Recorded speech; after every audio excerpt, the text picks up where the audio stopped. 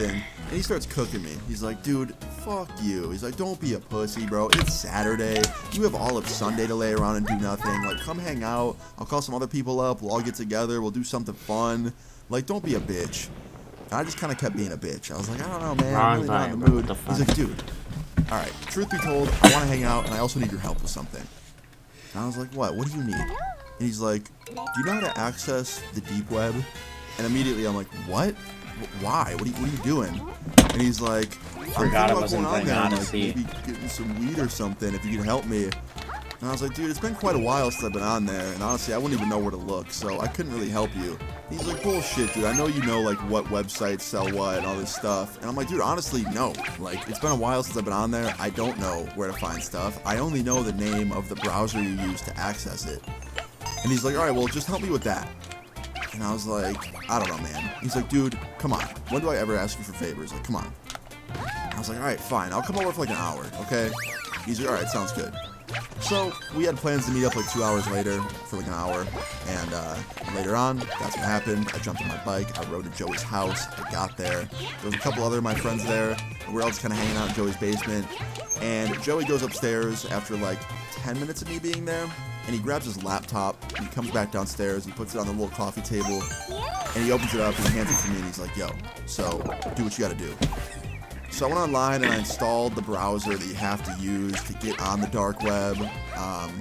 I'm sure you all know about it. I'm not going to make a video about that. But anyway, yeah, I installed the program he needed to get on the dark web. And he thanked me. And then he asked me once again if I knew any websites to go to find stuff to buy. And I was like, dude, honestly, I don't. And that was the truth. It had been so long since I'd been on there. I didn't know where to look. I just kind of told him, like, here's how you access it. Here's how you get on the deep web, the dark web, whatever you want to call it. As for everything else, I don't really know what to do. So you're on your own. And that was the truth, right? So later on, about 30, 40 minutes later, after I'd helped him get on there, he like does the wave motion to me, like the come here motion. So I go over there, I get up off the floor, I was sitting on the floor, I get up, I walk over to the couch, I sit down next to him, and he's browsing this website that sells lots of illegal substances, a lot of stuff that's very, very dangerous, and it looks pretty damn sketchy. So I tell him that. I was like, dude, this isn't the same site I've seen before. I feel like it's different now. I don't know. I wouldn't use it. He's like, I don't know, man. Like, there's reviews and stuff. It looks legit. And I was like, I don't know, man. It's up to you, but I really wouldn't get anything on here.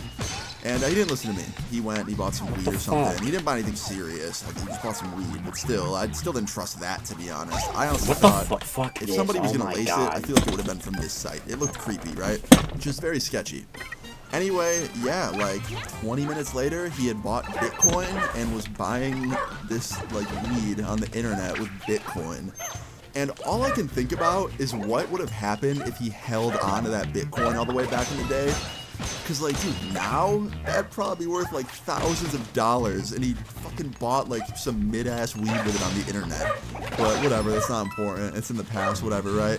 But yeah, he got this Bitcoin. He bought this weed. I don't even remember how much he bought. I think he bought like. Wait, what are the rules on fucking using two players? Fuck off, speedrun. Oh my god.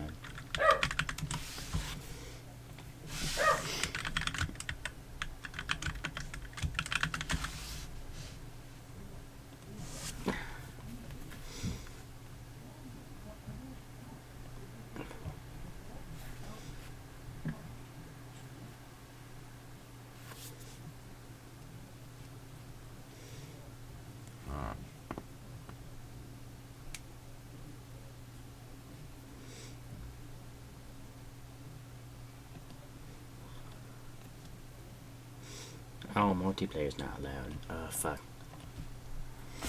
That was a big time waste. I don't know, like $60 or $70 worth. It wasn't a lot, right? Like, it was really not that much. So after he places his order, he closes his laptop. He looks at me all happy because he just achieved what he wanted to achieve, right? And I asked him, I'm like, dude, what are you going to do about your parents?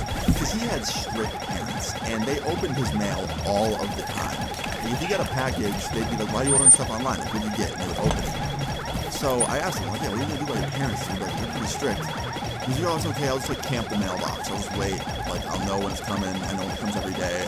And I'll be, like, waiting out there, and then I'll open it before they can get it. And I was like, don't you think it'll be a little weird if you, like, walk inside? I already watched that video. Fucking dog. Not dog shit, but most of my already story watched times it. where I'm a total and complete idiot usually take place between the ages of like 14 and 18 years old. I feel like those are the prime ages where I just wasn't using my brain to its fullest extent, and I was getting myself into a lot of situations that I probably shouldn't have been getting myself into, and you've heard about them on this channel hundreds of times. But there's one story time in particular, one thing that I just haven't talked about, and it took place before those ages, This was like one of my first real stupid things I've ever done. And I guess it's not completely my fault. There's another person to blame, or I guess another couple people. But it is also still, my fault as well. And I haven't talked about this one yet, and it's really just kind of hilarious and crazy. It's just a little bit of everything, and I think you guys are really going to enjoy it. So I hope you do. Leave a like on the video if you do enjoy it, and let's get into it. So, today's story time all takes place back when I was 12 years old. Yeah, 12, man. This is a long time ago, man. I was young. This was like when I first started to kind of like become my own person in a way. It's like when I started, watching a lot more YouTube on my own, finding out what kind of content I like to watch, what kind of video games I like to play, what kind of friends I like to hang out with. I feel like once I hit 12, I became a little bit more aware of my surroundings, if that makes sense. Not saying I was not like my own person before then, but I feel like I was living a little bit on autopilot before then. So yeah, 12 years old, I was having a good life. I was chilling, being a 12-year-old, doing what 12-year-olds do, which was, like I said, playing video games, hanging out with my friends, enjoying life, being a kid, And this was during summer vacation. That's where the story time all takes place. So I wasn't in school at the time. All of my other friends were out of school, and I was having a really good summer. My sleep schedule was all sorts of messed up. I was going to bed at like 5, 6 in the morning, getting up at like 2 p.m., playing Xbox, hanging out with my friends, like just enjoying summer and being a kid, right? And one day during the summer, I was in my room playing some Call of Duty. I was on an Xbox party with a few of my in real life friends, and we were trying to plan something. We didn't know what we wanted to do, but we knew that we wanted to go to somebody's house in the friend group and spend the night there that night. And we all decided that we should go to my house. That sounded like the best idea to me. I always liked hosting people. I preferred to host my friends than go to their houses. Nothing against where they lived. I just felt more comfortable in my own home, and I liked having people at my house. That's kind of just what it was. So yeah, I was stoked when everyone wanted to come over, and we all made a plan. We all kind of agreed that they would come over around like 6, 7 p.m.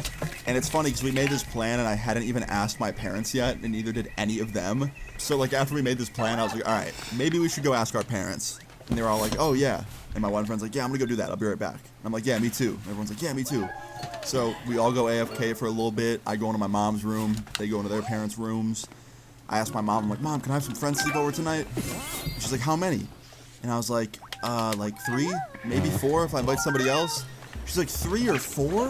What? Because she knew that meant she'd probably be getting kept awake at night because we were kind of loud at night. We'd just be in the basement screaming, playing video games. And she's like, no, like not 4. And I was like, okay, well, can 3 people come over? And she's like, fine, but like seriously, keep the noise down after like midnight, all right? And I was like, deal. So I ran back into my room. I was like, guys, like you're all good to come over. Like my mom said I could have 3 people over tonight, so you're all good. And they were all like, yeah, our parents said yeah too. So I was stoked. Everybody was gonna be able to come over. Everyone was sleeping over. I was excited, right? So immediately I told them all I would see them all later. I was gonna jump off Xbox and kind of like get my house ready to have people over and like just go do some other stuff. So I did. I jumped off Xbox. I cleaned up my house a little bit in preparation for having all my friends come over. I cleaned up the basement because that's where we'd probably be sleeping that night because usually we'd all either sleep in the basement or the living room. And yeah, I was just stoked. So fast forward to later that night. It was about 7:30. My first homie arrived. We'll call that homie Matthew. Yeah, Matthew pulled up. And like 5 minutes after him, the last 2 homies showed up. We'll just call them Brian and Nick. Okay, so Brian, Nick, and Matthew were all at my house at this point, and we were all just stoked to be hanging out, right? So, like any other sleepover, it started off very, very normal and fun. We were just, like I said, chilling in my basement, playing some video games, snacking on junk food, drinking soda, just being kids, man. And then as the night goes on and it gets later and later and later, we kind of start getting bored. Like we're kind of running out of things to do.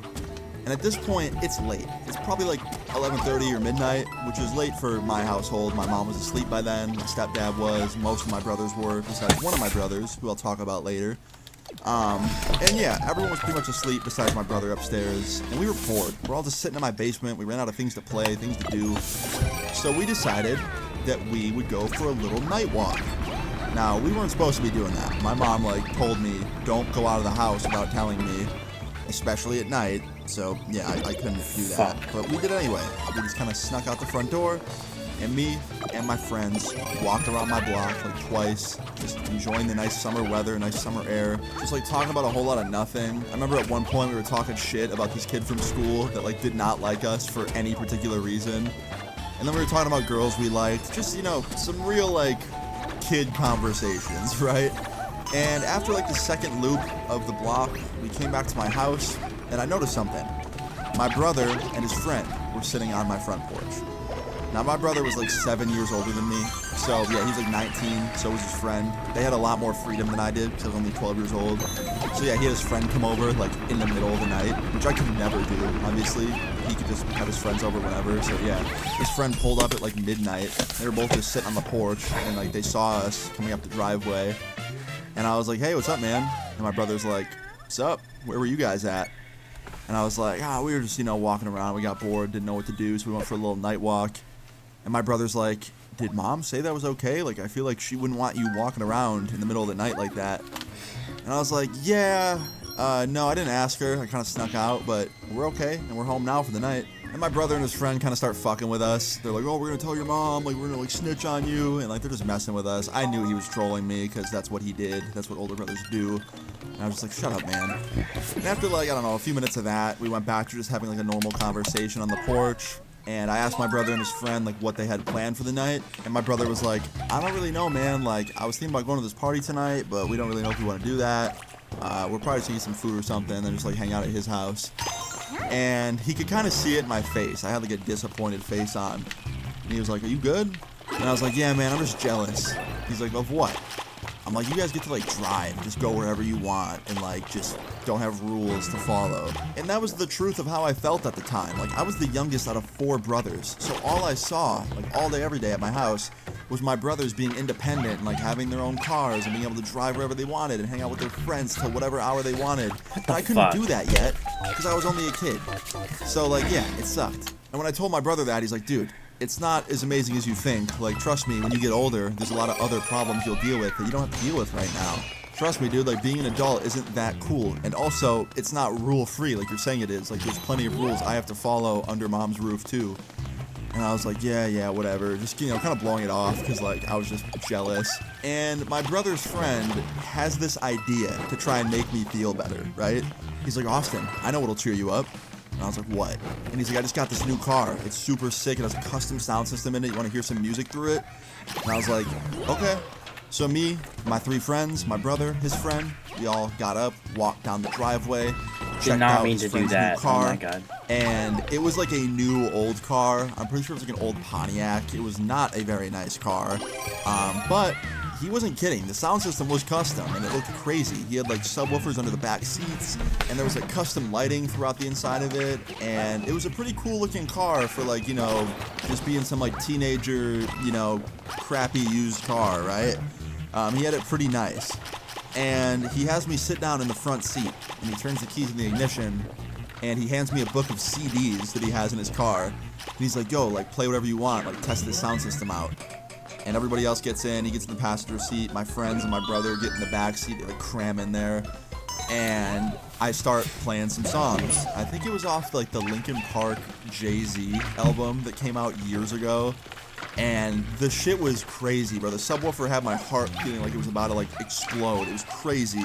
And we ended up listening to the CD for a minute, and then I turned the volume down because it was overwhelming as fuck. And I look over at my brother's friend in the passenger seat while I'm sitting there in the driver's seat, and I was like, how fast does this thing go? And he goes, pretty fast, bro. I modded the engine. You want to see? And I was like, sure. And I go to unclip the seatbelt to get out and switch seats with him because I wanted him to drive us around, right? And he goes, what are you doing, dude? You're gonna drive. And I thought he was kidding, right? And I was like, heh. And I keep unclipping my seatbelt, right? And he goes, dude, put it back on. Seriously, you're gonna take it around the block. And even my brother was like, dude, what are you talking about?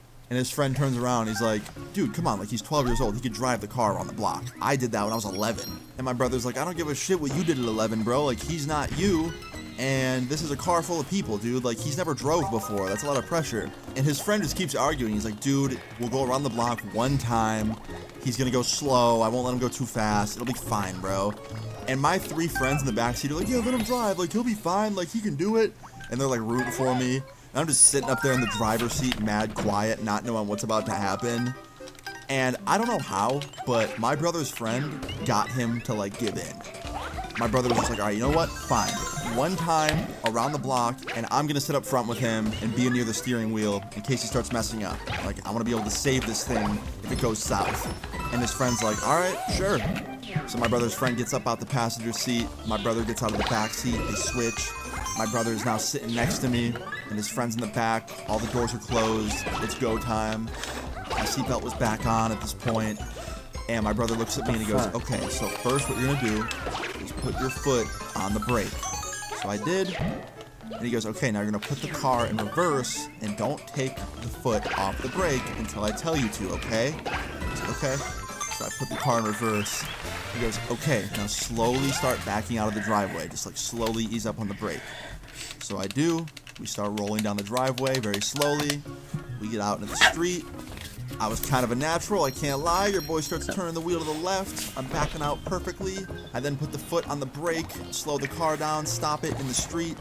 And then I put the car in drive and we start going forward very slowly. And my brother looks at me and he's like, dude, have you drove before? You're kind of like killing it right now. And I was like, nah, dude, just like Forza, like video games. He's like, well, shit, man, keep playing them. And we start just heading down my street, and I'm doing pretty good, bro, for a 12-year-old behind the wheel. By the way, wait, before I continue, don't ever do this, okay? Do not drive a car until you are legally allowed to, okay? Like, do not be a 12-year-old behind a wheel. That is, like, so fucking dangerous, and, like, the fact they let this happen was crazy. But anyway, I'm driving down the street, and now I'm getting a little cocky. Actually, I'm getting really cocky.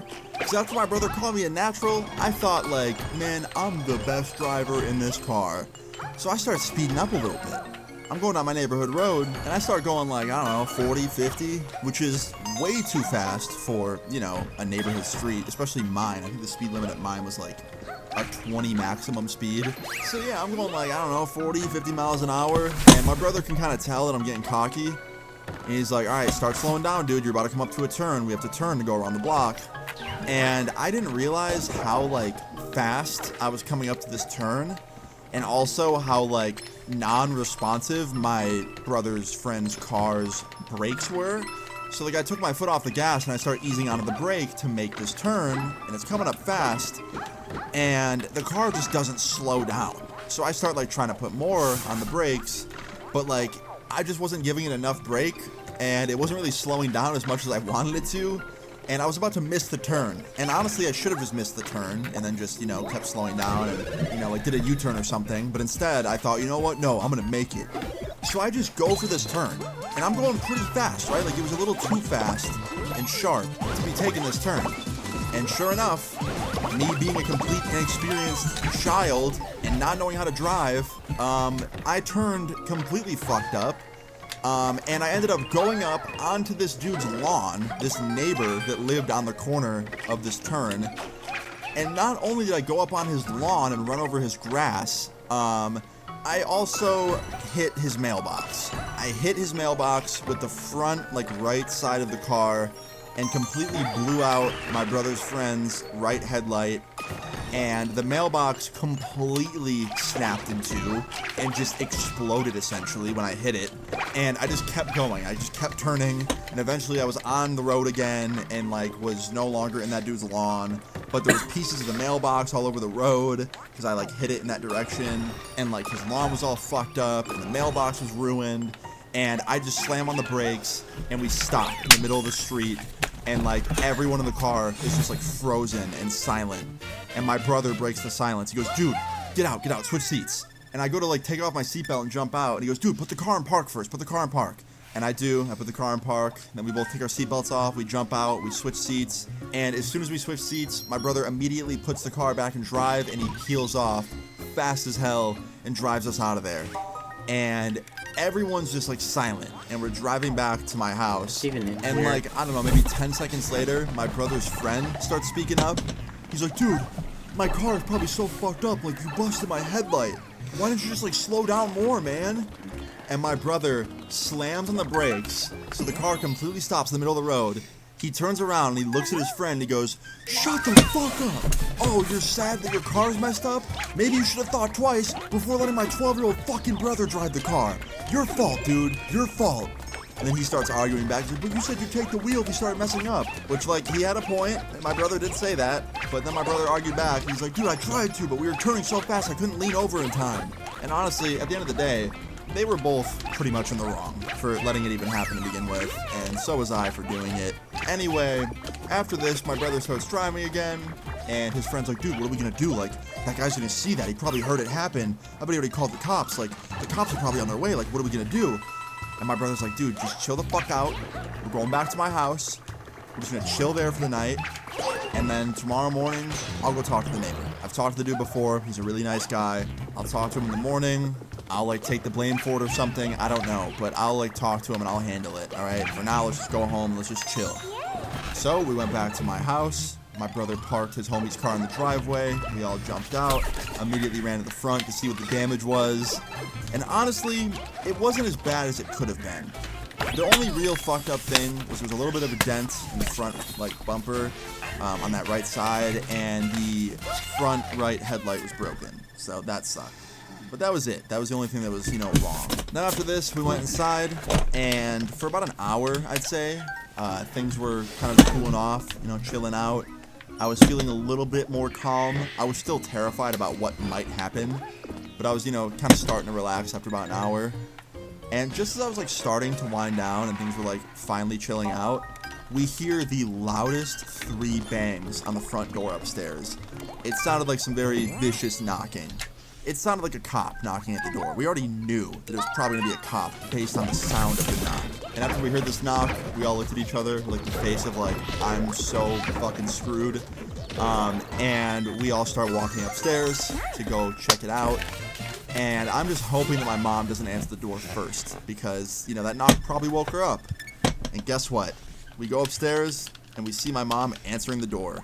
And you want to guess who was outside? 2 cops. And my mom steps outside. I hear the cop go, hello, ma'am. And they start talking. At this point, we can't hear them because the door closes. And we just hear muffled sounds through the wall, right? Like on the porch. And me, my homies, my brother, his friend, we're all just sitting at the kitchen table, just like waiting for the impending doom that was about to happen, right? And like 5 minutes later, my mom walks in with the cops. And she goes, what'd you guys do? And my brother goes, what? And she goes, these cops are telling me that a mailbox was struck just down the street. The neighbor had security footage. It was your friend's car. And one of the cops speaks up. He's like, yeah, we saw it on the security camera, and we came down the street looking, and we found your car in this driveway with the busted headlight. So, yeah, talk. And first, my brother's friend starts to speak, and then my brother interrupts and starts, like, talking. And my brother starts to take the blame. He's like, sorry, like, I was driving it. I took the turn too crazy. It was an accident. And I was not about to let my brother get in a shit ton of trouble for something I did, right? Even though I was 12 and I probably didn't know any better, you know, I didn't want my brother, who was an adult, by the way, to get in a shit ton of trouble, because he would have. He probably would have, like, gotten in a ton of trouble. He might have lost his license, because that would be considered a hit and run. So I didn't want that to happen. So I spoke up, and I was like, listen, he's lying for me right now. I drove his car. And my mom immediately was like, what? And I was like, yeah, okay, like, I wanted to drive it. I thought I was cool. I don't know how to drive, and I hit the mailbox. All right, like, I took the turn all messed up. I didn't know how to turn. I hit that mailbox, and yeah, it's my fault. And then one of the cops speaks up, and he goes, why'd you guys run away? Why didn't you, like, you know, get out and tell the neighbor what you did? You ran away. That's not good. And my brother spoke up, and he's like, that was my fault. That was me. Like, I was scared. I didn't want anyone to get in trouble. So I just decided that I would go talk to the neighbor tomorrow instead. And I would have. I did have plans to speak with him tomorrow and, like, make things right. And the cop goes, well, that's not how that works. You should have, like, spoke up immediately. And my mom starts, like, begging these cops to, like, not completely screw over my brother and his friend for, you know, not only letting a 12-year-old drive the car, but then fleeing, you know, that kind of thing. And she's like, is there anything they can do to make this right? Like, I don't want them to, like, get in trouble. And this cop goes, well, you know, it's kind of up to your neighbor. Like, he's the one that decides whether, like, charges will be pressed or not. And a few minutes later, the neighbor actually pulled up. He came over to our house because he wanted to speak with us. And my brother was not kidding. This dude was, like, incredibly chill. Like, he came in, wasn't angry, walked in the house, like, still wearing his pajamas because we woke him up with his mailbox getting, you know, exploded by our car. He walks in, he goes, hey, everybody. And we're all like, hey. And then one of the cops speaks up, and he's like, yeah, so they're trying to say that the 12-year-old boy here was the one that was driving. They were trying to teach him how to drive or something. And he hit your mailbox, and the brother took over, and they fled. So, you know, we're kind of leaving it in your hands here. Like, what do you want us to do? Do you want to press charges? And this guy goes, no, I don't want to do that. Like, these are just kids. Like, I've grown up on the street with them. I've known them for a long time. They're just kids. However, I want my mailbox replaced. I want my lawn fixed. And I want this to never happen again. And my brother's like, deal. I will fix your lawn. I will help you. I will build you a new mailbox, whatever you need. And they struck a deal. Literally, they had a deal. The next day, my brother had to go there, help replant seeds for grass, and like fix the lawn up with the neighbor. And then they had to start working on a new mailbox, which took like a week because they built a very, very nice new mailbox. It was way cooler than the one before. And the cops actually let it slide, which is crazy because I think this day and age, like today, if that was to happen, I don't think they would have done that. I think today they would have, you know, probably pressed charges on my brother regardless because, like, you know, even though I was the one that hit the mailbox, he was the one that got us all out of there and kind of fled the scene. So yeah, I really don't think they would let that slide today. I think today would be a lot different, you know, with all the body cams and stuff and all the documentation. I think they wouldn't have let that go. But I think back then it was just a little bit of a different time, so they allowed it, or like were a little bit more lenient. I think the cops we got were like particularly like really chill about it and saw that the neighbor like knew my family and like, grew up on that street near us. So I don't know, they were really cool about it. But yeah, they let it slide and we kind of struck a deal. And my brother like kind of got in trouble for me. Like he helped the neighbor like replant the lawn and like fix that up, and he helped him build the mailbox. And I didn't have to do anything. Now that isn't to say that I didn't get in a shit ton of trouble. The next day my mom told all of my friends' parents about what happened, and we all got grounded. My friends got grounded for getting in the car and trusting me as a 12-year-old to drive, so they got in trouble for that. I got grounded for doing it. I got grounded for a month and a half, which was basically like half my fucking summer, so that sucked. Couldn't do anything, and I had everything taken from me, so that was trash. But honestly, in the grand scheme of things, you know, think about all the other outcomes that could have happened, I think it was a pretty mild punishment. So yeah, guys, there's a moral to this story. It's a pretty simple one. You don't go driving a car if you're 12 years old. That is just the simple moral of the story. Don't be like young Luna. And that's that. I hope you guys enjoyed the story time. If you did, please leave a like on the video. I really appreciate it. Feel free to leave your story times in the comments down below. And subscribe if you're new. I will see you guys later. Peace. I'm in a bad mood, I can see it today. I remember all my friends and now I'm all that remains. I got some bad news, gotta go, I can't stay. Yeah, this place I call the home is slowly falling away. We have some... The next call we have is from someone who took some half an ounce of Ecuadorian psychedelics, as they call them, and seemed to have some sort of religious psychosis. So let's just go ahead and play this voicemail. On Super Bowl Sunday of this year, I took half an ounce of shrooms, Ecuadorian psychedelic shrooms, and then 7 tabs of acid. And I tripped so hard, I heard God talk to me, and Judgment Day happened. And I also really freaked out my family, and my dad came over and ruptured my eardrum. Why specifically Ecuadorian psychedelics? I've never in my life heard them gassed up. I've never heard someone like, yo, dude, my shrooms are from Ecuador. Like, you have to try these. Like, I've never in my life heard. He might be onto something, dude. Those weird, obscure, like, jungle psychedelics are usually the shit, dude. That's how... Hey, you're on the Gobcast right now. You mind being recorded? No, I do not. Yo, I heard you're, like... Ecuadorian shrooms and shit and tweaking? Yes, sir. On Super Bowl Sunday, I took a half an ounce of Ecuadorian super shrooms and then about 7 tabs of acid. So what is an Ecuadorian super shroom? That's what my plug called them. I Okay. think it's like a specific breed of mushroom that is in Ecuador, but they're pretty fucking strong. So Okay. Yeah. What did they like look like? they were kind of thin, like thin stems, and then like a really bulbous capsule or a really bulbous cap. Were they kind of So, like, yeah. like tiny shrooms? Yeah, but they were small and thin, but probably the strongest shrooms I've ever eaten. So how did you start hearing God talk? What the How fuck? did this play out? Okay, so I was in my room, and I was Okay. chilling with my cat, and everyone else was watching the Super Bowl. So my cats start licking each other, and it goes on for like 30 minutes. And so I started getting panicked, because, I'm flying my brains off. So I go upstairs, and I'm like, I think we have a flea infestation. And everyone's like, no, we don't. No, we don't. And so I tried to take the cats outside. I tried to throw my cats outside the door. And then after that, I went upstairs and I sat in my living room. And then I started seeing everybody, like, it was the countdown to the Super Bowl, but I thought it was the countdown to Judgment Day, to the end time, to the end of the world. Shit, that's So bad news. No, it was bad news, and everyone was like calling their family, and like I talked to my grandma, and I was like, Grandma, it's the end. This is it. And she Saying your was like, goodbyes and shit. Dude, yeah, I was saying, I genuinely thought it was very scary. And then, Fucking time bunny, oh froze. my god. Like I couldn't see anything move.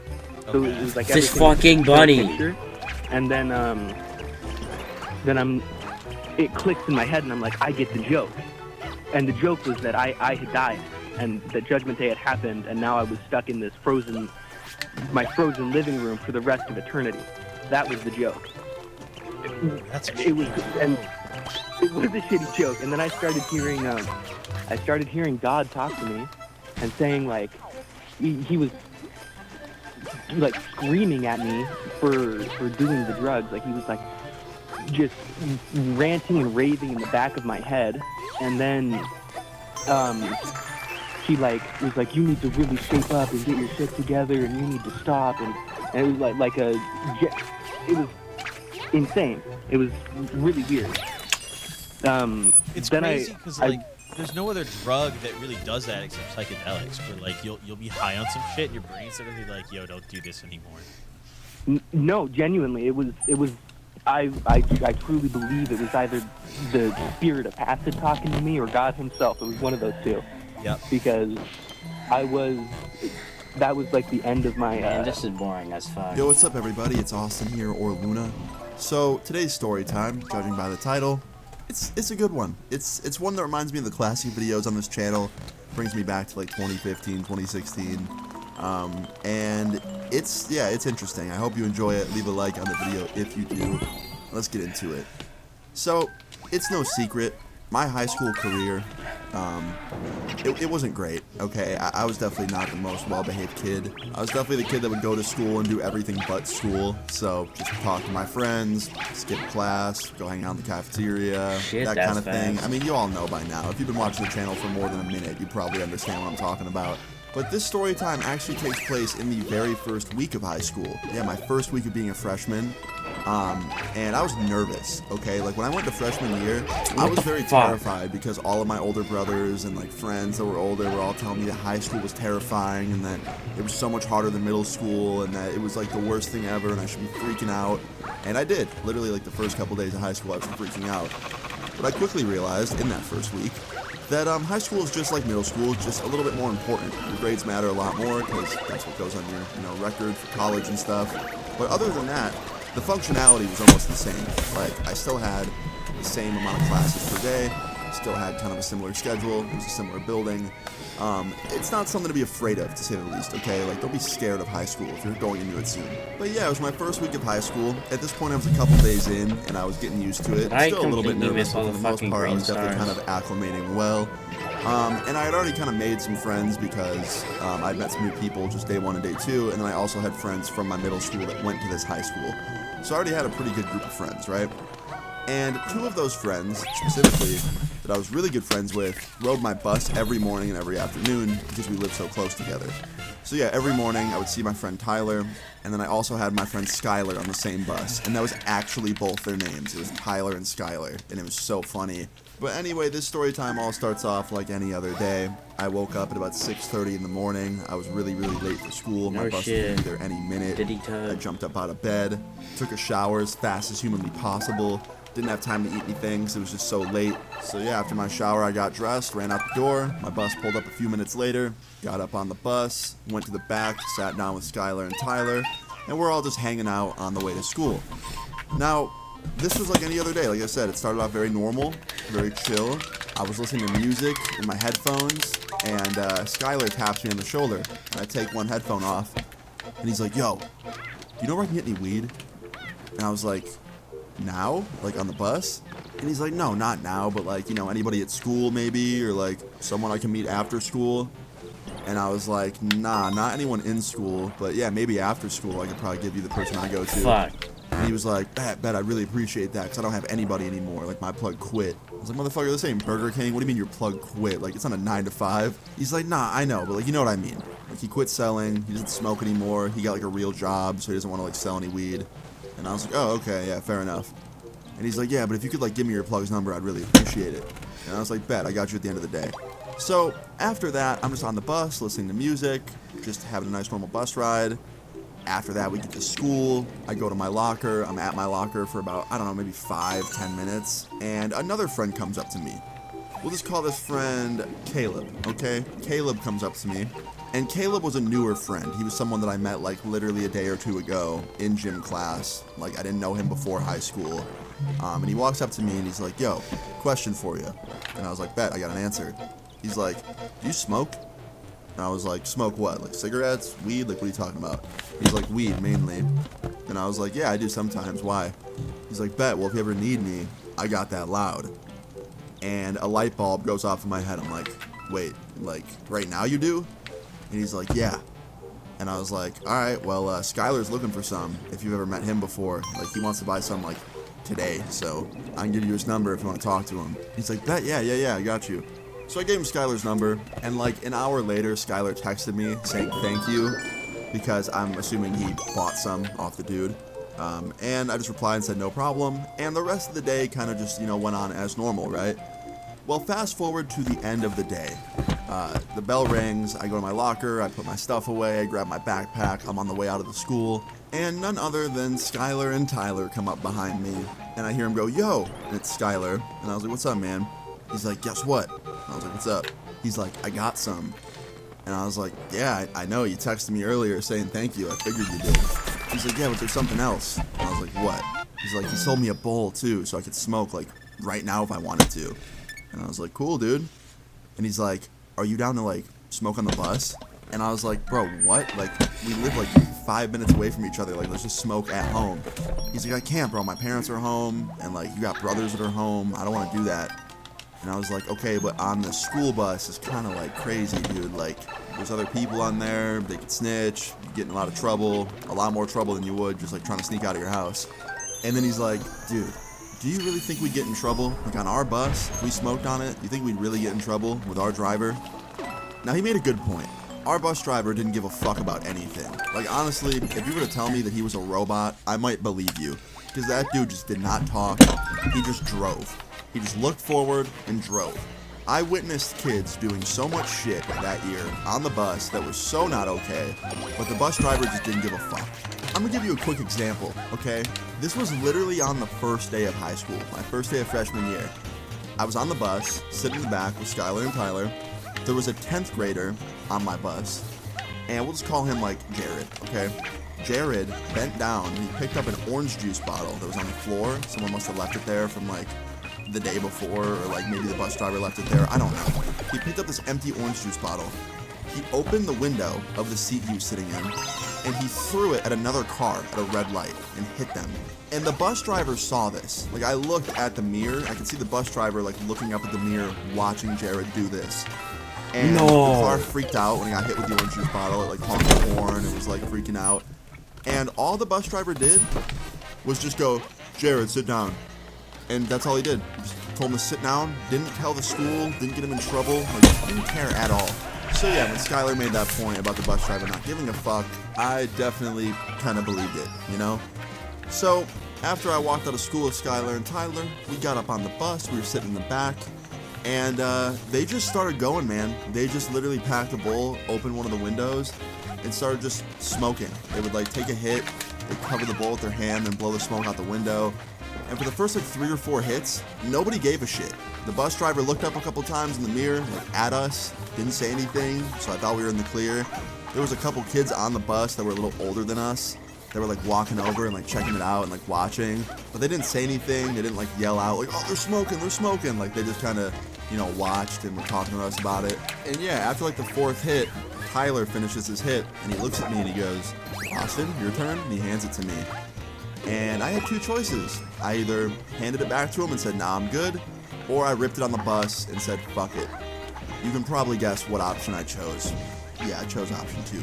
So I took a rip, I blew it out my window, I handed it back to them, and as soon as I got done with that and I handed them back the bowl, I kicked back in my seat, and like, that was gonna be it. I wasn't gonna take any more hits, I wasn't gonna smoke anymore. That was enough for me, right? I kick back in my seat and I go to put my headphones on, and I hear our bus driver go, is somebody smoking marijuana in here?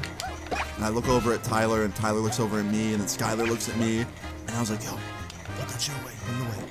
And Skylar like threw it in his backpack, and we're all just sitting there like completely silent, right? And the bus driver keeps like looking up at us through his rearview mirror. And after about like 10 to 20 seconds, I start to feel the bus slowing down. And I look over at Skylar and Tyler, and they're looking at me, and like everyone else on the bus is kind of looking at each other, and the bus is slowing down, and it's not at anybody's stop. Like, it's just slowing down on the side of the road. And we're like, shit. And the bus finally stops, and he puts it in park, and he gets up, and he starts walking down the aisle, like super menacingly, the bus driver. He's like looking in each seat, trying to see if he sees any smoke or anything, or smells anything.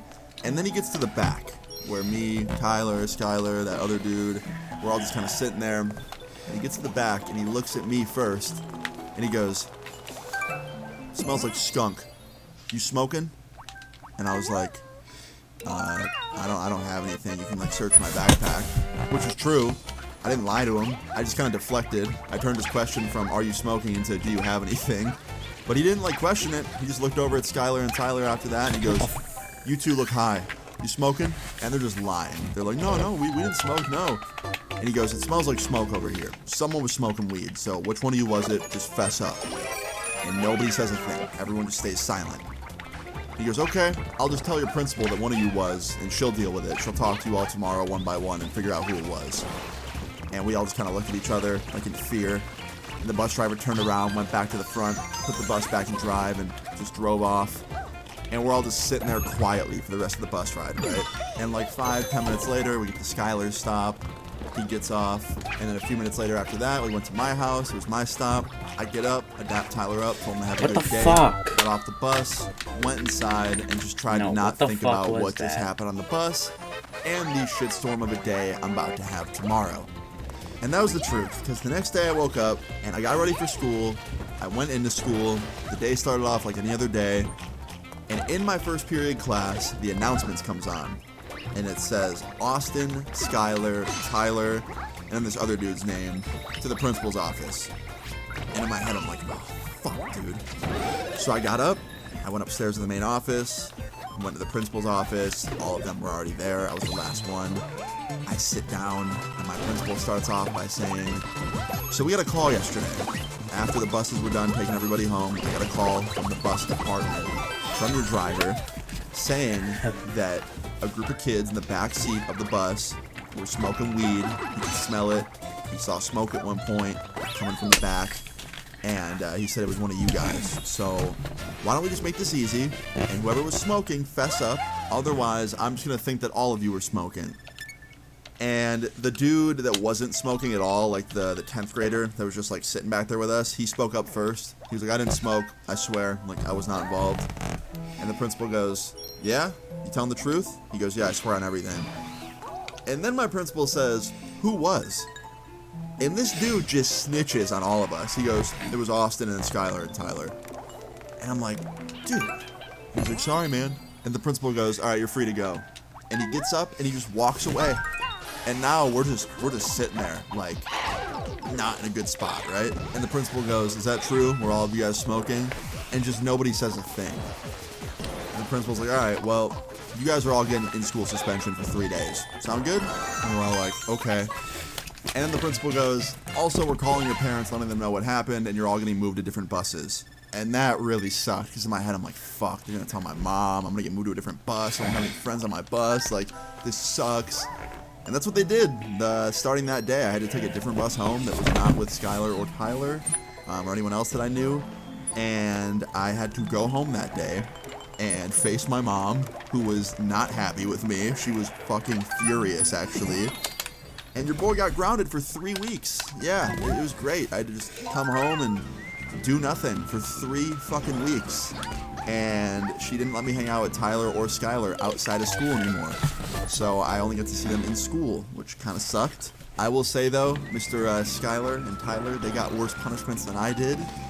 They both got grounded for like a month, and their parents were a lot stricter. So, like, they didn't have their phones at school. They didn't have any, like, contact with the outside world outside of school. So, yeah, they were definitely kind of screwed. But, yeah, I learned a valuable lesson. That I should have known beforehand. I can't even believe I had to learn the lesson. I should have just already had it pre-learned in my brain. But you don't smoke weed on a school bus. That's just a fucking awful idea all around. So that's the moral of the story, guys. You don't do that. Plain and simple. But yeah, guys, that's the story of how I smoked weed on the bus the very first week of school and got suspended for it and got grounded. So I hope you enjoyed it. If you did, please leave a like on the video. I'd really appreciate it. Feel free to leave your story times in the comments down below. Fucking shoot the And ball. subscribe if you're new. I will see you all later. Peace. I'm staying up and you won't take my place. I made like 30 just a week ago and I'm not phased. I heard that song you dropped, you capping, now I see your fade. I made more money than you rapping, you a big disgrace. Yo, what's good, everybody? It's Austin here, or Luna. So today's story time / video is a very good one. I hope you enjoy it. Leave a like on the video if you do, and let's just get into it because I'm actually very excited to tell this one. So today's story time all takes place back when I was 15 years old, right before I turned 16 actually. So it was October. Around this time, I was starting to grind YouTube super hard, and my channel was definitely starting to take off a little bit. It wasn't anything like it is now, but it was certainly starting to have that like snowball effect, where like I was getting more and more subs each day, more and more views, and like more comments, and it was getting to the point where like I actually had a chance at doing this, you know what I mean? So I was very, very like just obsessed with YouTube at the time and making it work and just having fun making videos. And I was loving it. I was loving every second of it. Like every day getting to make YouTube videos was sick. Still is, by the way, all these years later. So yeah, anyway, around this time, I was obsessed with YouTube. I was making videos whenever I could. But I'm not gonna lie. Also around this time, I was not the best kid. We all know this, okay? From ages like 14 to like 18 is definitely when I was the most misbehaved in my youth, I would say, okay? So, yeah, around this time, your boy wasn't the best, okay? I can't lie. I was definitely sneaking out a lot, definitely didn't have the best grades, wasn't really paying attention in school, was giving my mom a shit ton of attitude every day. And this starts off like any other day back then. I was in my room on a Friday night, actually. I was just finishing up a YouTube video, and my mom came in my room and had a huge, like, death stare on her face. And she goes, "I gotta talk to you about something." And I was like, "Okay, what is it?" She goes, "What's this?" And she holds up an empty bag. And in that empty bag, there's a little bit of some shake in there, you know, a little bit of like weed residue kind of shaking around. It was definitely a bag that I once used for weed that I tried to throw away, and she found at the bottom of the garbage when she was taking the garbage out. And I played stupid. I was like, "I don't know what that is." She goes, "Don't bullshit me. What is it, Austin?" I was like, "It's just a bag. What do you mean? Like, it's a bag?" She goes, "Yeah, you had weed in it. I can see the little bits of weed in there. So stop the lies and just admit to it." And I was like, okay, fine, sure. It's an old bag of weed. It's not current, it's old, I was throwing it away. And she goes, okay, well, if you had any plans this weekend, cancel them, 'cause you're grounded for the weekend. And I start freaking out. I was like, what, that's bullshit, like, how are you gonna ground me for that? It was old, I found it in my closet, I haven't smoked weed in forever, you can drug test me. And that was a lie, by the way. If she drug tested me, I would have definitely failed. But yeah, I was just being, you know, angry, basically. I was like, you can't ground me over this, it's an old bag, it's not new, come on.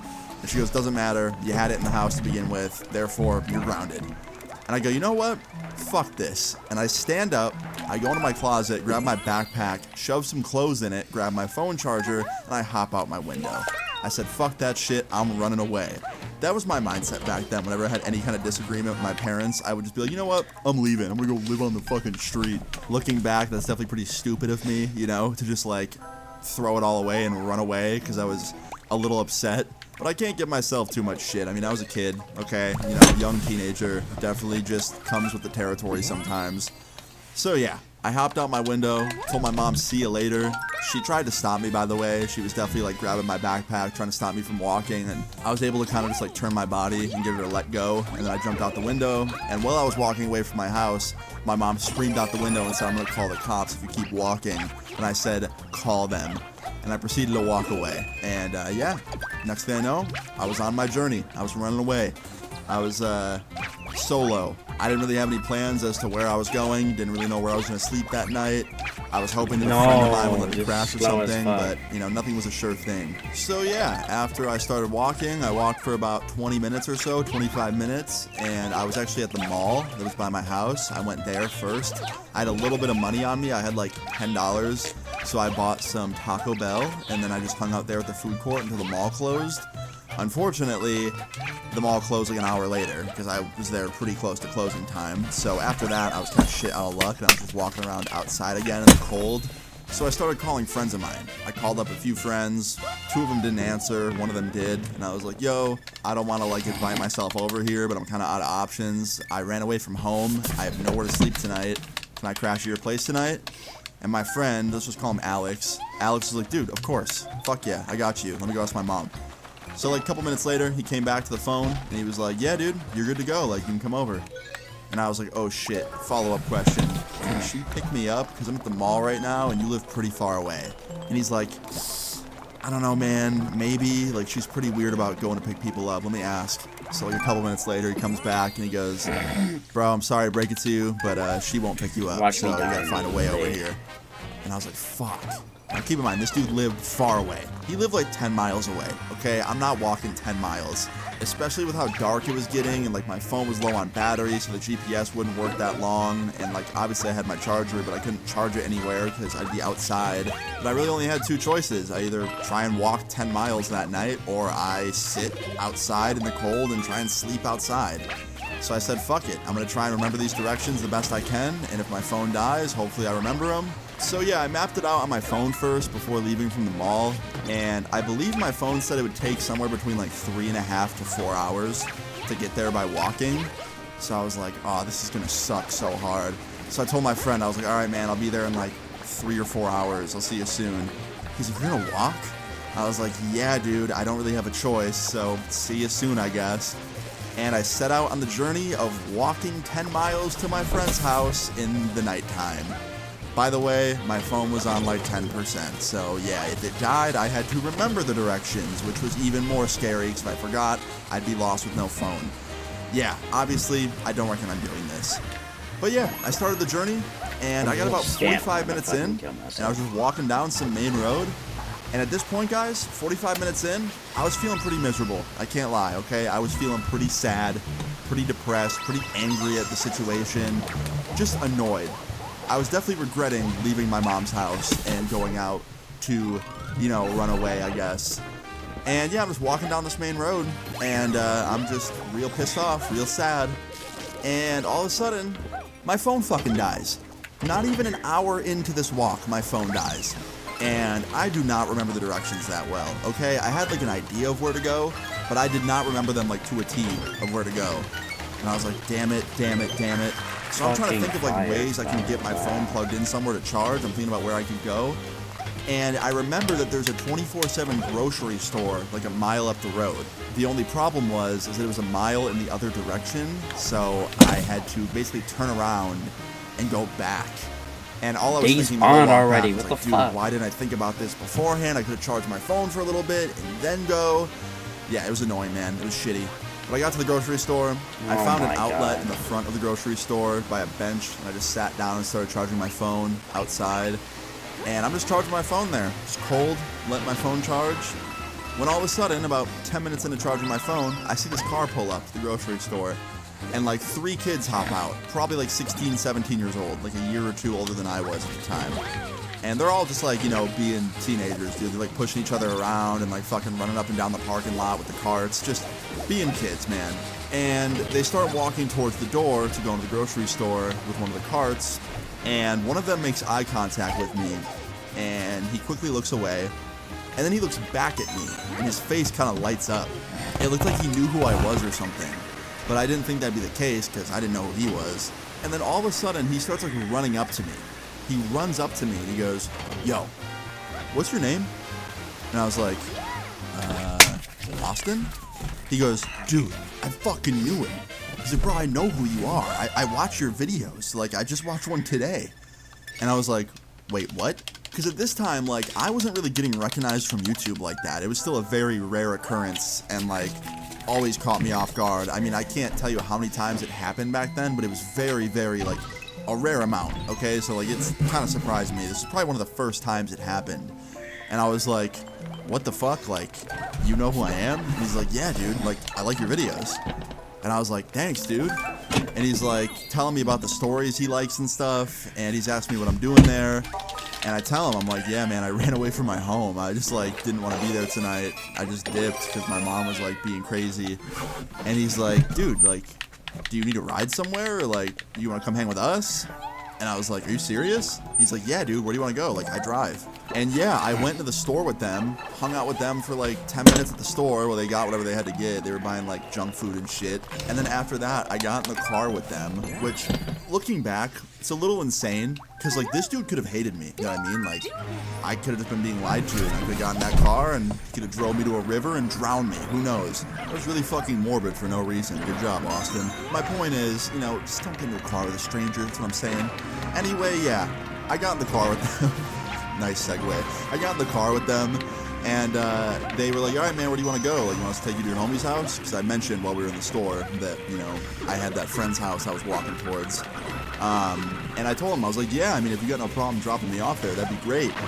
And he's like, "Yeah, do you mind if I make a stop quick?" And I was like, "Sure, man. Like, you're the one driving, of course." So we start driving, and about 10 minutes into the drive out towards my friend's house, we stopped at another person's house. It was a friend of this subscriber's, and after we pulled up in his driveway, he turns around and he looks at me and he's like, "Yeah, man, I'm picking up weed real quick, so, you know, I'm sure you understand." And I was like, "Yeah, man, you're good, do your thing." He's like, "You want to come in?" And I was like, "Sure." So this dude brings me in to his plug's house and like introduces me to this like weed dealer, who was like very much not like a some crazy drug dealer or something. He was just like some 17-year-old kid. But we're all hanging out at this dude's house, and there were some other people there as well that I'm assuming were like friends of everybody. I don't know. I didn't know them obviously, but they were all hanging out, and we end up staying there for like an hour. Like me, this subscriber, his friends, this plug, his friends, we're all just hanging out in this house, like in the living room, just kicking it. And after about an hour, it was time to go. We all got back in the car, and my fellow Wait, new friend was that where the green star was, or subscriber am I fucking starts stupid? driving us towards my friend's house to drop Oh me my off. god. And about halfway through the drive, everything's going smoothly. We're bumping really music. doing this I remember exactly as what we were small? listening to. He was playing Future, and he had one of those like modded sound systems with like huge subwoofers. So the whole fucking car was just bass. You couldn't even hear the music. You just felt the bass like in your chest. And about halfway through the drive, What the fuck? out of nowhere, I hear this dude in the front seat, in the passenger seat, go, "Oh fuck, dude, look." And I immediately turn around because I'm like, "What's going on?" And we see a cop behind us, following us very closely. Now his lights weren't on, his sirens weren't on, so we weren't being pulled over, at least not yet. But everybody in the car starts freaking out for two reasons. One, I'd say about 80% of the people in this car had just smoked weed at that plug's house, so they were very much high and paranoid. 2, 80% of the people in this car also just bought weed from that plug's house. So everyone was pretty rightfully paranoid and scared. But I just gotta add, like, nobody in this car bought, like, some insane large amount of weed, right? Like, those are teenagers. So, like, you know, I think one of them bought, like, a dub, you know, like, $20 worth. And another one bought, like, an eighth, which was at the time around, like, 40 or 50 bucks, I think. I don't remember. But it was basically just, like, not a ton of weed, but, you know, all combined, you know, it might have been a lot. So it was kind of concerning, right? But like I said, we weren't being pulled over yet. There wasn't any sirens or anything like that. This cop was just trailing behind us kind of close. So, you know, we weren't completely freaked out yet. But about 2 minutes later, the police lights flick on, the siren comes on, and we start getting pulled over. And now everyone in the car is very freaked out. Everyone's freaking out. Me, I wasn't that freaked out, believe it or not. This is like one of the only story times on this channel where I wasn't the one that had something on them and was gonna get in trouble. You know what I mean? Like, I didn't buy any weed. It wasn't my plug's house. I was just along for the ride. So, you know, I wasn't really worried about getting in trouble. The only thing I was worried about was the cop taking me back to my mom's house after I ran away. Because, you know, I don't know if she called the cops or not. She said she was gonna, so that had me a little bit paranoid. Anyway, after we get pulled over, you know, we pull over the side of the road. We're there, we're chilling, waiting, very anxious. Everyone's freaking out, like I said. And finally, the cop gets out of the car and he comes up to the front window. And this dude rolls the window down, a subscriber, and he's like, "Hi, officer, like, how can I help you?" And the officer just goes, "License and registration, please." And the dude reaches over, grabs his wallet out of the cup holder. He gets his license out of his wallet. Then he opens the glove compartment, grabs his registration, hands it to the cop. And while the cop is reviewing it, the cop goes, "You know why I pulled you over today?" And this kid goes, "I don't know. No, not at all." And the cop goes, "Your taillight's busted." And this kid's like, "What? No, it's not. Like, I just saw it earlier. It was fine." And he's like, "Well, maybe you busted it while you were driving or something. Maybe you backed into something. I don't know, but it's definitely busted." I just want to chime in real quick. When I was at the grocery store with them and I got in their car, I noticed the taillight was fucked up. Like, the glass or whatever, the plastic, whatever that surrounds it was broken, like shattered. I didn't see it, like, function because I was already in the car after that, so I couldn't see if it actually worked or not. But I'm assuming it didn't work if we got pulled over by the officer. Anyway, the cop ends up giving him like a fix-it ticket, basically just one of those tickets that's like, you know, get your light fixed. If you don't, and we catch you again, you're paying money, that kind of thing. And after that, I thought we were in the clear. I can't lie. I thought the cop was just gonna walk back to his car, and just, you know, say have a good day. But after he gives the driver the ticket, he goes, "Anyone in here smoke some marijuana recently?" And this kid in the back seat with me, one of their friends, goes, "Sorry, officer, I did." And he goes, "Yeah, I can tell, it reeks in here." And this kid's just like, "Sorry, like, yeah, I smoked earlier, my bad." And the officer's like, "It's fine, thanks for being honest with me. Maybe don't smoke before getting into a car, because other officers might not be as nice as I am today." And this dude just, like, didn't care.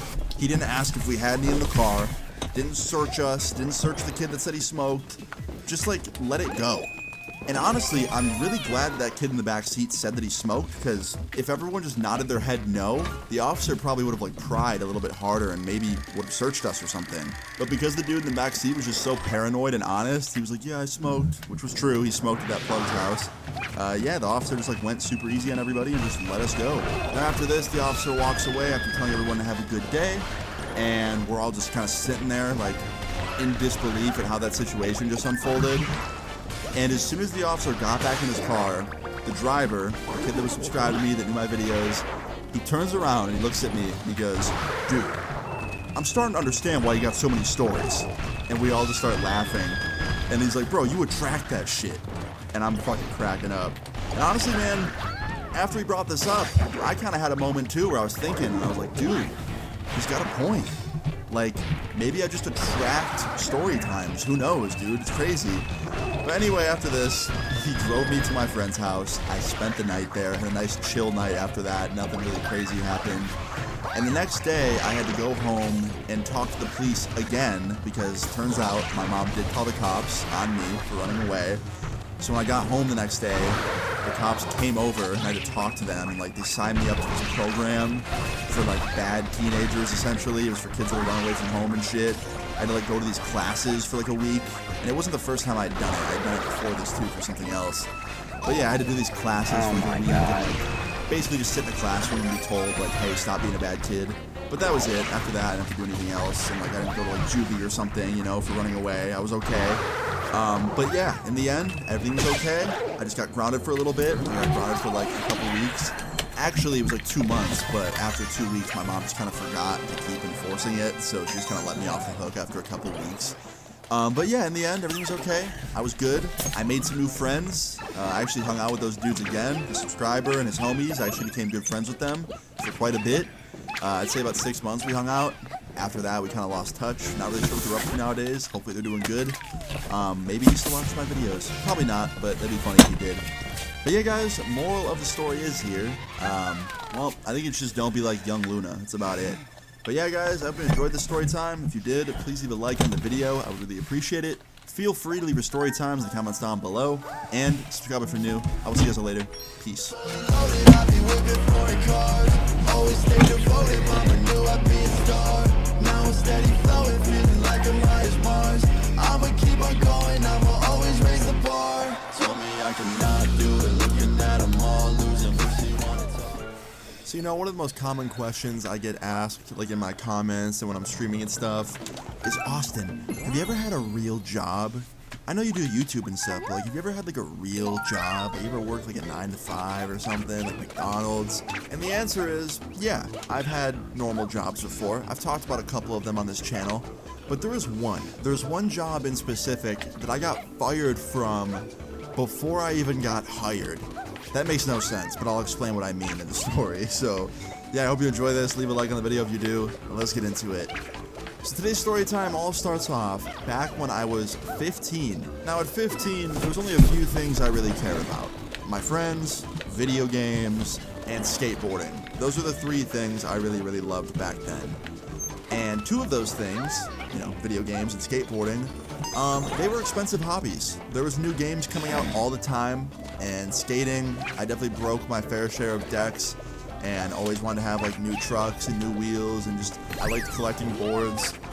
So obviously I needed money, and it got to a point when I was 15 that my mom was like, dude, I can't keep buying you all of these video games and all of these skateboarding accessories, like you need to get some of your own money. And she, you know, suggested that I get a job. Now here's the problem. Back then, you really couldn't like work at 15. I mean, some places would hire you, but you'd have really limited hours and a lot of restrictions because of your age. I don't know if it's still like this, but back when I was 15 in New York, there was a lot of restrictions on working until you were like 16. So yeah, that was how it was. So, you know, I tried applying to a few places, like mainstream places, like Taco Bell and like, you know, McDonald's and stuff like that. But, you know, none of them really got back to me because I was too young. So yeah, your boy needed a job and he needed one fast. So I went online and I found this website that like was meant for finding jobs in my area. And I found this one job. And the job title looked pretty fun, I can't lie.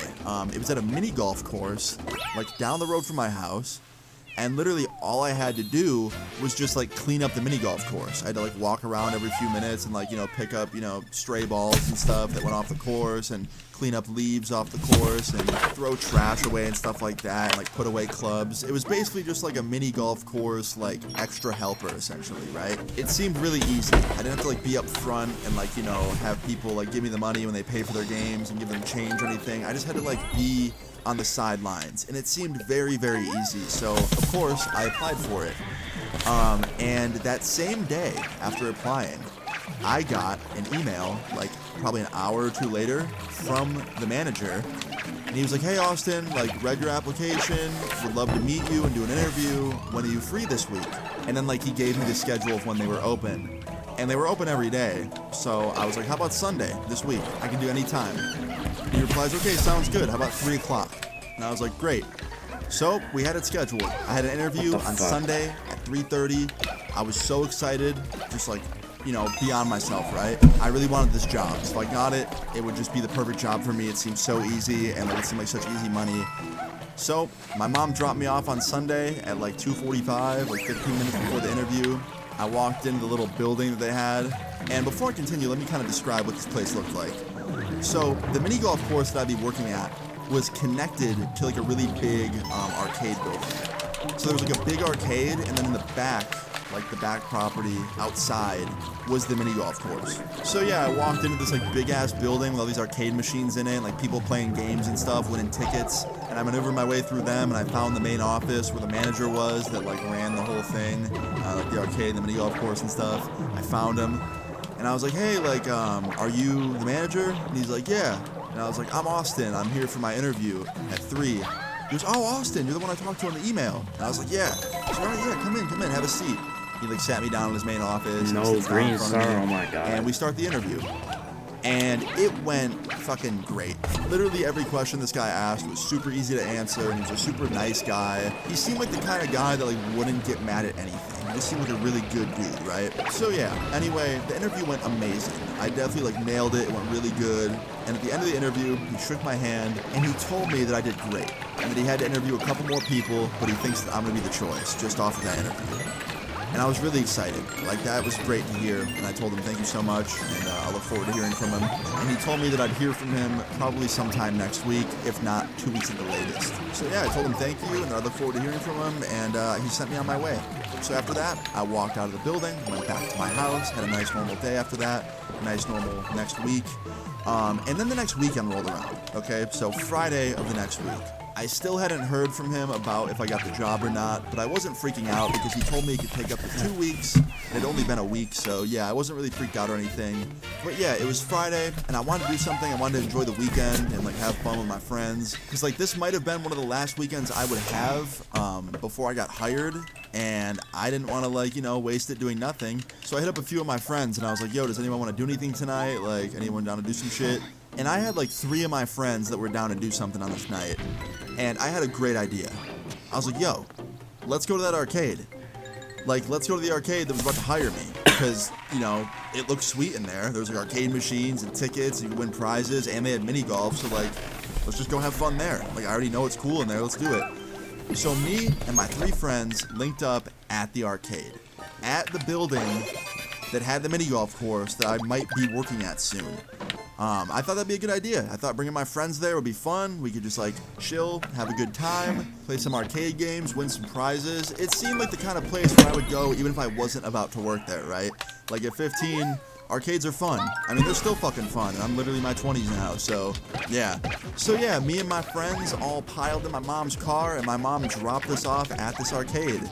And we went inside, and one of the first people I see is the manager. Yeah, he saw me walk in with my friends. He walked up to me. He was like, Austin, long time no see. And I was like, hey, yeah, didn't expect to see you here. He's like, what are you doing here?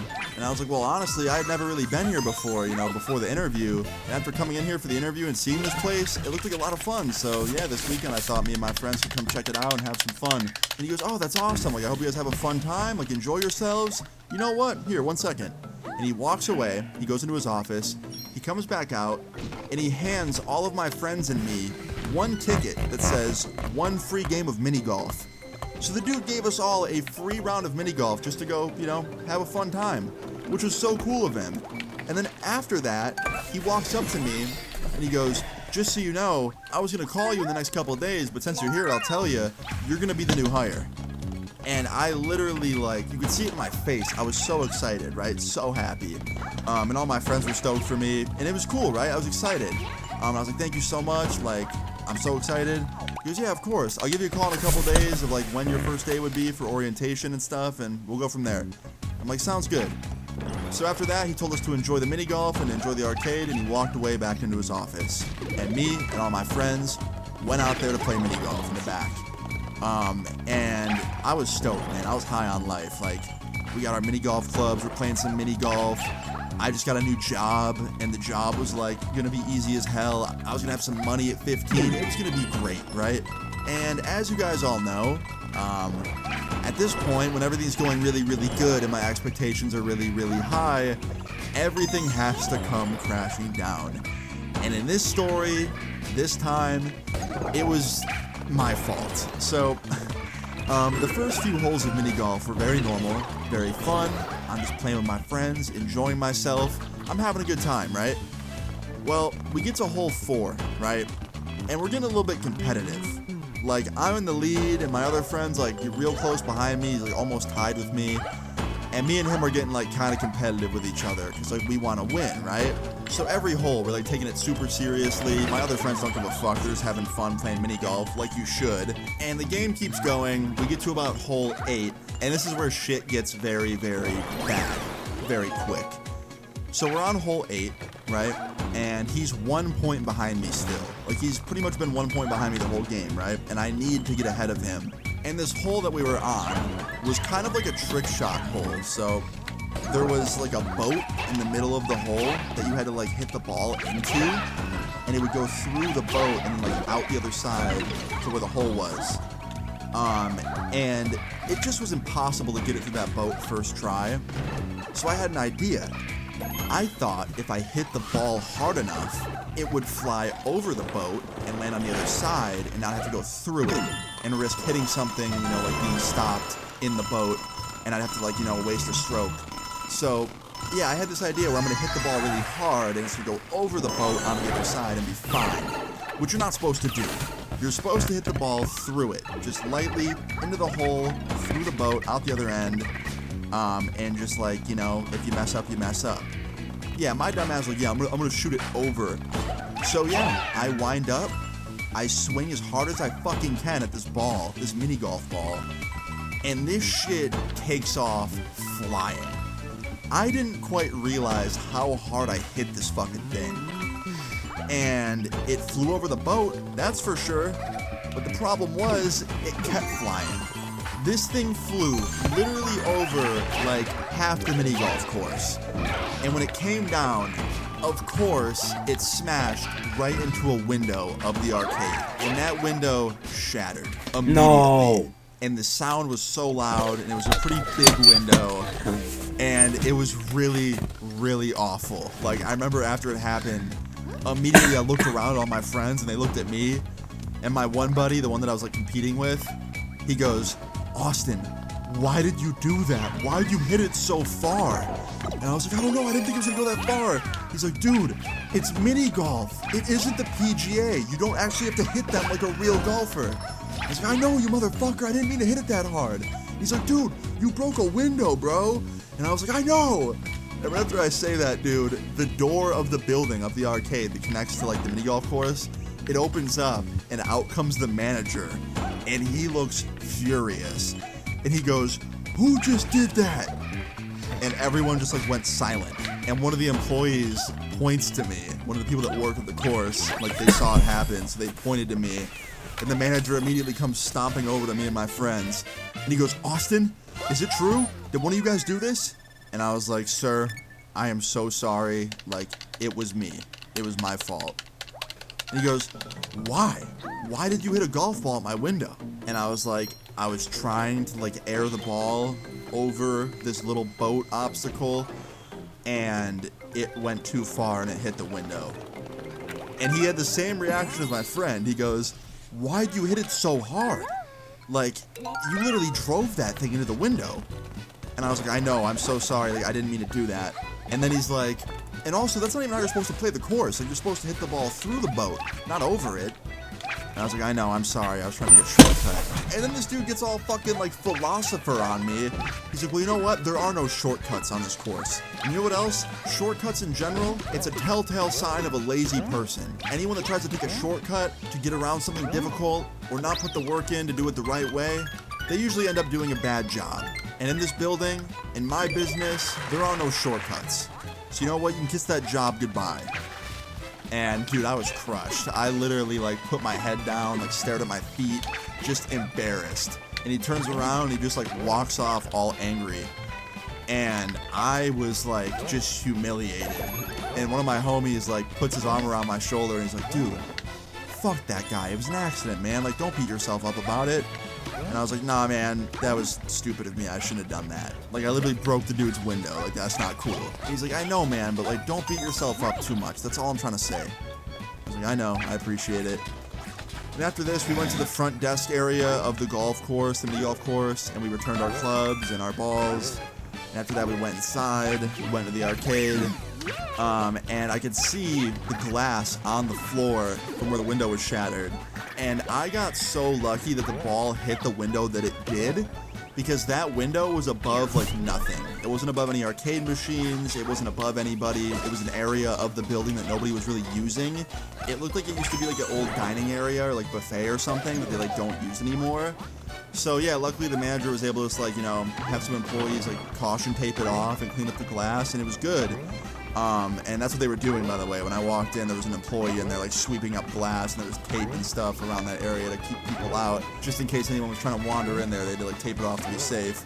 But anyway, after that, we didn't really want to play any games. We didn't really want to like stay there any longer. I was just too embarrassed. It was too awkward. So I decided to call up my mom and tell her to come pick me up, to which she did. She said she was on her way. And while she was on her way, while we were waiting outside for my ride to pull up, my mom, the manager came out. He came out to like grab one of the garbages out front or something, like empty it. And I saw him, and he saw me. And I was like, "Sir, can I just talk to you real quick?" He was like, "What is it?" And I was like, "Do I owe you anything for the window? Like, do you want me to like talk to my mom about like trying to pay that back? Like, I feel horrible." He's like, "Nope, just you're not getting the job." And I was like, "Okay." And he turned around and he walked inside.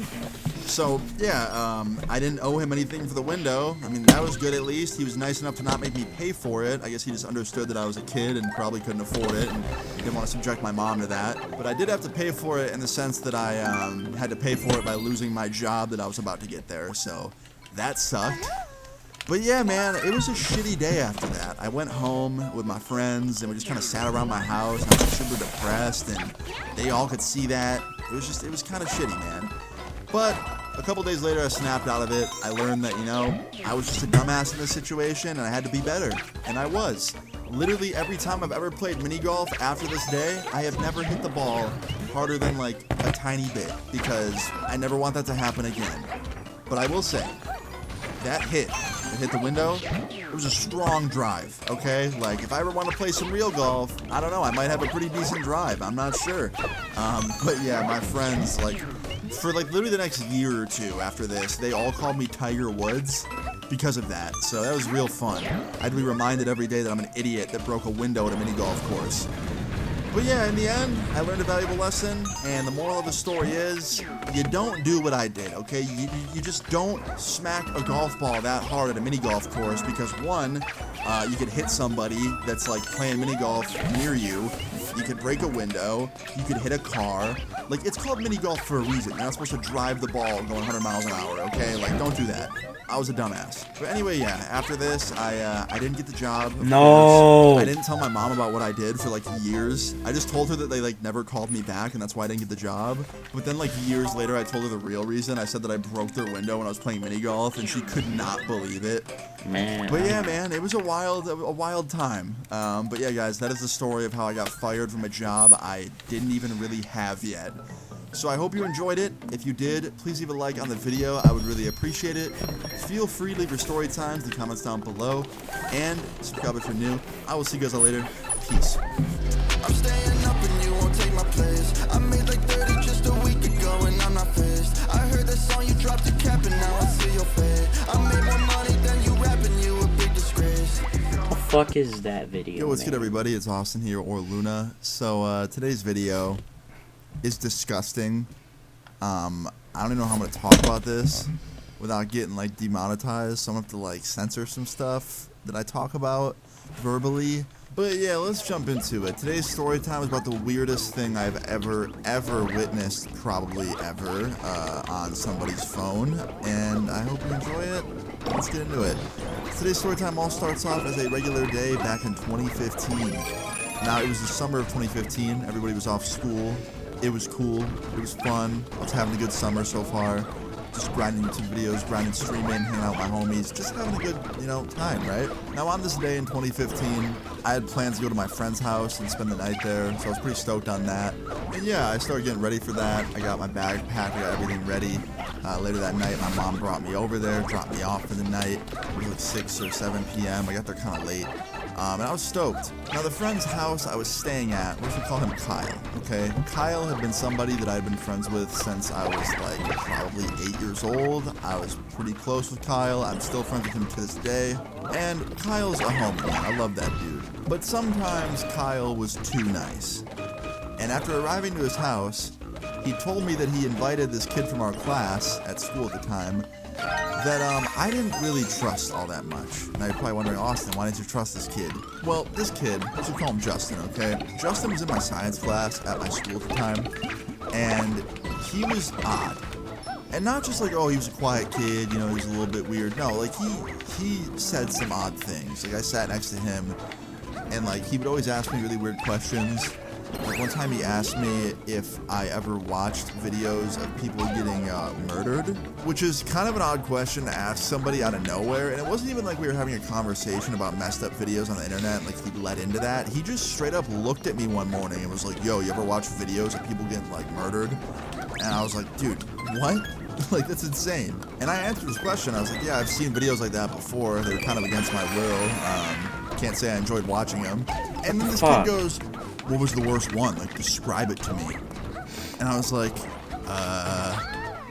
and I did. I described the video. I'm not going to describe it because it's demonetized on here. But I told him, and he was like, oh, that's brutal, man. Do you have a link for it? So, like, when I had that conversation with this kid, I immediately wrote him off as a potential future serial killer, the way he got excited by violent videos like that. So, yeah, when my homie Kyle told me that Justin was invited to the sleepover that night, I got a little bit disappointed and also a little bit concerned. And I asked Kyle, I was like, dude, why'd you invite him? Like, he's weird. And Kyle's like, dude, I actually talked to him a little bit throughout the school year, and he seemed kind of funny, and like didn't seem that weird like you think he is. And I posted on Facebook tonight that I was having people over, and if anyone wanted to come, they could. And he replied, so I invited him. And I was like, Kyle, I'm telling you, this kid's a red flag. Like, don't do it. But Kyle told me it was too late. He already invited him, and the kid was already on his way. So yeah, it was 5 to 10 minutes until I saw Justin. And 10 minutes later, he rolled up with his mom. They came inside, and she dropped him off. And when Justin came in, he like dapped everybody up, said hi to everyone. I said what up to him. And like the first, I don't know, maybe 30 minutes of him being there, it started off relatively normal, nothing that crazy, everything was fine, right? And like an hour later, we're all hanging out in the living room, playing some video games, just kicking it. And everything's still going fine. And honestly, I thought to myself, you know what? Maybe I had it all wrong when it came to Justin. Maybe I was being too judgmental, and I need to stop being so judgy. Like, you know, shame on me. And literally right after I had this thought, Justin speaks up and goes, yo guys, so how big are y'all? And we all kind of look at him, and I was like, what do you mean how big are we? He goes, you know, like your size down there. And I was like, Justin, are you asking me the size of my wiener? And he's like, yeah, like how many inches? And we all just kind of look at him, and Kyle goes, I'm not telling you how big my dick is, Justin. And then Justin like looks around, he's like, dude, come on, it's just locker room talk. I just want to know who has the biggest. And we all just kind of look at each other quietly, and I'm just like, anyway, moving on. So back to the video game. Everyone kind of laughs, and we just move on from it. And yeah, we just kind of tried to move forward and pretend that that conversation didn't happen, because it was pretty damn awkward. But the next couple hours after that were normal again. You know, nothing too weird came out of Justin's mouth. Everything was pretty normal, right? No. Well, later that night, I'd say like, I don't know, probably 3 or 4 hours after that really, really weird conversation. It's getting later. You know, it's probably like, I don't know, midnight, maybe 1 a.m. at this point. So it's pretty late. I did not mean to people push start that. getting tired. Like Kyle's kind of getting tired. My other friends getting tired. They want to go to sleep. So we go down to the basement where we're going to be sleeping, right? Kyle had this nice finished basement.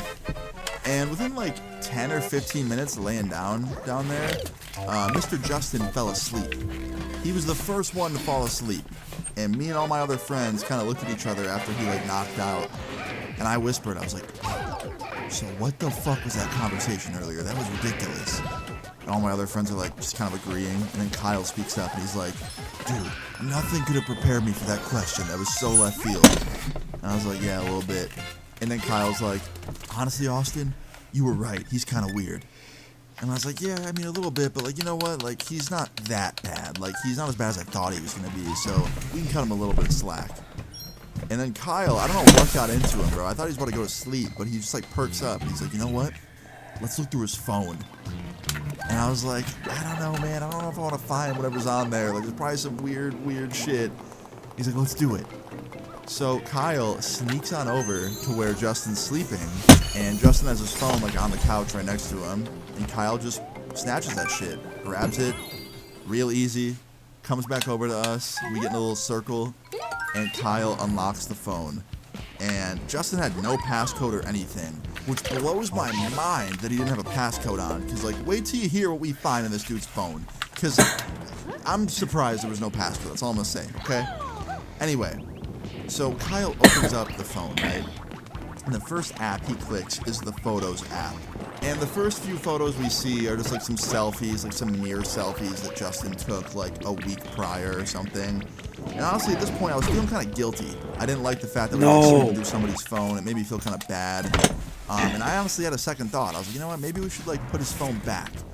But I didn't say that because it was kind of too late. And Kyle keeps scrolling. And after like 4 or 5 scrolls up in the Photos app, we see some pictures that nobody could have prepared us for. And I'm not even sure how I can describe this without getting like, you know, age restricted or demonetized, but let's just say he had photos that were like graphic adult content, but then there were some photos, like 4 or 5 photos of like adults. Why did they and add like this? Animals doing stuff, bro. I can't even go into detail because one, Why did they make it shaped like messed this? up. Like, and when we saw these photos, like we all just looked at each other in unison, and Kyle just shut the phone off, dude. He just like put it into sleep mode, and he was like, I can't look anymore, dude. What the fuck was that? And I was like, dude, just put the phone back, bro. Like let's just not even talk about it. So he puts the phone back next to Justin. And we just literally all sit down in silence and go to sleep with that image fresh in our minds, just borderline traumatized from seeing it. And the next morning we woke up and like just still so awkward, bro. Like we all knew what we saw, but we didn't say anything. And the whole rest of that day was like, you know, okay, right? Quiet, normal, whatever. But the story doesn't end there, okay? So after that sleepover, after everyone left Kyle's house, fuck like that. 2 days later, I'm in my room, right? I'm just playing video games. No. At this point, I kind of already forgotten about what happened and like the messed up shit we saw on Justin's phone. Honestly, I wouldn't even say I forgot about it. I would just say that I was pushing it to the very back depths of my mind because I didn't want to think about it. And yeah, I was just playing some Xbox in my room a couple days later, and my phone starts ringing. Oh my fucking god. And it's none other than Mr. Kyle. And I answer the phone, and I was like, hello? He's like, yo, man, what up? I was like, not much, just playing some COD. What about you? He's like, yo, so I did something today, and I'm not sure if it was the right thing. And I was like, what? Like, what does that mean? He's like, bro, so you know how like a couple days ago at my house, like at night, when we went through Justin's phone, we saw those like fucked up photos? And I was like, yeah, man, of course, I remember him. He's like, yeah, so I just couldn't get that out of my head. And like, the guilt of knowing that he had those on his phone just made me feel like shit. So I called his mom today, and I told her about what we found. And I was like, wait, what? He's like, yeah, like I called his mom up, and I was like, hey, we went through your son's phone at the sleepover while he was asleep, and we found some messed up photos. And I was like, you called his mom? And he's like, yeah, dude, like, was that not the right thing to do? And then I was like, no, honestly, man, it probably was, because that was some messed up shit that we found. I just can't believe you called up his mom. Like, that's insane. And he's like, dude, the guilt of knowing that, I just felt like his parents needed to know. Like, I feel like he needs therapy or something. And I was like, okay, so, like, what did his mom say, like, when you told her? And he's like, dude, this is kind of the part that I feel bad about. She's putting him into therapy. And I was like, what? He's like, yeah, dude, like, she went and checked his phone after I told her, and then she called me back and said they were gonna get him a therapist. And I was like, dude, honestly, that's probably what he needs. And I was like, does he know that, like, you told her? And he's like, nah, dude, she said that, like, she wouldn't say anything, and then, like, she's just gonna play it off, like, she found something on his phone, just doing a random check. And I was like, alright, that's good at least, like, at least you're kind of undercover. And he's like, yeah. And yeah, dude, my fucking homie got this kid put into therapy, and honestly, I think he did the right thing. Like, I think he did the right thing for sure, because if you let something like that go unchecked for years and years and years, it can just get so much worse. And who knows what he would have ended up doing. Like, I think Kyle telling Justin's mom, it may have protected some future animals from Justin. I don't know, man. But yeah, guys, that is a story about the weirdest sleepover I've ever had. Like, just beyond weird. And I hope you enjoyed hearing about it. I hope none of you ever have a sleepover this weird and find something that weird on your homie's phone.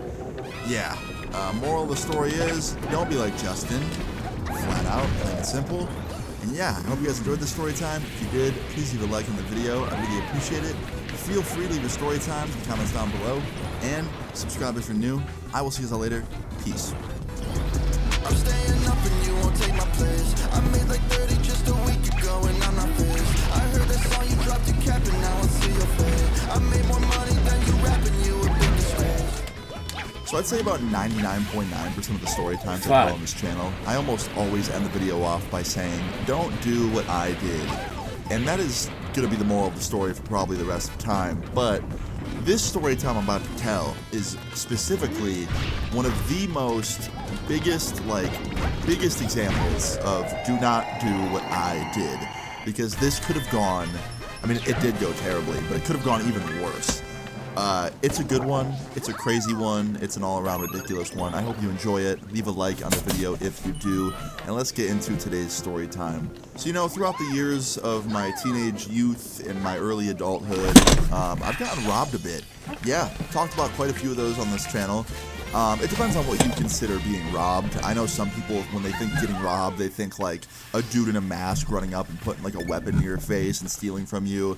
I consider it like just someone stealing from you in general. Like, I've had friends who I thought were best friends steal from me, and I consider that like getting robbed because they fucking stole from me. I'm sure that's what most of you consider it as well, but I've seen some people try and tell me like, bro, that's not being robbed. You just got like stolen from. Being robbed is when like someone like threatens you and like is in a mask, and I'm like, dude, fuck you. So anyway, yeah, I've talked about it on this channel a bunch, but a lot of people have stolen from me throughout the years. Part of the reason being is I'm just not good at picking friends sometimes. Other reasons being, you know, some people just aren't the best, you know, some people are just evil. But yeah, guys, today's story time is about one of those times where I was stolen from. And this is a lot more serious than the average, like, story on this channel about, you know, someone stealing from me. So this story time all starts off as a regular day back when I was 16, just like the last two. The last two story times I told on this channel all take place like very closely connected with this one I'm about to tell. It was a very unlucky time in my life, let's just say that, okay? So this story time all starts off like any other day back then. It was actually the weekend, so I woke up with not a care in the world. It was actually so late in the day. I remember waking up at like 2 p.m. on this day, and my mom was yelling at me because waking up at 2 p.m. is pretty fucking late, I would say. But yeah, I got up out of bed, took a shower, ate lunch because breakfast was long gone, and I was just sitting at my kitchen table on my phone scrolling Twitter, just like doing nothing, right? And while I'm scrolling Twitter, I'm like super bored. I want to do something. I don't want to be in the house all day, especially on the weekend.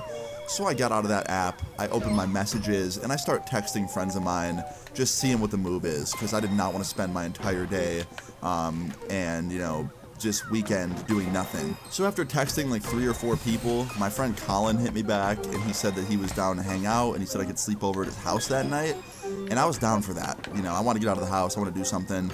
So I went up to my mom, and I was like, hey mom, can I sleep at Colin's tonight? And she was like, sure, when do you want to go? And I was like, whenever you can take me. And she's like, okay, how's 5 o'clock sound? I'm like, sounds great. So I hit Colin back, and I was like, yo, I'll be there at 5 if that's cool with you. He's like, that's fine. And yeah, I had plans for the night. I was excited. Now here's the thing about Colin, the person I was going to hang out with. This dude was a stoner, a very big one. Out of all my friends at the time, I would say he was the #1 biggest stoner out of all of them. That dude, pretty much 9 times out of 10, if you were hanging out with him, he would be high. And that didn't bother me. I mean, we all know how I was back in the day. I would be lying if I said I was any different. So yeah, he was honestly the perfect friend for me at the time. So yeah, I went to Colin's house at about 5 o'clock. I got there. We actually had another friend of ours pulling up like an hour later, our friend Dylan. So that was going to be cool. It was going to be us 3, and we were going to be spending the night at Colin's. So yeah, I was excited for the night, right? So after I get there, like an hour or so later, Dylan pulls up, and we're just all hanging out at Colin's house, just chilling, having a normal night, right? Now, a few hours later, Colin's parents go to bed. And Colin was an only child, so those were the only people in the house besides us. He didn't have any other siblings or anything. So after his parents went to bed upstairs, it was just me, Colin, and Dylan in the living room, just kind of sitting there, right? And we all kind of had the same idea simultaneously. I remember Colin looking up and he goes, yo, my parents are asleep, like, do you guys want to go out back and smoke? And I was like, dude, you read my mind. And honestly, he did. And even Dylan was like, I'm glad you said something, because I was gonna. So we all had the same idea. And here's the issue, though. We didn't have anything to smoke. None of us had any weed, and that was a problem if we wanted to smoke. So immediately we start brainstorming. First, Dylan asked me if I know anyone to buy some from. And at the time, I usually would. But I'm not gonna lie, the person I was buying from got caught, and he was pretty young, he was like 17. His parents found out, and they sent him to a camp for bad kids. The man got shipped away to essentially a boot camp for kids. So he was no longer in the question. I could not buy any weed from him, so I had no plug. And I told them that, and they were like, fuck. And Dylan didn't have anybody, period. He didn't have anyone to buy from. So it was left in Colin's hands. I asked Colin, I was like, do you know anybody? And I surely thought that he would know somebody. I mean, with how much that dude was always stoned, I figured he had like 18 plugs. But turns out, around the same time my dude got busted, so did Colin's. Colin's situation was a little bit different. The dude he was buying from was like an actual, like, older dude and got in trouble with the cops and stuff. So, yeah, we had nobody. So we had a couple options. One, just give up and go and just have a nice normal night at Colin's house and not smoke. Or two, start asking around, you know, trying to find connections and people we could buy from. So us being desperate, we chose option two. And the next thing I know, we are texting almost everybody in our contacts list, just being like, yo, you know where I can get some weed? Yo, do you got any plugs? Like, yo, can you hook me up? Like, just everyone, right? I probably texted about 11 people, and so did they. And I actually had some luck. This kid that I knew named Tyler, who was like a year older than me, and that I met through one of my cousins, hit me back. And he said that he knew somebody, and that he could put me onto him and give me his number. And I was like, thank you so much, that'd be awesome. And next thing I know, he sent me his contact info, and I was texting this random dude being like, yo, my name's Austin, I know Tyler, can you hook me up? I'm looking to get this much.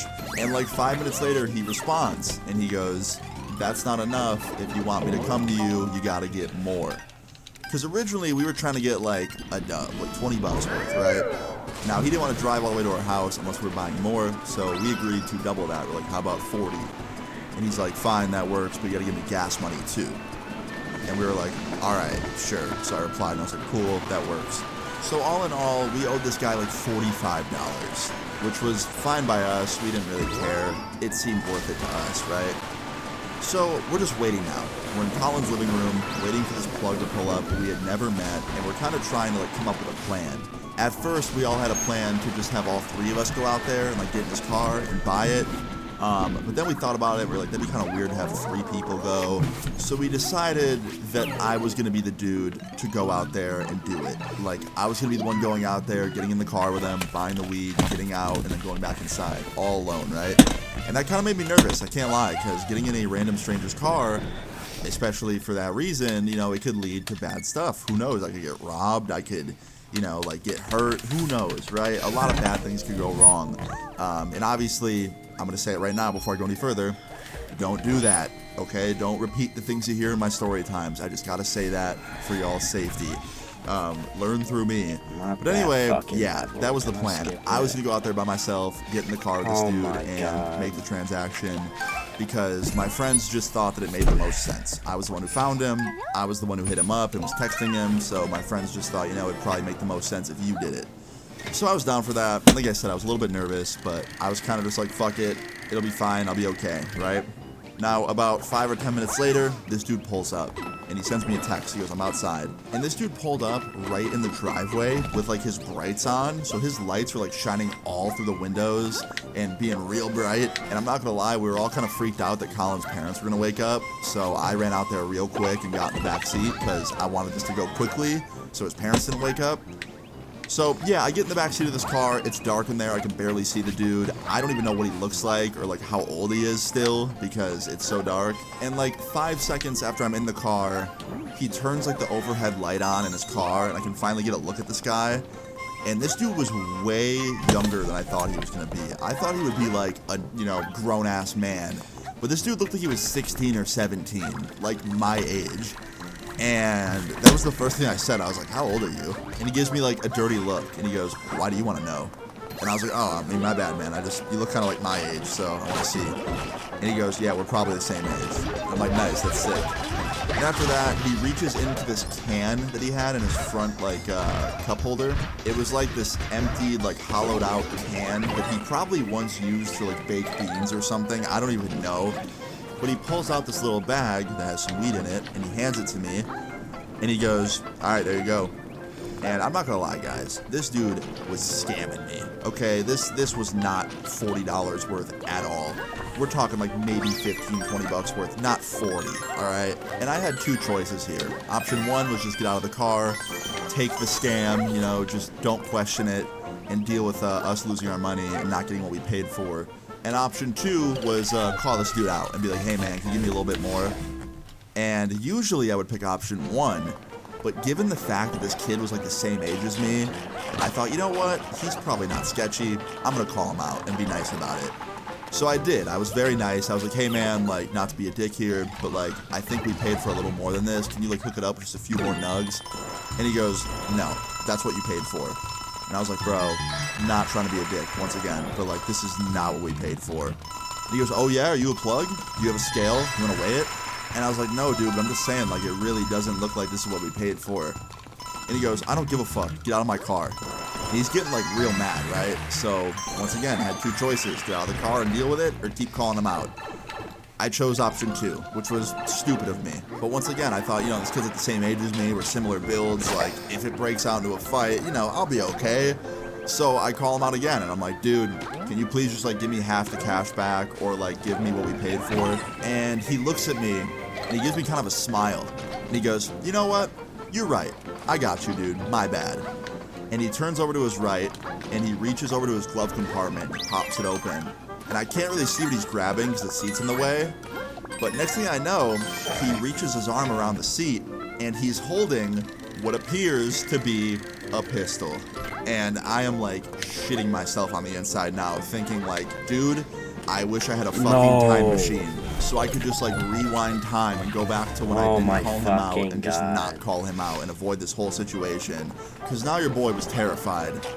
And he's holding this thing in my face, and he goes, so I was being nice before, but now I'm not gonna be so nice. Empty your wallet.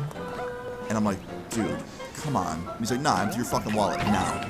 And he proceeded to take the rest of my cash, which wasn't that much. I think it was like $20 more. He took this Visa gift card that I had that was like preloaded with like $50 on it, so that was gone. And after he took these things, he looks at me and he goes, get the fuck out of my car. And I listened this time, man. I was oh not my questioning god, because, this fucking well, the dude was game. holding a weapon in my face, so obviously I'm not questioning that. So yeah, I got up out the car, I went inside, and I forgot to mention, but the funniest thing about this is he let me keep the weed he gave me. So I still did have like the $20 or so worth of weed that he had given me, even though he ripped me off. I mean, we got to keep that at least. But anyway, I walked inside and I had to explain to my friends that I questioned the amount he was giving me, and then he robbed me. So yeah, that sucked. And they were like, he robbed you? Like, no way. And I had to like show them my wallet and how empty it was. Also forgot to mention, he let me keep my phone, which was nice. So that was, I guess, nice of the thief to let me keep my phone. But yeah, after I explained to my friends that, I got a little too ballsy and called this guy out and then got robbed, they were just happy I was okay. And, they told me, like, in the future, if we ever had to meet up with anybody again, they would all come with me so this doesn't happen. And they were just trying to be good friends, right? Now, after this, we just went out back and we smoked this little bit of weed that we got because we were all just stressed and, kind of sad, and the vibe was kind of killed. So we wanted to, like, bring the mood up a bit. And I'm not gonna lie, man, even though the dude completely ripped me off, it was some good shit. Now, after we got done smoking, we went back inside. I was in a much more lighthearted mood now because obvious reasons. But there was definitely still a part of me that was bummed. So I pulled up on my phone and I texted the dude that connected me with this plug, my friend Tyler. I texted Tyler and I was like, hey man, I know it's not your fault, but whoever you put me onto, robbed me. And like immediately he texts back in all caps, what the fuck? And then he calls me and I answer. He's like, dude, you got robbed? Are you serious? He robbed you? I'm like, yeah. He goes, bro, like, I've been buying from this dude for months. Like, he is trustworthy. Let me hit him up. Let me see if I can get your shit back. And I was like, all right, thank you. And, like, a couple minutes goes by after he hangs up, and he calls me back. And I answer, and he's like, my bad, bro. I tried to call, but he didn't answer. Like, I'll hit him up tomorrow or something. Like, once again, I'm so sorry. I was like, bro, it's not your fault. Like, I'm kind of the one that called him out for ripping me off, and, you know, the robbing ensued. And he was like, yeah, but still, man, that's bullshit. Fuck that. You shouldn't be getting ripped off or robbed. That's not cool. And I was like, I know, man, but still, it's not your fault. He's like, still, bro, I put you in contact with this dude. I feel bad. I was like, I know, but, like, don't beat yourself up. That's all I'm trying to say. He's like, I got you. Now, after this, the rest of that night was pretty normal, I would say. We actually had a pretty good time at Colin's house. The next day rolls around, though, and this story time gets a little bit more interesting. So the next morning, I wake up. Colin's parents were making breakfast. They made a whole bunch of waffles and a whole bunch of eggs. They had the whole spread out. It was nice. And after we got done eating, it was time for me to leave. It was time for me to go back home. I had my brother on the way, picking me up. And my brother pulls up to the house, and I said goodbye to Dylan and Colin, thanked his parents for having me. And after this, I left the house, went outside, got my brother's car.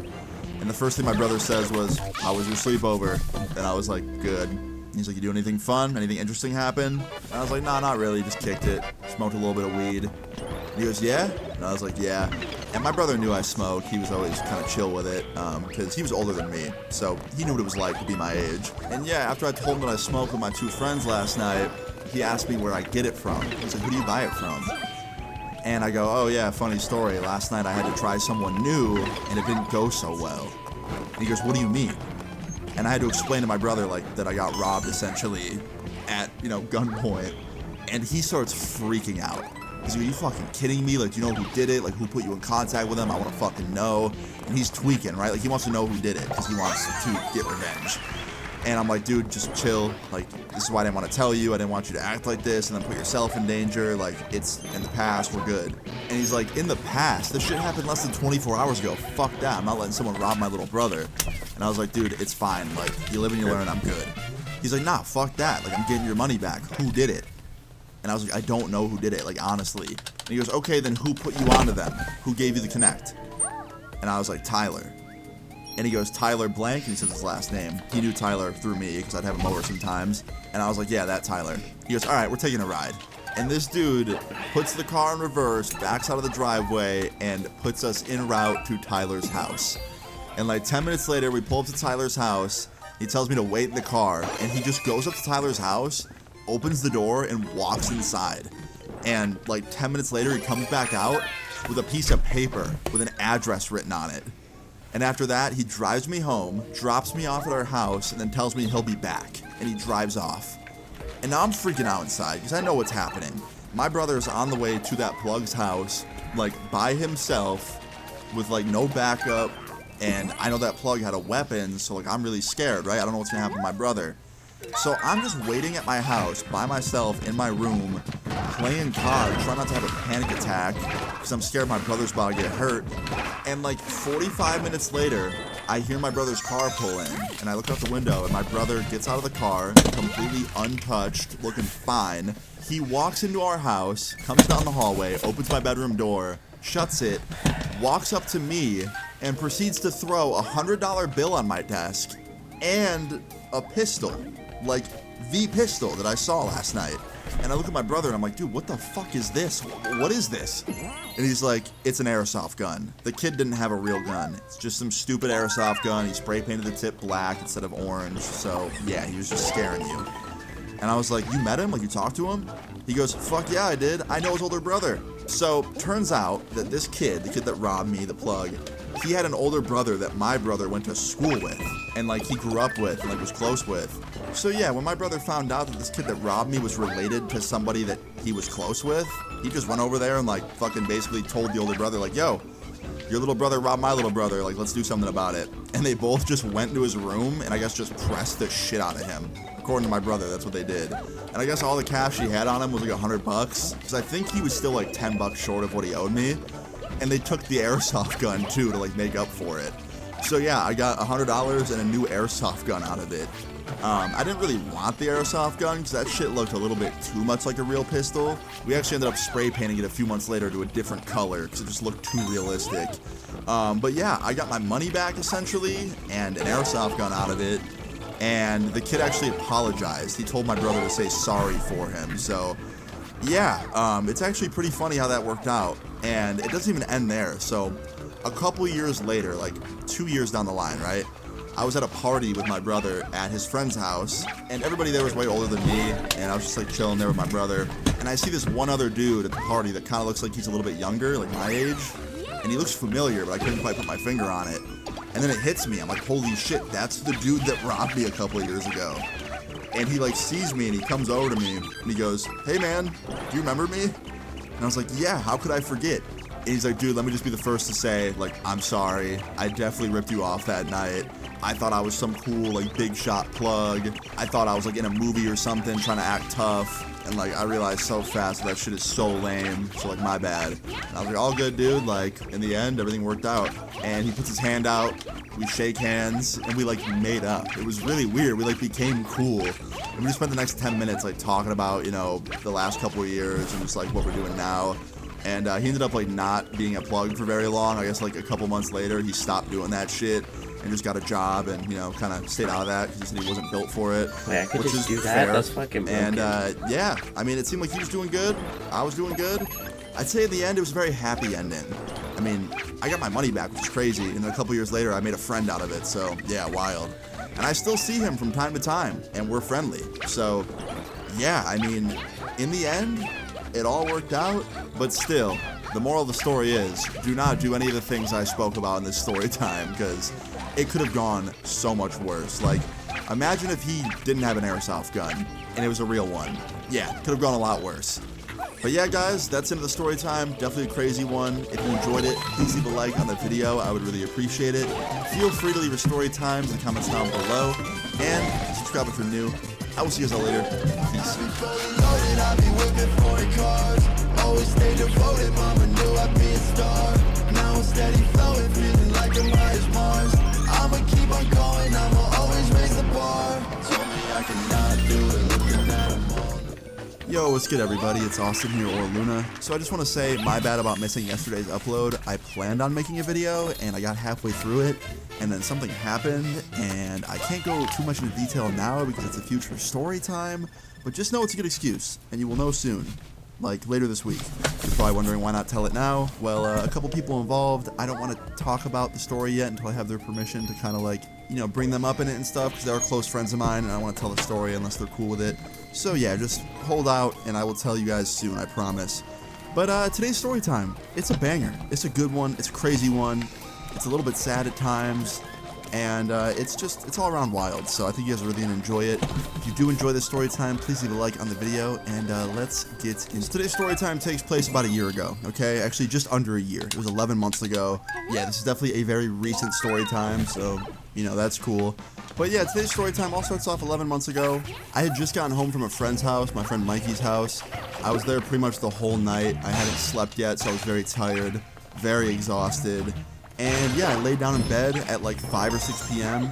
I was super tired because I just pulled an all-nighter and I was up all day pretty much, so I was ready to sleep. And just as I start to drift off, my phone starts to ring. And I look at the phone and I see it's my homie Rob calling me, and I did not feel like talking to Rob. No offense to him, but Rob was one of those people that you talk to and he just would never stop talking. And I usually don't mind that. I like talking to people. I like long conversations. But in this moment, with how tired I was, I could not handle a 25-minute conversation. So I just let the phone ring until it went to voicemail, and I put the phone back down on my nightstand, and I started to drift off into a peaceful dream. And literally right after I fell asleep, sure enough, Rob starts calling me again. Like a few minutes later, he starts calling me again, he wakes me up, I grab the phone, I look at it, I see it's him again, and I'm like, yo, what the fuck? I don't want to talk right now. So I send it to voicemail, and I put it back down in the nightstand. Sure enough, a minute later, he starts calling me again. So I think to myself, like, okay, you know what? I'm just going to answer the phone because it might be an emergency. Rob might need me. So I grab the phone, I answer it. I'm like, hello. I sounded real dead inside, real out of it. He's like, hey, man, don't sound so excited to talk to me. And I was like, what's up, man? He's like, why'd you ignore my calls? I was like, dude, I just spent all night at Mikey's house, and I spent all day awake at his house as well. I'm tired, man. I'm in my bed right now. I'm trying to fall asleep. Like, what's up? He's like, really, dude? You're going to bed? Like, you're going to sleep right now, bro? Like, Austin, you sleeping early? I was like, I know, but like, dude, I am tired. I have not slept in over 24 hours. He's like, bro, you're not going to like what I'm about to ask you. And I was like, what? What is it? He's like, are you down to come to my party tonight? And I was like, dude, I can't. I'm sorry, but like, I can't. I'm way too tired. He's like, Austin, man, it's my birthday. Come on. And I was like, what? Your birthday's not for like 2 more weeks. He's like, I know, but we're celebrating it early. It's tonight. And I was like, dude, you didn't tell me that. If you told me like 2 days ago that your party was going to be tonight, I would have like prepared and like not fucked up my sleep schedule. And he's like, yeah, but bro, come on. I'm telling you now, it's one time a year. Don't miss it, bro. And this dude's just trying to guilt me into going to his birthday party, right?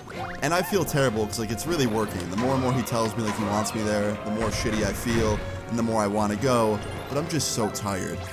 So I end up telling him like, you know what, dude? I'll think about it, okay? Like, give me 5-10 minutes. Let me think about it, and then I'll let you know. And he's like, bro, you better not fall asleep. I'm gonna call you in 10 minutes, and I want your answer. And I was like, okay. So I hang up with Rob, and the first thing I do is I immediately call Mikey after that. Because Mikey and Rob and me are all friends. We all know each other. And Mikey did not tell me about this party that Rob was having for his birthday, so I wondered if he knew about it. So I call Mikey up, he answers. I'm like, yo. He's like, what's up, dude? I'm like, I'm exhausted, but tell me why Rob just called me and said that his birthday's tonight, and like, we're gonna miss it. He goes, what? No, his birthday's in 2 weeks. I'm like, that's what I fucking said. I guess he's celebrating it early. He's like, bro, what? Are we supposed to go to this? And I was like, I guess so, bro. He just got off the phone with me. He wants my answer in 10 minutes. He's like, oh, well, he didn't call me, so I'm not going. I was like, bro, come on. Like, if I'm going, you gotta go. And he's like, fuck it, dude, whatever. So yeah, me and Mikey both crawled out of bed, took showers, got ready, and then we met up together at my house, and within 20 minutes, we were driving over to Rob's house to go to his birthday party, and probably pull another all-nighter, which is very unhealthy. Never do that. Not sleeping for 2 days is a awful idea, and it can fuck with your brain, so don't do that. But yeah, like 10 minutes after I got off the phone with Mikey, Rob called me back, and I was like, yeah, we're going. Like, Mikey will be here soon, we'll go there together. He's like, fuck yeah, man, you won't regret it. And yeah, after that, like I said, Mikey pulled up, we went to Rob's house together, we got there, we were there kind of late compared to everybody else, so we were one of the last people to show up. And yeah, for the first like hour of being there, I actually was doing pretty good. I kind of had like a second wind, I was kind of awake again. I was just hanging out. I wasn't really doing anything. I wasn't smoking, wasn't drinking. I was just kind of chilling there, sober, just kind of already high enough off the sleep deprivation. I can't lie. I definitely felt a little bit weird. But yeah, I'm just going around, talking to people, hanging out with everybody, having a good time actually. Like I said, the first hour was good. Well, then an hour into it, I start crashing very hard. I start hitting a wall. I start getting really tired. And I'm not talking like just tired. I'm talking about like I'm literally nodding off in the seat that I'm sitting in. And I'm not like leaning back or anything. I'm straight up just nodding off while sitting up, which is crazy. You have to be like a different level of tired to start nodding off like that. And Mikey notices this. He's sitting next to me and he's starting to feel it too. And he's like, yo, you want to dip? And I was like, yeah, I do. He's like, all right, let me go tell Rob we're leaving and then we'll dip out. So Mikey gets up, he goes in the crowd, tries to find Rob so we can say goodbye. I'm just sitting there in that chair. And before I know it, I'm out. I fall asleep, dude. I fucking knock out in that chair, just out cold, asleep. Now I'm probably asleep in this chair for like maybe 10 minutes before I wake up to a very, very strange sound. I wake up to the sound of 2 people arguing. I open my eyes and these 2 guys who I did not know, they must have been a friend of Rob's or like a mutual friend of somebody's. But these 2 guys, both like pretty big dudes, like pretty muscular, probably the same age as me, are arguing, like face to face, in each other's faces, arguing with each other. And immediately I kind of like snap out of it. I wake up, I'm like pretty alert because I want to know what's going on and I don't want to be in the middle of this argument. And I'm starting to listen to what they're saying, and I can immediately tell that they're arguing over a fucking vape. I hear one of them literally say, I know you took it, where is it? Now I'm sitting there just too tired for this shit, dude. I'm like, yo, there are people dying in other countries, people are starving to death, and these 2 Chads are in front of me arguing about who stole whose elf bar. Like, what the fuck am I even witnessing right now? So I try and be the bigger person, and I stand up between these 2, and I was like, yo, guys, like, it sounds like there's a misunderstanding going on. This dude's saying he doesn't have your vape, you're saying you stole it, and this dude's holding up a different vape. Like, it's probably just a misunderstanding. Are you sure you didn't, like, lose it in the couch cushions over there? Because, like, we can go look for it. And this guy's like, no, bro, I didn't lose it. I handed it to this kid to take a rip because he asked me to, and then he got up and went somewhere with it, and he came back, and it was gone. So, yeah, either he handed it to somebody and they stole it, or he stole it. Again. I don't care. Either way, I want my shit back.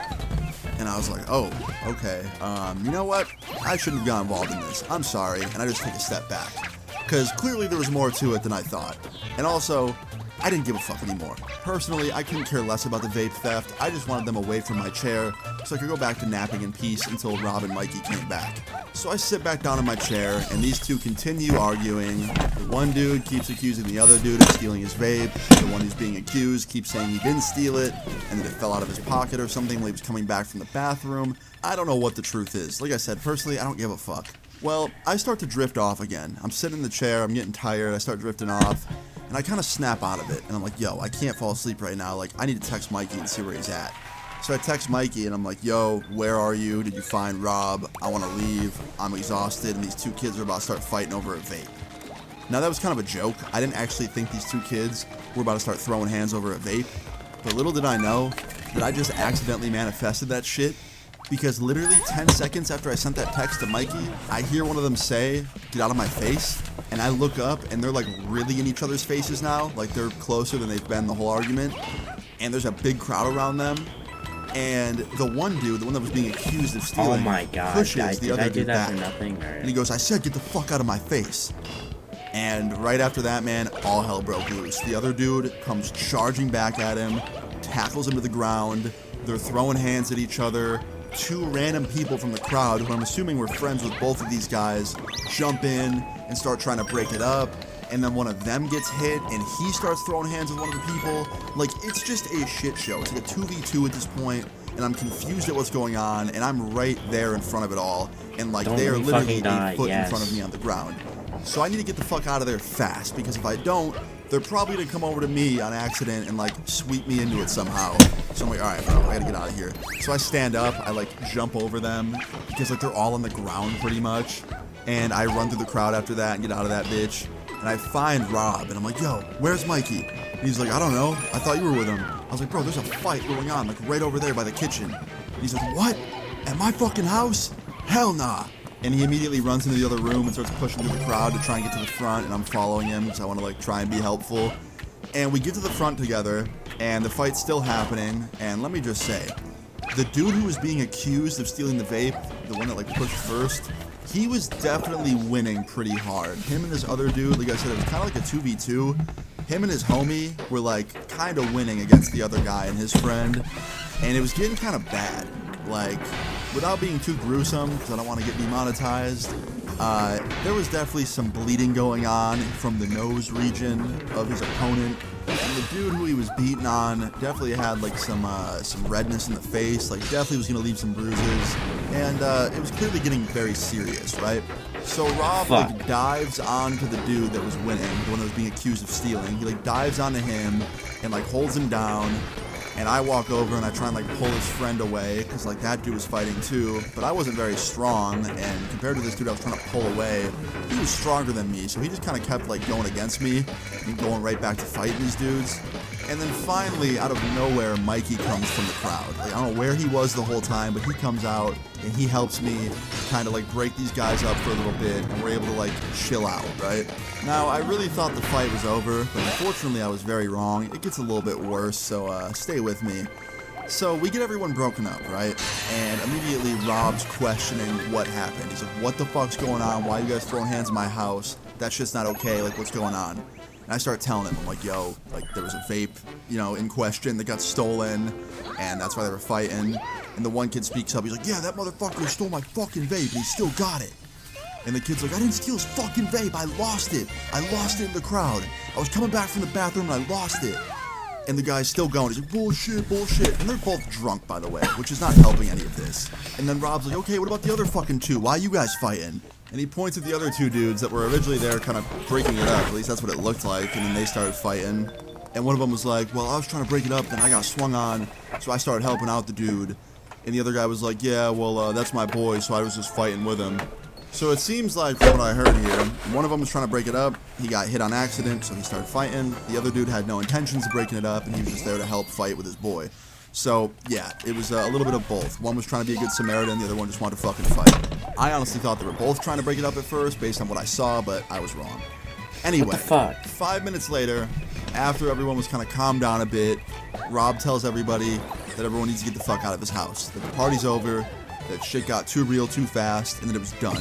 So yeah, this fight essentially ruined the party and it got canceled, right? So everyone gets up and everyone's leaving and everyone's just heading towards the front door. And me, Rob, and Mikey are walking out all these dudes that were just fighting to make sure that they didn't start fighting again. And we get them out in the front, we get them towards the sidewalk, and the two groups both start going in completely different directions. The one dude and his friend go one way, the other dude and his friend go another way, and that was the end of it. So I thought. So we all thought. So after this, me, Mikey, and Rob go back into Rob's house. We sit down on the couch. No one's there anymore. The house is fucking trashed. And we're thinking like, okay, that was a crazy night. That was a crazy party. And in my head, I'm thinking like, yo, it's time to go home. So I look over at Mikey, and I was like, yo, you ready to leave? He's like, yeah. I was like, can you drive me home? He's like, yeah, for sure. I'm like, you drink anything tonight? He's like, nah, dude, I haven't done shit. I'm too tired for anything. And I was like, same. So we both got up and we start heading towards the front door. We dap up Rob, told him to have a good night. Sorry about what happened. Told him we'd see him tomorrow. And we open the front door, and we're about to leave. And all of a sudden, we see this guy running up Rob's driveway. It was a friend of ours from school. We'll just call him Brian, okay? Brian's running up the driveway in a panic. And he runs up to the front door where we're all standing. He's like, yo, guys, they're fighting again. Like, they're down the street. They're fucking fighting. And Rob goes, are you fucking kidding me? They were going different directions. What? And Brian's like, yeah, I don't know, dude. One of them yelled something, and the other dude came running back, and so did his homie. And all four of them, dude, they're fighting again. So we all run down the street full speed, and we can see it in the distance. We're running, and we can see this crowd in the distance, and they're fighting in the middle of the street at night under a street light. Now, we get there in about like 20, 30 seconds, and we get to the crowd, and we start trying to break it up again. But this time, it's a lot more serious. Not only is it more serious because they're fighting again, but they're fighting again after having a little bit of a break. So their strength is kind of like recharged a bit, so it's like a lot harder to break them up. And also, one of them is pinned down on the concrete, just eating punches, and his head is on the concrete. So every time he gets hit, dude, his head and his face is hitting the concrete, which is not good. Like, that's so fucking dangerous. So it takes us like maybe a minute and a half to get these guys to actually fully be broken up, because every time we pull somebody off, the other person that they were fighting would come running towards us and throwing hands, trying to hit them, and sometimes we'd accidentally get hit. It was just not good. But after like a minute or so, we got them broken up. But that was not without problems. So, remember that kid I mentioned that was getting hit and his head was hitting the pavement? After we got them all broken up, he looked strange. Like, he looked very, very out of it. He looked very, very, like, pale. And he looked confused. So I sit him down and I'm like, yo, like, are you okay? Like, what's your name? And he's like, my name is Dominic. I was like, all right, nice to meet you, man. I'm Austin. Are you okay? Like, you feeling all right? He's like, yeah, dude, I'm just like pumped with adrenaline, that's all. Now keep in mind, the dude I was talking to, the one that said his name is Dominic, he was the one that was being accused of stealing the vape. So the first round, it seemed like he was winning pretty hard, and now the second round, he definitely lost, right? So I just keep asking him questions, like keep him alert and see if he's got any like concussion signs or symptoms, because even though I'm not a doctor or anything, I remember every time I've had a concussion, I've been pretty bad with questions. So I was trying to see if he had anything like that going on, and honestly, he seemed okay. But that was until about 2 minutes later, I turned around to like ask Rob something, and I hear this girl that was standing next to us start screaming. And I turn around and I see Dominic on the ground, this dude just like seizing, having a full-blown seizure. I'm like, yo, what the fuck? So immediately, Rob calls 911, he calls an ambulance. The guys that were involved in this fight, the ones that caused this, just start running. They run away because they don't want to go to jail for causing someone to have a seizure and like assault. And the one dude that was fighting with Dominic is sitting next to him, trying to like keep him on his side and stuff. And about 5-10 minutes later, the ambulance comes. No. They get him on a stretcher. They put him in the I swear ambulance. to God, I At hate this point, the jump. seizure had stopped, but he kind of seemed out of it. He was like half in, half out. He kept like waking up and then falling back asleep. It was just really, really concerning. No. So they rushed him to the ER. And the whole rest of that night, after I went home, I just kept wondering about this dude. I didn't even know him. I didn't know this dude at all. He was like a friend of a friend. That's what I found out through Rob. Like, these people were all like +1s that started this fight, right? But I was still worried about the dude. So the next morning when I woke up at like 2 p.m., I called up Rob and asked if he had any details about the dude, and he did. And I guess what happened was actually similar to what happened to me when I had that skateboarding injury. The dude whacked his head on the concrete so many times that he got a pretty serious concussion, and he's one of those unlucky people that had a seizure with the concussion. So yeah, he had a seizure, and he had to spend the night in the hospital. But this gets even better. So after Rob tells me about the dude spending the night in the hospital and having a concussion and stuff, he proceeds to tell me that the other guy in the fight that essentially gave this dude the concussion, also had to go to the hospital later that night because his parents were concerned that his face was so bruised up and he had like a bloody nose, so they made him go to the ER. They took him to the ER, and he turned out to have a broken nose. So these two dudes like damaged themselves so bad over this vape that they both ended up at the same hospital on the same night. Now as for the other two dudes that were like helping them, they never showed. I don't know what happened to those guys. They kind of just like stayed in the shadows and never showed up to the hospital, so I don't know. But that's what Rob told me, that the two main dudes ended up in the hospital. Now he also told me that the police were there and they like questioned both of them about what happened, but no charges or anything happened. I don't think either of them wanted to charge each other. Like, I don't think they wanted to press charges. I think they just both wanted to feel better. But I heard they did talk to the cops, not really sure about what. I'm assuming it was just kind of like the cops trying to gather more information. I don't know. But as far as I was told, nobody got charged. And they both got hurt enough to go to the hospital. So guys, the moral of the story is, it ain't that serious, dude. It's a fucking vape. But yeah, guys, I hope you enjoyed this story time. If you did, please leave a like on the video. I would really appreciate it. Feel free to leave your story times in the comments down below. And subscribe if you're new. I will see you guys all later. Peace. I'm staying up and you won't take my place. I made like 30 just a week ago and I'm not faced. I heard that song you dropped, you capping, now I see your fade. I made more money than you rapping, you a big disgrace. I'm on my feelings, now I'm feeling reckless. Yeah, I spent like 20 on my bitch's necklace. I saw that car you posted up with, yeah, it's looking rented. Let's stop the game. Okay, so you guys seem to really enjoy the long story times. I don't really know why you guys want to hear me yap for 30 minutes a day, but it seems to be the theme here. So as long as you guys keep smashing these videos with support and saying you want more, I will oblige. I will yap for hours if you want me to. I'm not even gonna lie to you guys, like most of my videos when I'm done recording them are pretty long to begin with. I have to cut out a lot of like minor details or just like parts of the story where I don't think are very important. I'll cut those out and I'll make it down to like, I don't know, 8 to 10 minutes instead. So I'll keep doing the long ones if you want. Now today's story time is about the time that I spent the night in an abandoned church. It was very creepy, I was by myself, and it's one of those moments where I look back on it and I think, wow, I'm really lucky that I didn't die that night. Yeah, this is definitely a good one. Leave a like on the video if you enjoy it. Now let's jump into it. So this story time all takes place back when I was 14 years old. Did you say 14? Can I tell it? Shut up.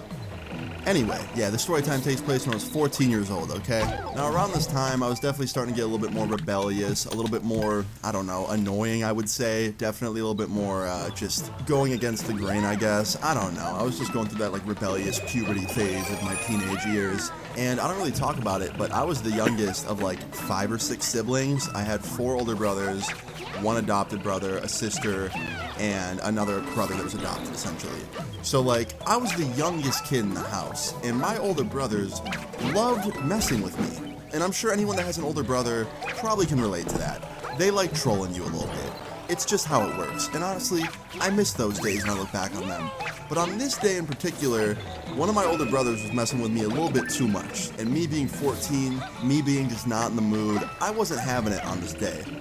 So I'm sitting in the kitchen, right? I'm just sitting there. I was eating some cereal. It was after school. I just wanted like a snack, so I was just eating cereal at the table.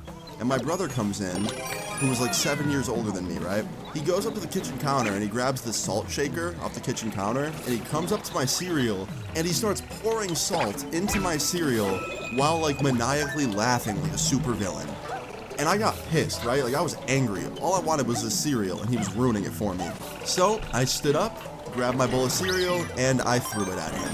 I didn't let go of the bowl. I just, like, threw the cereal and the milk at him, essentially.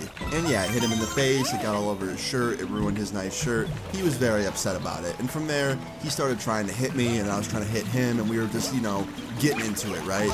And my mom hears this commotion, and she runs out from her room, and she's like, what the hell's going on? Stop it, both of you. And we both stop, and I look at her, and I was like, Mom, he came over, and he poured salt in my fucking cereal. And she's like, language, stop it, Austin. And then my older brother's like, well, he fucking threw his cereal at me. And she's like, language, both of you. You know what? You're both grounded. 2 weeks, both of you. And I was like, 2 weeks for what? I didn't do anything. He provoked me. And she's like, I don't care. You threw cereal at him. You can't do that. And I'm like, whatever. And I walked out of the kitchen, went to my room, slammed the door, jumped on my Xbox, started playing some video games.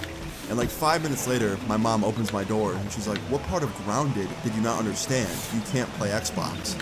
And I was like, I'm gonna play Xbox. She's like, no, you're not. And she walked over and she unplugged the power cord from my Xbox.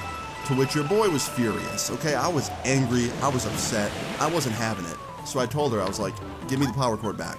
She's like, no, you're grounded, you can have it back in 2 weeks. I was like, if you don't give me that power cord back, I'm running away. She's like, no, you're not. And I was like, okay. So I turned around, flipped the switches on my window, unlocked it, opened it up, and I said, last chance. And she goes, you're really gonna do this? I'll just call the cops. I go, okay. And I jumped out the window. Yeah, your boy definitely had an attitude that day. I was definitely not in the mood for anything, definitely being a little bit too rebellious, right? So I jumped out the window, and I proceeded to run in the other direction of my house, down the street, onto the corner, and then I turned the corner, went down some other road, and before I knew it, I was like a mile away from the house. I was running. Now, after I got like a mile away, I was just like standing there on the side of the road, wondering what to do next. Because I'm not gonna lie, I didn't really think ahead, okay? I jumped out that window with no phone. My phone was on the bed still, forgot to grab that. I didn't have any clothes for the next day or the next couple days. I didn't have anything that I really needed, right? All I had was my wallet that had my school lunch card in it, my school ID, and like a $5 bill for snacks at school. So yeah, it goes without saying, but your boy didn't have shit. I was pretty much like screwed for the night. So I'm thinking like, okay, what can I do with $5? I have $5. That could probably buy me like a burrito or two from Taco Bell. So that's what I did. I walked to the nearest Taco Bell. I lived like 2 miles from one. So I walked to it, got there in like, I don't know, 30 or 40 minutes.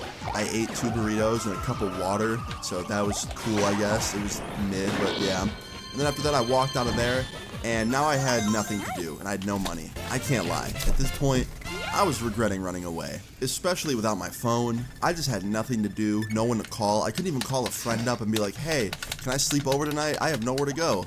Yeah, I couldn't even do that. So at this point, I had 2 choices. One was a smart choice, and one was a not so smart choice. And you can probably guess which one I picked before I even say them.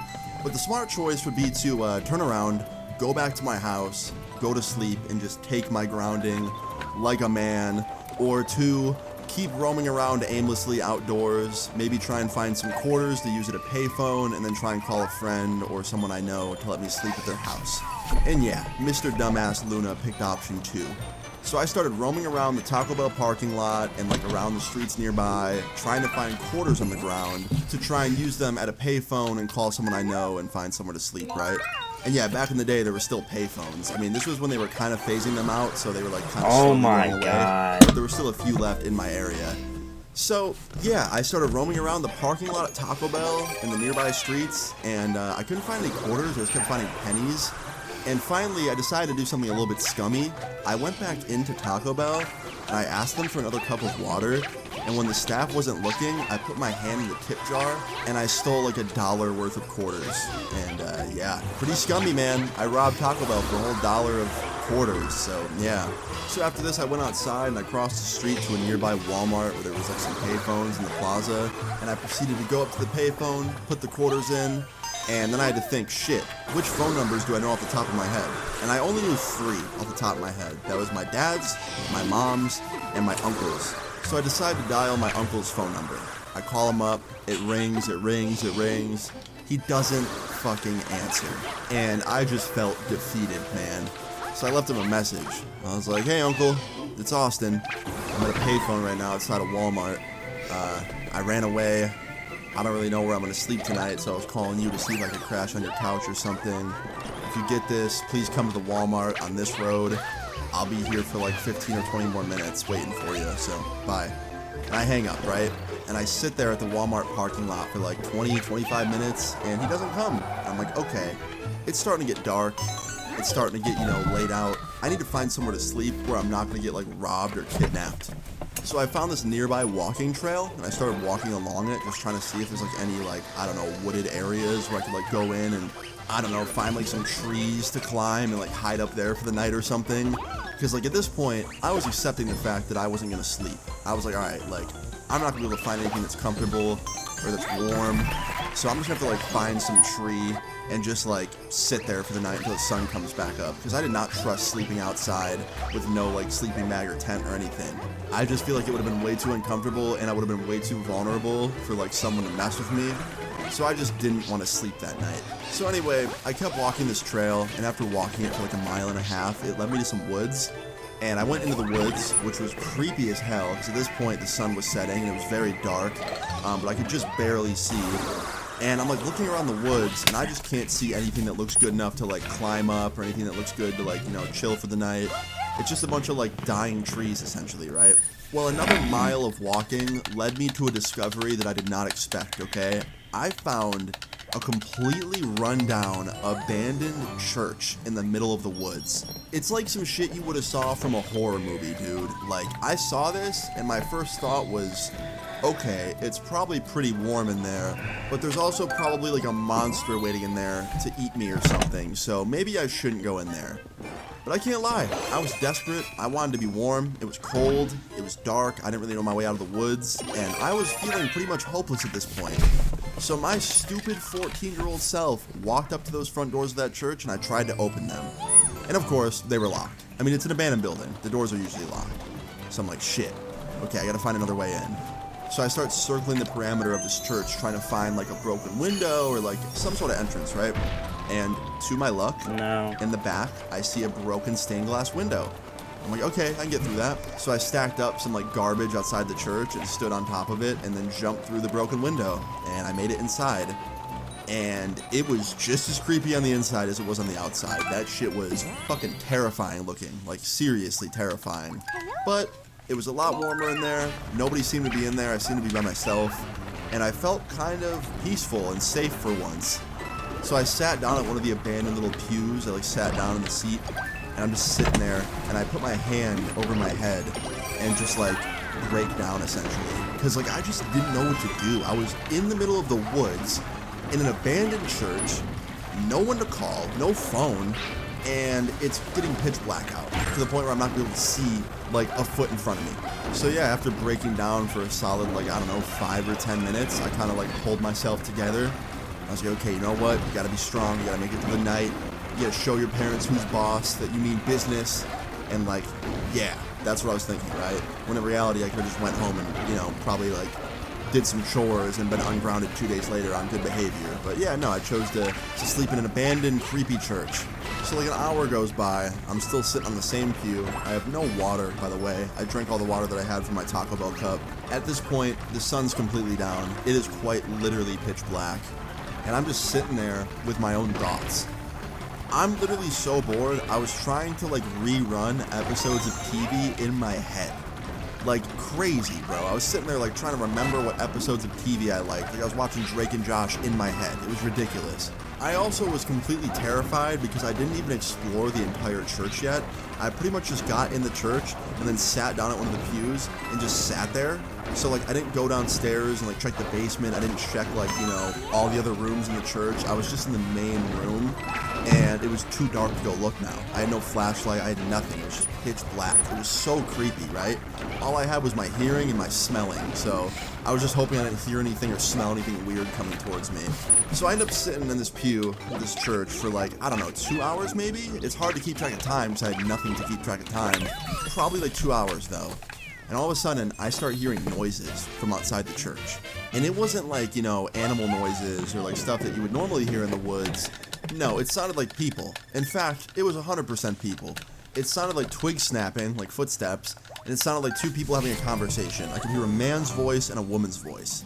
And as the sound got closer, all of a sudden, I could kind of see, right? Like there was a light. And I looked up and I realized it was a flashlight.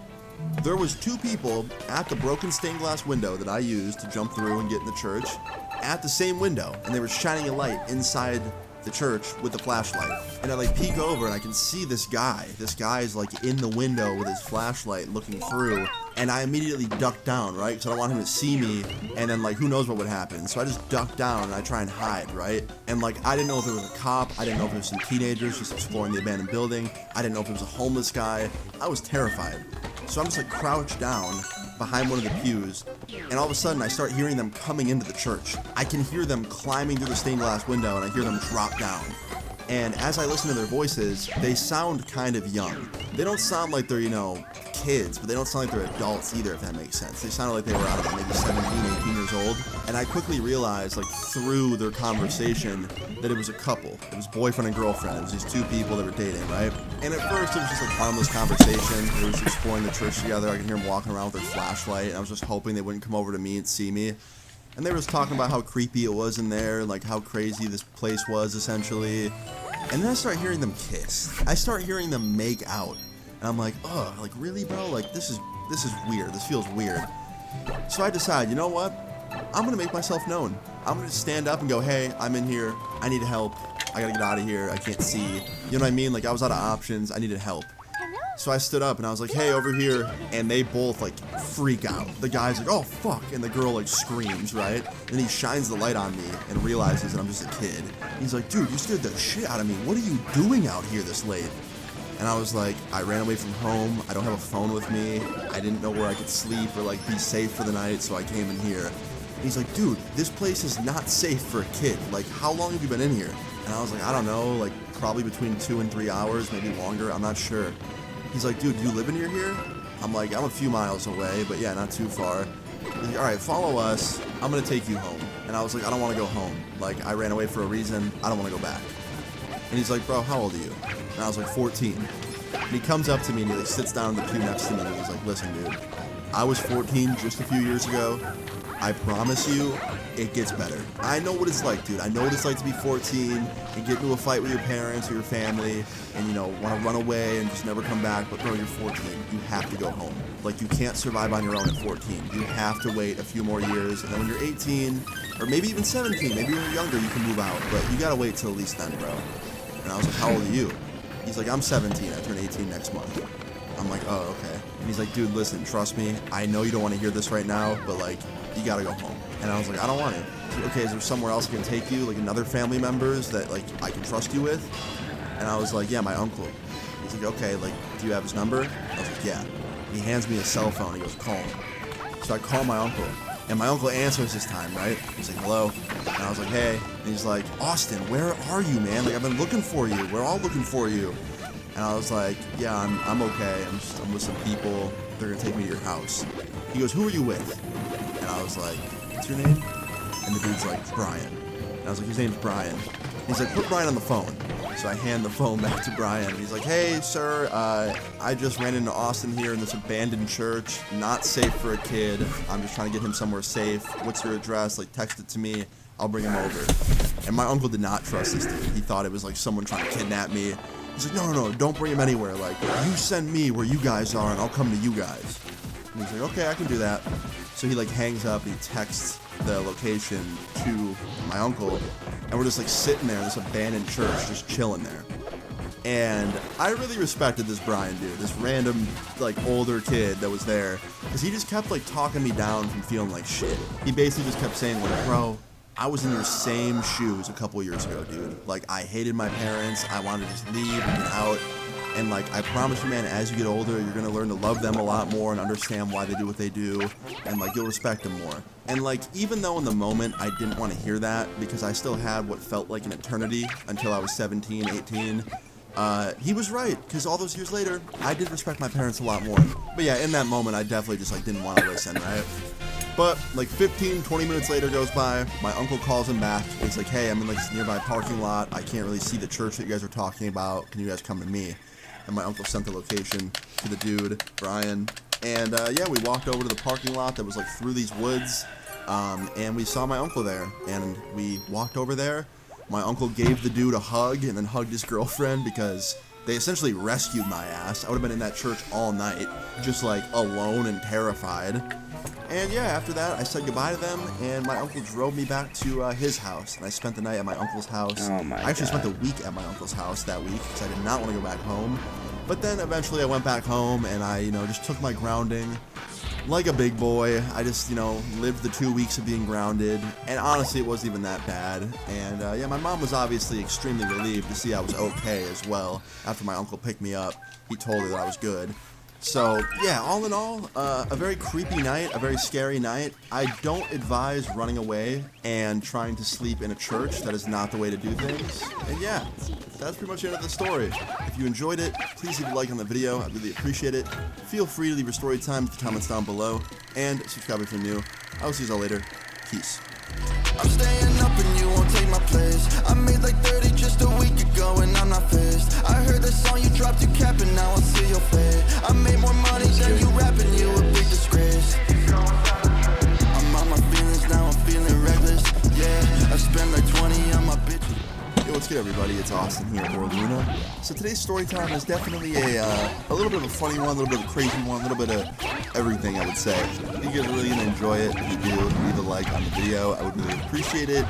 And yeah, I don't really know how else to start this other than just starting it, so let's get into it. So today's story time all takes place back in the year of 2015. Now, this was towards the end of my high school career. I hadn't dropped out quite yet, because I wasn't allowed to. But I was definitely nearing that point in my life, and I was barely going to school at this point. And when I was definitely not paying attention very much, not really doing the work, and that's not good. Don't be like me back then. But yeah, just giving you a little insight to how bad of a student I really was.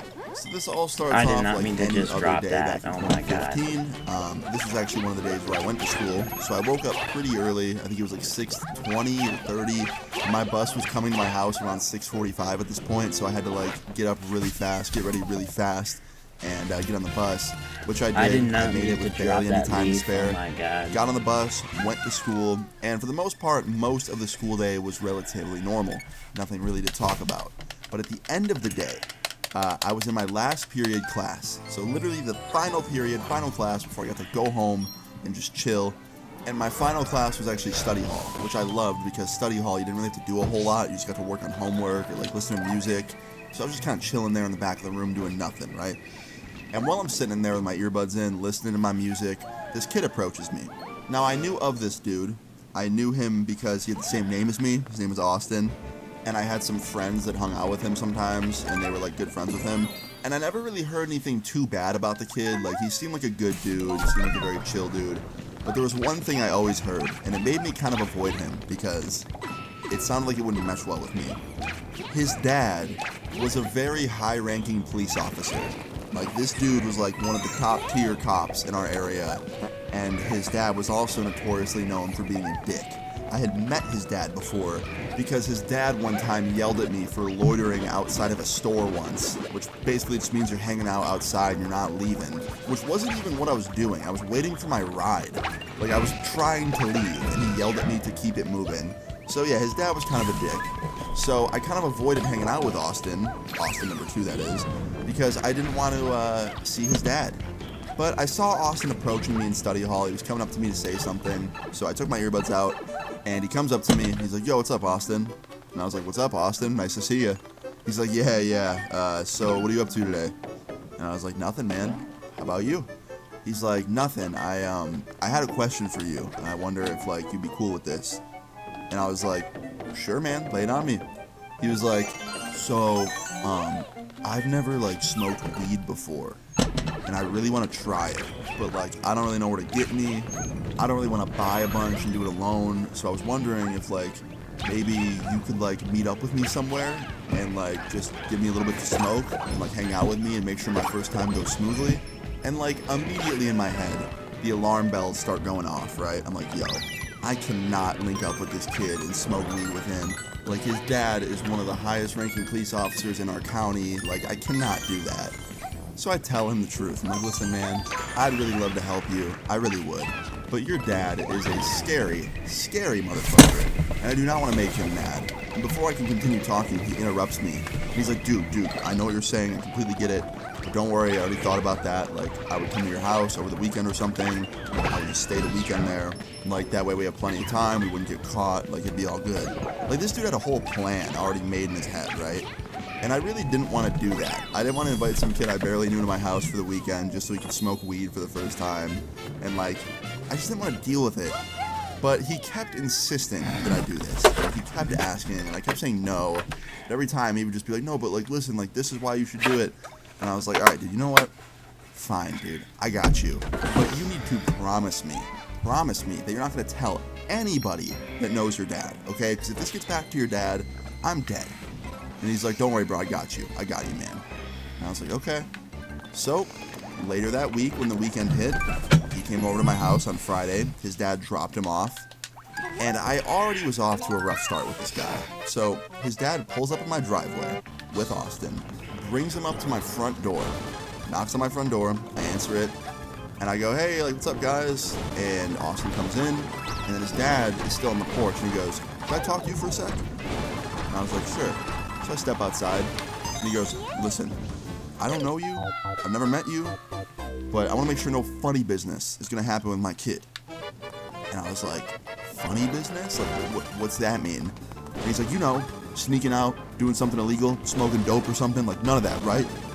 And I was like, sir, I got you. Don't worry, I'm not doing any of that. I'm good. And he's like, all right, because I'll know if you do. You know that? And I was like, okay, I get it. He goes, all right, is your mom home? And I was like, yeah. So I went inside, I got my mom, she came out, talked to him for a little bit. Probably the same conversation. And after that, he left. And it was just me and Austin. And we had some time to kill before my mom went to sleep and we could go smoke. So we spent most of that day just playing some COD in my room. And he was actually pretty fun to hang out with. He was a cool dude, honestly. I can see why my friends liked him. We definitely shared a lot of similar interests. For example, he knew that I was trying to do YouTube, and he also loved that, and he had a channel as well. He doesn't do it anymore, unfortunately, but at the time he was very passionate about it. He liked all the same games as me. Seemed like a cool kid, right? Kind of weird he had the same name as me. I think he might have like spawned out of an alternate universe of me, but you know, it's cool, whatever. But anyway, fast forward to later that night. It was time to smoke. My mom had went to bed. We were good to go. So I went downstairs, grabbed my stash from the basement. Me and Austin then snuck out to my backyard behind my pool. Went back there, and we started smoking. Now, I don't know if this dude like watched a bunch of YouTube videos before he tried this for the first time. I'm assuming he did. And I also don't know if this dude like had like an iron set of lungs or something, because this dude took my bowl for the first time, ripped it with no like tutorial needed, like he knew exactly what to do, and he took a bigger rip than I did, and then held it in for like 5 seconds, and then blew it out and just didn't cough at all. Meanwhile, I'm sitting there like like dying, bro, and he's just like, you okay? And I was like, yeah, are you? Like, how are you not coughing? He's like, I don't know. And I was like, okay, well, I guess you're just a natural? I don't know. So we ended up smoking a whole bowl together, and he's feeling it already. He's not one of those people that like didn't feel it his first time. Like, he definitely feels it. And he's actually having a pretty good experience. He's smiling, he's laughing at a bunch of shit. He's in just a very happy mood, right? So I'm having a good time, and so is he. And we spend the whole weekend pretty much just playing COD, smoking weed, eating junk food, like, just having a good time. And honestly, like, I really like this dude. I was like, yo, this is like one of my new best friends. This dude's the shit. Like, what I thought was gonna be a terrible weekend and like super awkward because I didn't know him that well, like, turns out I made a really good friend, and I was glad that I did it. Okay? Now fast forward to Sunday. Sunday, it's time for him to leave. His dad comes at about noon, picks him up. His dad didn't say much to me or my mom. He just said, thanks for having my son, and then he left. And that was the end of it. And I thought, okay, good. Like, everything went well.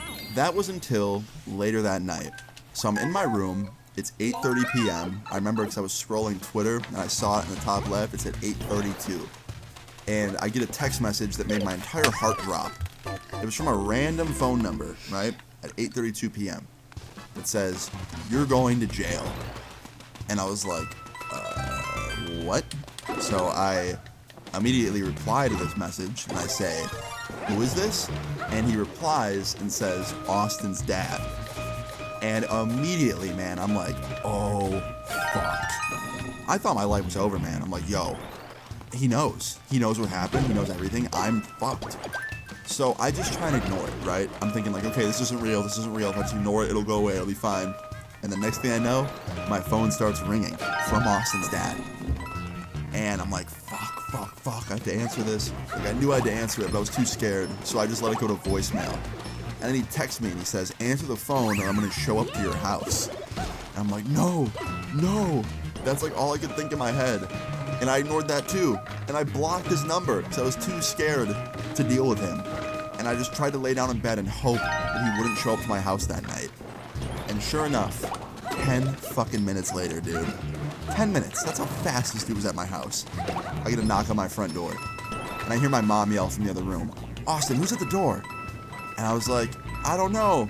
I knew who it was. I was lying. And my mom gets up out of bed. She goes to bed early. She gets up out of bed, goes up to the front door, opens it, and I hear her say, oh, hey, like, good to see you again. Is everything okay? And he yells, where's Austin? And she goes, my son? And he's like, yeah, your son, where is he? And she's like, in his room? Why? Did he do something wrong? And he goes, yeah, he did. And she's like, what'd he do? And he goes, you'll find out. Bring him out here. And she goes, Austin, come here. So I get up out of bed, I walk out there. I didn't tell even I don't know what's going on. No I'm like, fucking, what's up, guys? Like, what's happening? And no this dude goes, green star. tell your mom what you did with my son. And I was like, nothing, just hung out, played video games. Why? Like, what happened? And he goes, no, don't bullshit me right now. Don't lie to us. Tell your mom and me the truth.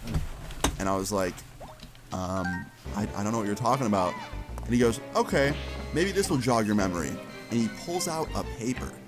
It's a drug test that says positive for THC with his son's name on it. And I was like, yo, he fucking drug tested him? That's like all I could think in my head was like, yo, how ridiculous is that? But I still played dumb. I was like, well, I didn't smoke with him. I don't know what you want me to say. And he goes, don't bullshit me. My son has never smoked in his life. I drug test him frequently. He's always negative. How come after he spends one weekend at your house, I bring him home and I notice that he has weed under his fingernails and he's failing a drug test? Why don't you tell me how that's happening? Now, I was trying my best to think of a response to him, but all I could think about was the fact that he just told me that the reason he knew was because he found weed under his son's fingernails. So, like, I really want to know how that went. Like, did his son get in the car? Like, did Austin get in the car? And then his dad immediately grabbed his hands and, like, smelled them and, like, checked under his fingernails for weed residue? Like, that's crazy to me. Like, I'm guessing that's really what happened or something. Because at one point when me and Austin were smoking through the weekend, he asked me to, like, hold a nug and help rip it up for the bowl. So he probably got some stuck under his nail or something, and his dad probably noticed it. But anyway, he basically asked me, like, okay, if we didn't smoke together, why is he failing this drug test, and why do I see weed under his nails right after he's done hanging out with you? And I didn't really have a good response, and before I could even think of a response, my mom kind of took over. She was like, listen, sir, like, I'm sure you're correct. I bet my son and your son probably smoked weed together, but, like, let's be honest here, what's done is done. So let's just move forward with the discipline process. And she was making complete sense by saying that. Like, yeah, me and Austin definitely smoked together. So what's left now is to clearly just discipline them. So ground them, essentially, right? And this dude doesn't want to take that for an answer. He's like, no, what's done is not done. I want to know why they did it. I want to know who they got it from. I want to know how much he has. Your son might go to jail tonight. That's what he said. And that made me shit myself on the inside. I was like, yo, what? Am I about to go to jail? And my mom goes into, like, lawyer mode. She's like, sir, I understand that you're upset that our sons smoked weed together, but I really don't think my son is going to jail for maybe having $10, $20 worth of weed on him. So let's just cut that shit out. And he gets real offended. He's like, are you sure about that? He might have a lot more than you think. He could be selling dope, like, you don't know. And my mom's like, I appreciate your concern with my son, but I think I would know if he was slinging drugs out of our house. And after she says this, this guy proceeds to walk away from our house. He just turns around and starts walking away without saying anything. My mom goes, okay, have a good one. And she closes the door on him, because we thought that was the end of it, right? Well, 10 minutes later, we get a knock on my door again. We open the door, and it's 2 police officers. It's 2 cops, and then him. This dude really called his friends. He called in backup over me and his son smoking some weed. Don't get me wrong, I think he had the right to be upset and, like, you know, scare us a little bit. But, like, 2 cops, calling out 2 cops from probably way more important matters to come talk to a young teenager about weed. It just blew my mind, right? So we open the door, and my mom, literally the first thing she said, she goes, really, this is what we're doing? And even the cops, like the 2 cops, looked very, very like they didn't want to be there, right? And this guy goes, Austin's dad, he goes, I'd like my buddies here to search Austin's room and see if he has, you know, more than what we're thinking for weed. And my mom goes, do they have a warrant? And even they look at him like he's crazy. And he goes, well, I can get a warrant. And they're like, sir, this is not worth it. Like, he's a young kid. I guarantee he does not have ounces and ounces of weed like you assume. Like, this is more of a family matter and not a matter of bringing us here, so we're gonna head out. So even his cop buddies, the ones he called in for backup, basically told him, like, you're fucking crazy. What's funny to me is I don't even know why he called them in. He's such a high-ranking police officer, I thought he could, like, do all this himself. But yeah, he called them in. Maybe it's because they were actively on the job or something. I don't know, right? I don't really know the rules and regulations of that stuff. But anyway, the cops left. And finally, after like 10 minutes of going back and forth with him, he finally left. We basically ended it on like my mom saying, I'll ground my son, you ground yours. Like, let's leave it at that. And he had nothing else he could really do. So yeah, he left. And after we got back inside, my mom sits me down and she goes, really, Austin? You smoked with someone whose father is a police officer? Like, is that smart? And I was like, no. And she goes, no, it's not. Like, use your brain. Seriously. And I was like, I'll try. And after that, I just went to bed. She didn't even take my phone or my Xbox or anything. I thought she'd ground me, but she just didn't have the energy, I guess. So I went inside my room. I laid down. I start like drifting off to sleep, right? Within like 30 minutes. And I get a phone call from none other than Austin. And I answer it, and the first thing this kid says is, bro, I'm so sorry that he got your number. Like, he forced me to give it to him. Like, I did not want him to call you and make a scene. Like, I'm so sorry he showed up to your house, bro. Like, this was not what I wanted to happen. I know you didn't want this to happen either, and it did. I'm so sorry, bro. I was like, dude, chill. It's okay. Like, honestly, it didn't go as bad as I thought it would. And your dad seemed like he kind of gave up on trying to get me in trouble with the law. So, I think we're good. And he's like, all right, man, like, once again, dude, I'm so sorry. And I was like, dude, you're good. Chill. And I was like, bro, just word of advice, though, next time, if you smoke weed, you might want to clean your fingernails before you get in the car with your dad, because he said that he saw them under your nails. And he's like, yeah, man, he caught me that way, and then he drug tested me, and, like, he did some, like, police-level drug test, bro. I didn't think it would show up, but it did. And I was like, damn, dude. He's like, yeah. And yeah, the next day I woke up, and unfortunately, I wasn't let off the hook. I did get grounded the next day. I got grounded for a month. And Austin number 2 got grounded for 3 months. His dad took his phone away, and he made him do even more consistent drug testing. So that sucks. I'm really glad my dad isn't like Austin's dad, because that would suck. But yeah, guys, moral of the story is, just don't do any of the stuff I talk about in the story time. So I was an idiot, and it led to complications. But yeah, guys, I hope you enjoyed this story time. If you did, please leave a like on the video. I'd really appreciate it. Feel free to leave your story times in the comments down below. And subscribe if you're new. I will see you guys all later. Peace. Staying up and you won't take my place. I made like 30 just a week ago and I'm not phased. I heard that song you dropped your cap and now I see your face. I made more money than you rapping, you a big disgrace. I'm on my feelings now, I'm feeling reckless. Yeah, I spent like 20 on my bitch's necklace.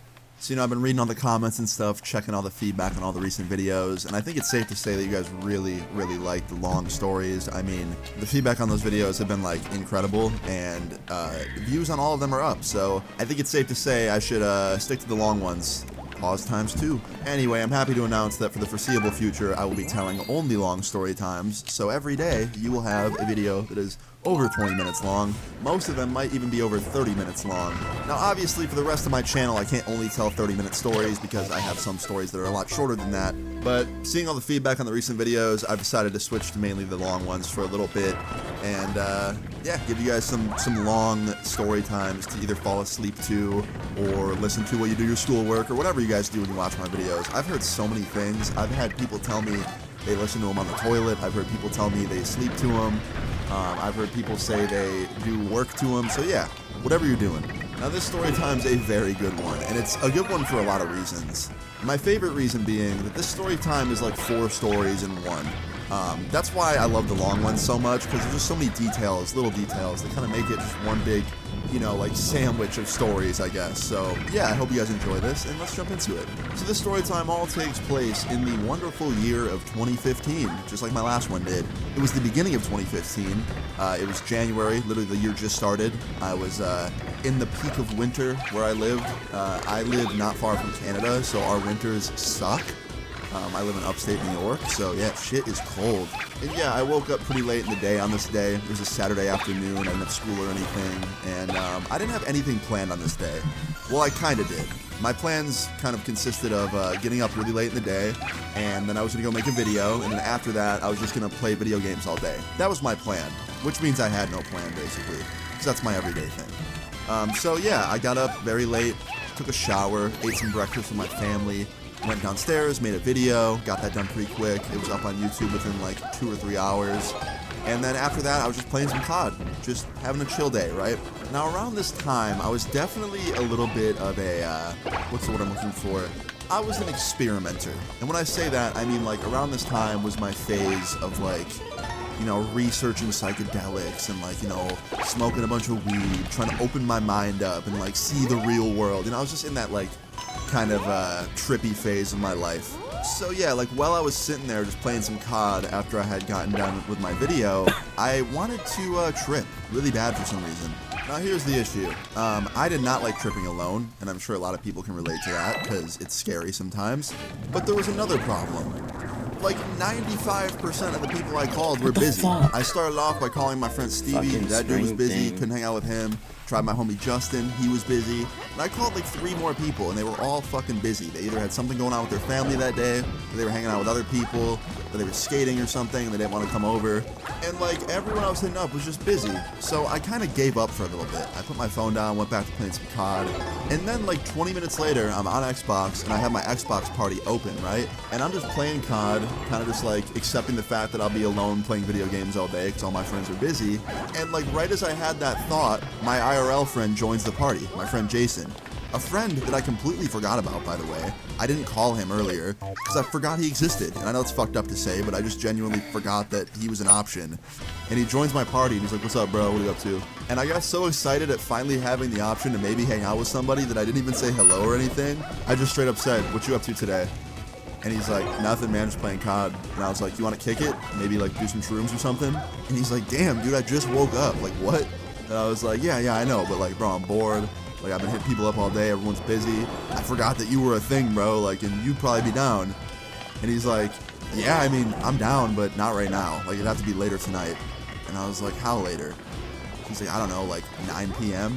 I'm like, "Bro, 9 p.m. That's like hours from now." He's like, "Yeah, but like, I don't want to trip after I just woke up. I want to like eat my breakfast and like play some video games, get some work done, and then I can hang out." Now, Jason worked with his dad on the weekends. Like, every weekend he would help his dad work on stuff, like with construction and stuff like that. So I definitely understood that he didn't want to hang out right away. He probably had some pretty important things he needed to do first. So I was like, "All right, man, fine. We'll hang out later, like 9 p.m. And he's like, "Yeah, and one other thing." I was like, "Okay." He's like, "I want to do LSD, not shrooms." And I was like, "Bro, what?" He's like, "Yeah, man, shrooms don't affect me good. Like, acid does." Now, I had the complete opposite experience at the time. Around that time, shrooms definitely affected me better than LSD did, so I definitely didn't want to mess with it. But I was like, "You know what, man? If you know where to get some, I'm down, because I can't get any." And he's like, "All right." So yeah, later that night, around like 8, 9 p.m., I get a text message from Jason, and it just says, "I got some." And I was like, cool, when are you coming over? He's like, 9:30. I was like, "All right, bet, I'll see you then." So now I'm like trying to mentally prepare, right, for the night I'm about to have. Because this really wasn't in the plans. I thought maybe I'd like link up with a friend, maybe 2, maybe shroom a little bit, I don't know. But no, now it's like this whole full-blown acid experience with one of my homies.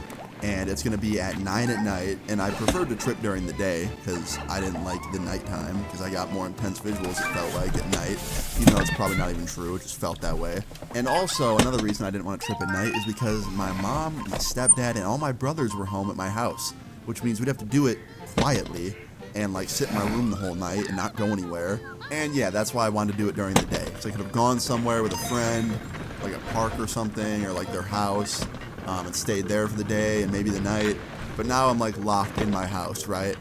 So yeah, later that night at about 9, Jason came over. He pulled up. His dad dropped him off. Came to my house, had his backpack on with all his stuff to spend the night. You're probably wondering, Austin, why didn't you just spend the night at Jason's house? Jason's house was definitely off the table. He like lived in a room with his brother, so we couldn't do it in his room. His little brother would be right there. And we couldn't do it in the living room. The living room was right next to his parents' bedroom, and he had no basement or anything. So yeah, his house was just off limits. My house is a little bit more accessible for this kind of thing. So Jason came over, and first thing he says to me when he walks in my room, he closes the door and he goes, "Yo, I got some." And I was like, "Yeah, I know, dude. You texted me that earlier." And he's like, "Nah, bro, like I got some. Look." And he pulls it out. And this dude bought more than I could ever imagine, dude.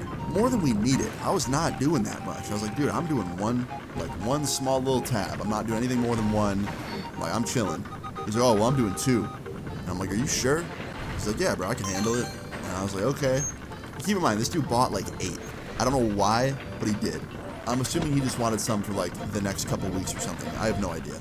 But anyway, yeah, we got right to it. He took 2, I took 1, and before I knew it, we were on our way. Now, it took quite a bit for it to kick in for me usually, so I knew I had some time to kind of chill and not worry about, visuals and seeing stuff and feeling stuff, so I tried to just chill out for a little bit. After we took it, we just started playing some COD together. We were split screening on Spec Ops. If you guys know, you know. That shit was legendary back in the MW2 days. I sound like an unk right now. But anyway, yeah, it was cool. We were chilling playing Spec Ops, and, I kind of knew that we had probably about 45 minutes to an hour before we felt any kind of effect. So about 20 minutes later, I got curious, and I was like, "Yo, where did you buy the acid from?" And he's like, "Oh, my brother's home." And I was like, "Okay, cool." Because I knew his brother. His brother was like 2 years older than he was, and his brother was a pretty cool kid, so I figured he had a reputable connection. It's kind of funny that him just being like, "Oh, my brother," made me be like, "Okay, yeah, it's trustworthy." I probably should have been a little bit more cautious about shit like that back in the day, but what are you going to do? Anyway, yeah, about 20 minutes after that, I finally started to feel this kick in. And it started off very gradually, just felt a little bit more like different. Things seemed a little bit more vivid, things seemed a little bit more bold, and I felt like I was in a little bit more of an uplifted mood, if that makes sense. Not like overly happy, I just felt kind of like a good vibe. I hate that fucking word, I hate the word vibe, but that's what it felt like, okay? And I was excited. I was like, okay, cool, this is starting out very, very good. Now I'm going to fast forward a couple hours because nothing really happened over the next 2 hours. We were just sitting in my room playing Call of Duty. And let me say, the more and more this shit kicked in, the more and more I sucked at COD. We tried to 1v1 at one point, like split screen, and I thought I was seeing him in different places throughout the map where I wasn't seeing him. And I'm going to guess that was because of the visuals I was seeing.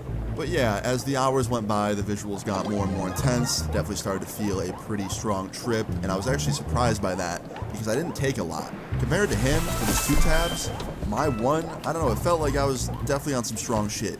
Now, at this point, I want to get out of the house, because the visuals were getting stronger and stronger, and I kept looking at things in my room that were looking different than they normally would.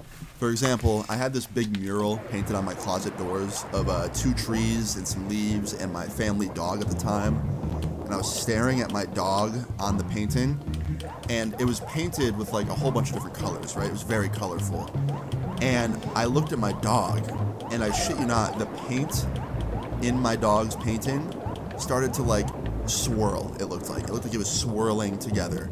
It looked like the paint was moving. And I'm like, okay, that ain't real. I need to get out of my house and stop staring at my dog before it comes alive and eats me. Now, deep down, I knew that wasn't going to happen, but I didn't like the look of it, so I just wanted to leave. There was also other things in my room that were kind of tripping me out. For example, I had a big tie-dye tapestry on my wall, and I kept looking at that, and it had this very weird kaleidoscope pattern going on. And I was just like, okay, yeah, this is wild. I need to get out of the house and, like, just go for a walk or something and, like, see some nature. Even though it was very dark out, I just knew that I'd feel better outside because staring at all the stuff on my wall moving around was making me feel a little bit anxious. So I told my homie that. I was like, "Jason, I gotta go outside, dude. Like, I wanna go outside, just go for a walk or something, because, like, I'm feeling a little bit weird." And he looks at me with this face of, like, disappointment. And he's like, "Dude, outside? Really?" And I was like, "Yeah." And he's like, "Dude, it's like 20 fucking degrees. You're really gonna make me go outside and freeze my ass off?" And I was like, "Dude, just a quick walk. We don't have to stay out for that long. Let's just go up to the store. We'll grab some drinks, some snacks or something, and then we'll come back." He's like, "Actually, okay, that sounds pretty good. I need a drink." And I was like, "All right, cool." So we put our coats on, we put on our shoes, and we set out on a journey to the convenience store like a mile up the road. Now, this was kind of a stupid idea because I wasn't supposed to be going anywhere, especially at night, without telling my mom where I was going first, but she was already sleeping, so me and my homie decided to sneak out. Yeah, real smart. But anyway, Jason was right. It was fucking cold. It was like 20 degrees. We stepped outside and immediately my ass went from tripping to freezing. That's not true. I was definitely still tripping and freezing. But being cold, for some reason, took my mind off the trip a lot. There might be some science behind that, with the body being cold, not feeling effects as much, or stuff like that, but I don't know. I'm not no scientist. I'm just a moron with a YouTube channel. So, anyway, we set out on our walk to this convenience store, and it was actually pretty nice. The first, quarter mile, I was feeling pretty good. I was looking around at the street lights and the white snow on the ground, and I was still seeing patterns and kaleidoscope patterns and stuff like that, and visuals, but they weren't as scary as they were in my room. I think the way I had my room decorated was not ideal for an acid trip, that's for sure. So, yeah, I'm looking around, just being surrounded by nature, feeling good. My trip was definitely turning around, because it was starting to veer in that direction of bad trip, but now it's veering more towards good trip, and things were good, right? Now we get up to the convenience store, I grabbed a can of Arizona, my homie grabbed some random sports drink, and we go up to the front, and then we grab some snacks, and we check out. Now as soon as we get done checking out, we start walking out of the convenience store. And as we're walking out, I notice something. I hear a super weird, high-pitched ringing sound. I would try and mimic the sound for you, but I could not make it with my voice. It was very high-pitched. It was very, uncomfortable on my ears. It did not sound good. And I honestly thought it was just my mind starting to have a bad trip again. I thought I was imagining something. I thought I was having auditory hallucinations. And then Jason looks at me and he goes, "Yo, what is that sound?" And I was like, "Oh, thank fuck, you can hear it too." I thought I was crazy. He's like, "Nah, dude, what is that?" And I was like, "I don't know. It kind of sounds like an alarm." And right after I said that, I hear police sirens in the distance, very, very faintly. And they start getting louder and louder and louder, very quickly. You can tell they're coming towards us fast. And then I start to see over the road, over the hill, red and blue lights bouncing off the trees. And I look over at Jason, I'm like, "Yo, a bunch of cops are about to come over that hill. Watch." And literally, maybe 5 seconds after I said that, 3 police SUVs come over the hill, speeding. And they pull into the parking lot of the convenience store we're at. And they jump out. And me and Jason look at each other like, "Oh, we're fucked, bro. We're going to jail." I really thought that these cops were there for us. And the one cop approaches me and Jason and he's like, "Did you see anybody run through here?" And we're like, "No." And then he just runs inside the convenience store and starts talking to the clerk in there. And I look at one of the other cops standing there and I was like, "What's going on?"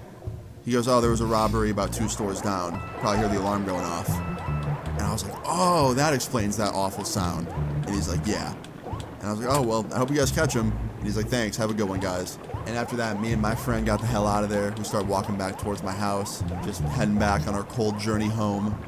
And me and Jason couldn't believe what just happened. He looked over at me after we got far enough away.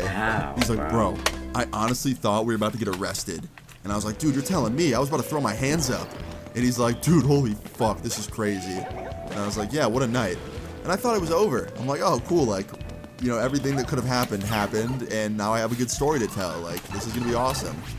Little did I know the story was far from over. So about halfway through our walk, literally right at the halfway point, we're turning the corner to go down one of the main streets that leads to my house. And while we're turning the corner, we see this man, maybe 4 houses up on the sidewalk, running full speed towards us. And he's wearing a black hoodie, black pair of jeans, some work boots, and he has a duffel bag in his hand, and he has his hand over his face. And he's running straight towards us, full speed, not stopping. So me and my friend, naturally, this was very sketchy, so we stepped out of his way, and he ran by us and didn't stop, didn't hurt us or anything. But he looked like he would have if we didn't get out of his way, so we got out of the way.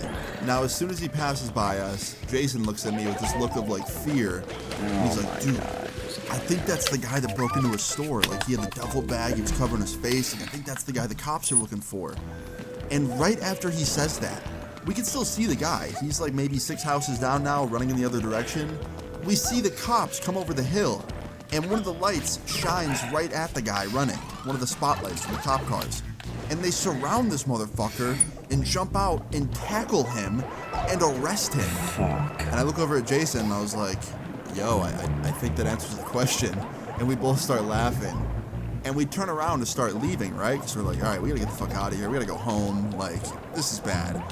And all of a sudden, we hear someone yell from the distance, hey, stop. And we turn around, and it's one of the cops.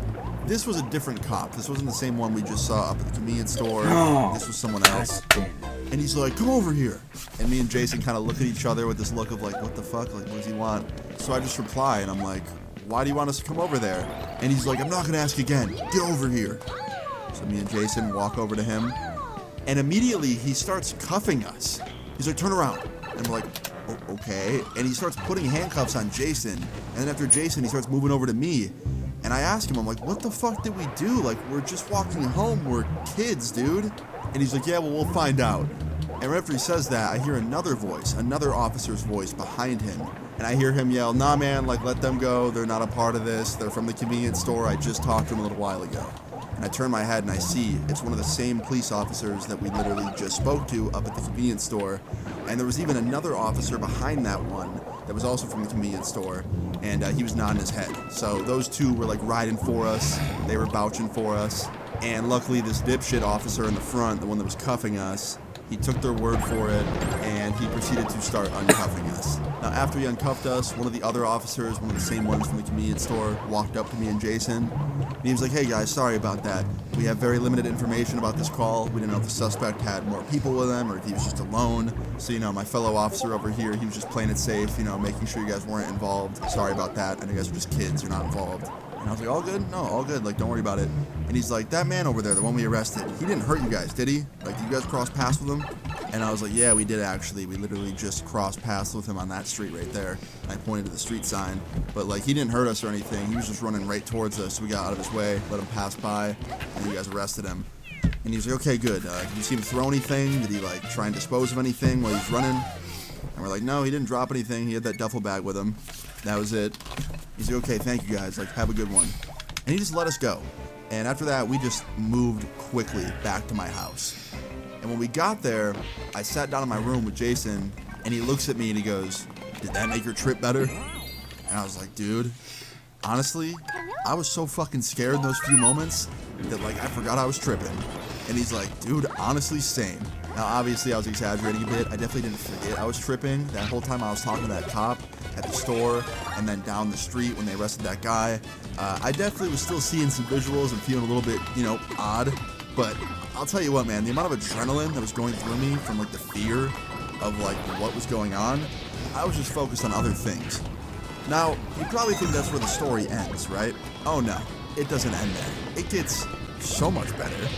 So the next day, right, me and Jason wake up at, like, probably 11 a.m.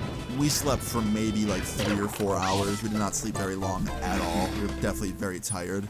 But we just couldn't go back to sleep. So we both got up, and we're sitting in my room, just kind of, like, still coming down from the night before, right? Like, just the events that happened, how crazy it was. Like, everything was still just so fresh in our mind. And Jason looks at me, and he's like, you want to get some breakfast? And I was like, yeah. So I went in the other room, told my mom that me and Jason were going on a walk to get some breakfast, and then me and Jason left my house and started walking to a bagel shop near my house. Stepped out the front door, walked to a nearby bagel shop, like a mile and a half away. We got there, we sat down, we were in this booth right next to one of the TVs, and as soon as I start eating my bagel, I look up, and the news is on. And it's talking about what happened the night before. It's talking about the break-in that happened. So I tell Jason, I'm like, yo, turn around, like, look up. They're talking about the break-in from last night. He's like, oh, shit. He turns around. We're both watching. And the first thing the news showed was a still shot of the building that got broken into. It was right next to the convenience store. And it was a jewelry store. It was a really nice, like, high-end jewelry store. So that explained that. I'm like, okay, like, this burglar broke into the building, stole some jewelry, tried to make a quick buck. Probably filled that duffel bag up with a bunch of necklaces and rings and stuff. Like, no surprise there. And then, I was not prepared for what happened next. They showed the mugshot of the guy that did it, the thief. I guess he was like a repeat offender, so they had like the previous mugshot they were showing. And they showed this dude's mugshot on the TV. And I noticed Jason's face, like, changes. And looks very, very, like, concerned. And I was like, yo, like, are you good? And he turns around and he looks at me and he's like, dude, dude. And I was like, is your fucking brain malfunctioning? Like, why do you keep saying that? Are you a fucking parrot? Stop repeating the same thing. And he was like, no, dude, like, you don't get it. I know that guy. And I'm like, what? What do you mean you know that guy? No, you don't. He's like, no, dude, I do. That's my brother's friend. That's the one that sold me the acid literally the same day he robbed that jewelry store. And I was like, no fucking way. He's like, yes. And I was like, are you messing with me? Like, seriously, tell me the truth. Are you messing with me? I was like, no, dude, like, I saw him literally yesterday. Like, bro, same day. Like, this is crazy. And I was like, yeah, dude, this is insane. Like, you didn't recognize him yesterday when he ran by us or anything? He's like, nah, dude, he's wearing, like, black hoodie, black pants, covering his face. I couldn't see his face. And I was like, all right, fair enough. And he just keeps talking about how he's, like, in disbelief this dude is someone he, like, literally just saw, right? And then he gets a phone call from his brother, the one who was friends with this guy that robbed the jewelry store. And he puts it on speaker. And the first thing his brother says is, did you see that blank got arrested? He said his name. And Jason's like, yeah, dude, we're at this bagel shop. We're watching it on the news right now.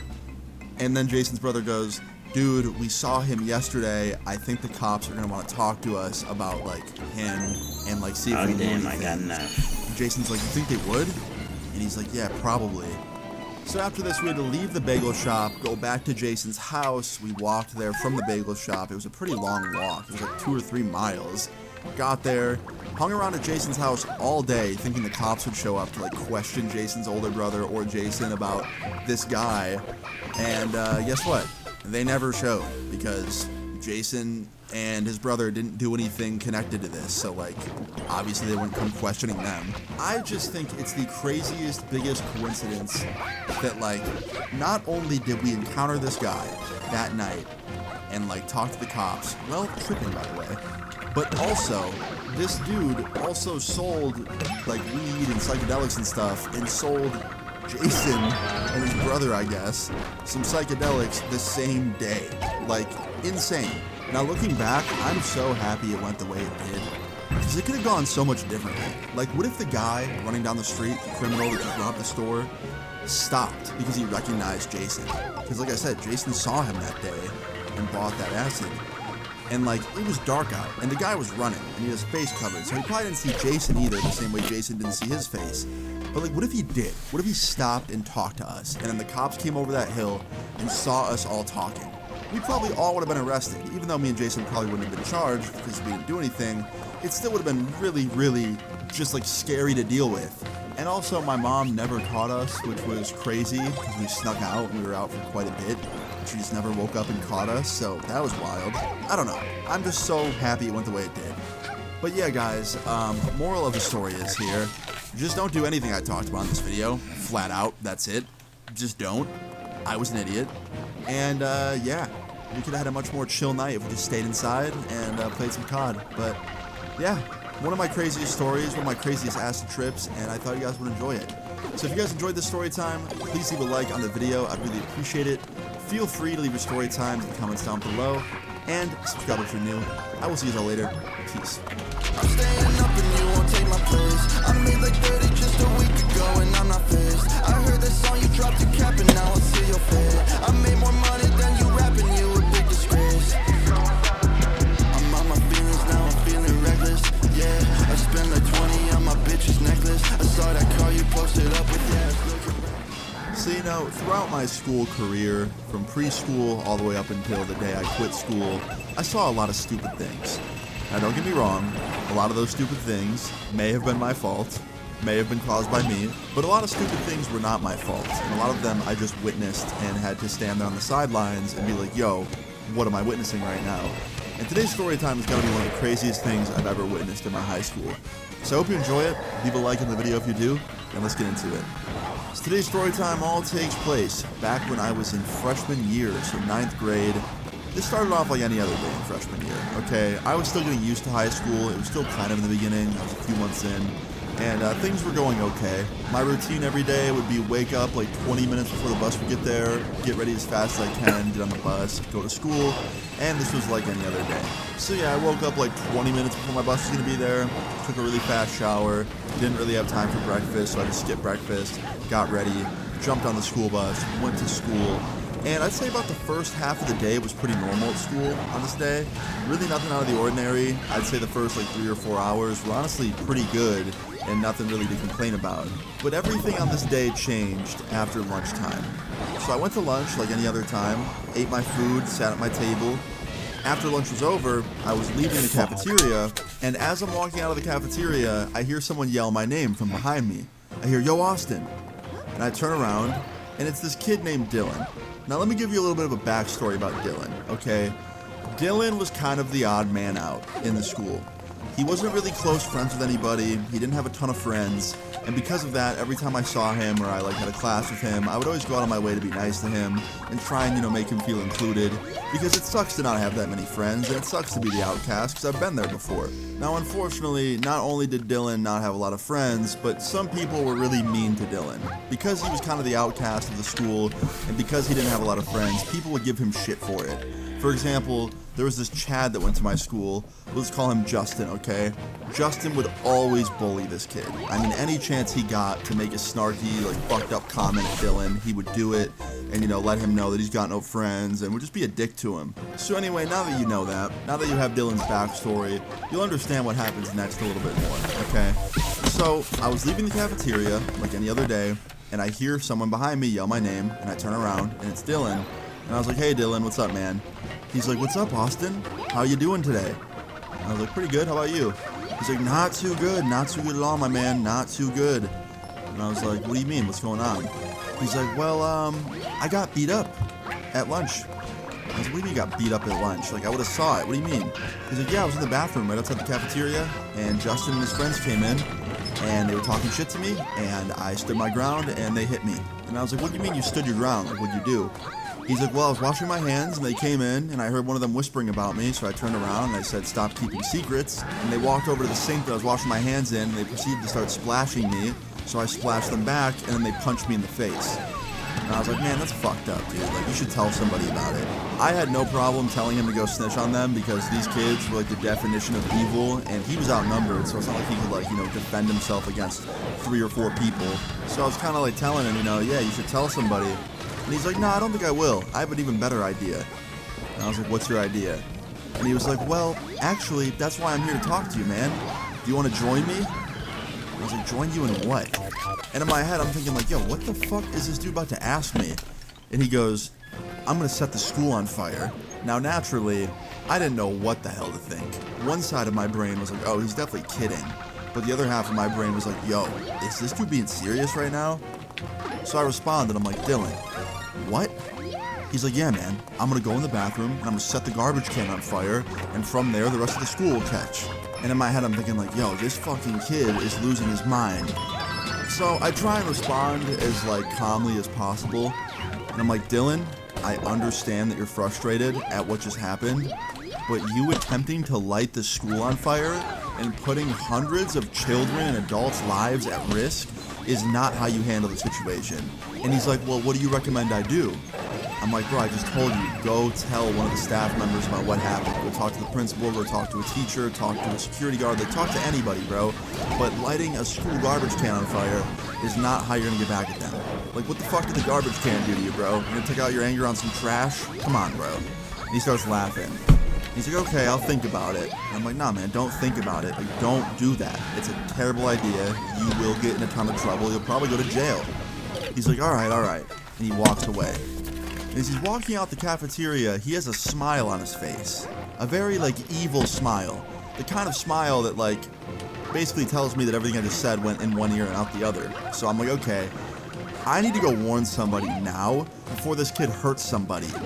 So I walk as fast as I possibly can to the main office, and I go up to the principal's door, and I was just hoping he was in his room, because a lot of the main office was on lunch break at this point, so I didn't want him to not be there and not be able to hear what I had to say.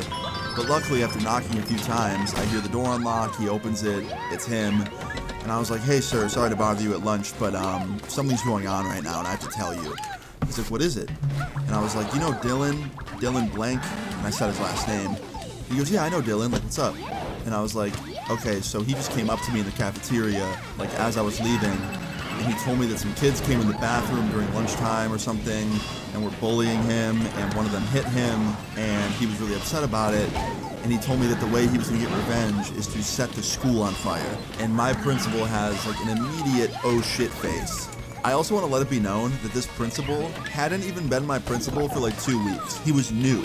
Our main principal, who was a woman, got sick and she had to like step out for a few months. So we had this temporary one, and it was like his first couple weeks at the job, and this was one of the first things he had to deal with.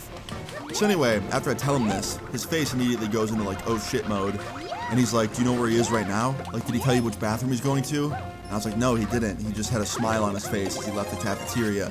I tried telling him to come talk to you or like another staff member, and he said that he'd think about it, but then he just left with a smile on his face.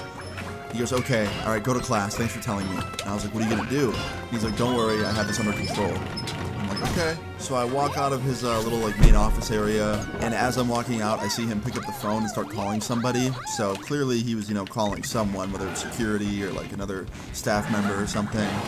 And I walk down to my classroom, I go into class. I had study hall at this hour, so I just got to kind of sit there and either do homework or listen to music. And I pop my headphones in, and I'm just sitting there at my desk listening to music, and I hadn't even been in study hall for like not even 5 minutes. And all of a sudden I hear noise coming through my headphones. Like there was something happening in my classroom that was so loud I can hear it over my music, which was turned up very loud. So I look up and I'm looking around and I don't see anything. So I pop out one of my earbuds, and as soon as I take out my earbud, I can hear very clearly what was so loud. It was the announcements, the overhead announcements. Essentially, my principal was making an announcement to the entire school and every classroom saying that we're going into a lockdown and that nobody can leave their classrooms.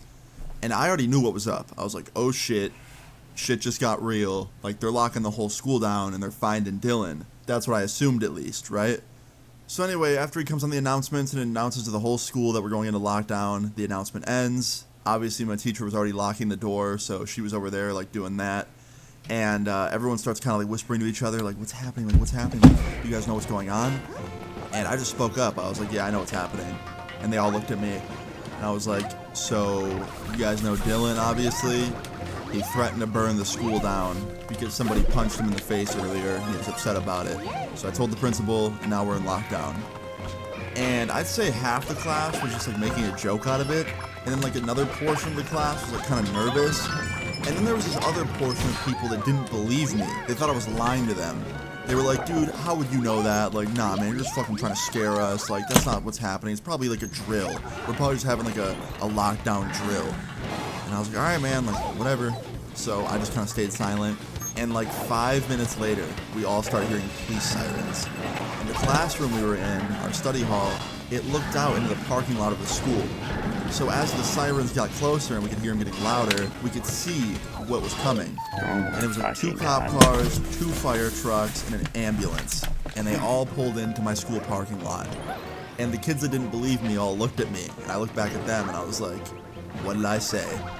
And like 10 minutes later, we don't hear anything. There's no announcement, there's no nothing. Just all those emergency responders are just parked outside. And like 20 minutes later, finally an announcement comes on. And it says, lockdown's been lifted, you can now roam about, thank you for cooperating. And essentially that's it, right? So we're all like kind of relieved, but also like we're still wondering what the hell happened. And I'm even wondering what happened at this point. I'm thinking like, yo, did Dylan do it? Did he light the school on fire? Did they catch him before he could do it? Was it just like, a misunderstanding? Like, was he already in class and like he wasn't going to do it at all? Like, you know what I mean? I just had a lot of thoughts, right? So after study hall's over, the bell rings, I go out in the hallway, and I start walking around. And for the most part, there's really nothing out of the ordinary. Then I go upstairs, and immediately I smell something. Right next to the cafeteria, I can smell burning. And it doesn't smell like burnt food. It smells like bonfire. It literally smells like someone was having a campfire in the upstairs hallway somewhere. And I was like, where the hell is that smell coming from? So I start following it. I'm like going closer to where the smell is stronger. And like when I get far away, I'm like, okay, I'm going in the wrong direction. So I keep trying to like follow the smell. And it ends up leading me around the corner to where one of these bathrooms were. It was the boys' bathroom right in front of the cafeteria, essentially. You just had to go around a corner, and it's right there. And it smelled super strong right there, like smoke. And I went to walk in, and the door was locked. And I was like, what the hell is going on? And as I'm trying to open it, I hear someone behind me go, bathroom's closed. And I turn around, and it's a security guard, and there's a firefighter right next to him. And I'm thinking like, yo, he really did it. Dylan really lit this bathroom on fire. So I speak up. I'm like, hey, like, it kind of smells like smoke over here. Like, is the bathroom okay? The security guard's like, yeah, it's fine. We had a little bit of a situation, but it's been handled. Everything's okay. But the bathroom's not going to be usable for at least a few days. And I was like, okay, what happened? The security guard goes, sorry, Austin, can't tell you. Move along. I'm like, okay. So I walk away, and I go to my next period class. And the whole rest of that day, I don't really find anything out. I couldn't tell what happened. I couldn't get anyone to tell me anything. And then later that day, I get home, and as soon as I walk off the bus, my mom comes out on the porch, and she's like, hey, are you okay? And I was like, yeah, I'm fine. She was like, I just got off the phone with your school. They said there was a fire at the school today. She said some kid tried to, like, set a garbage can on fire or something.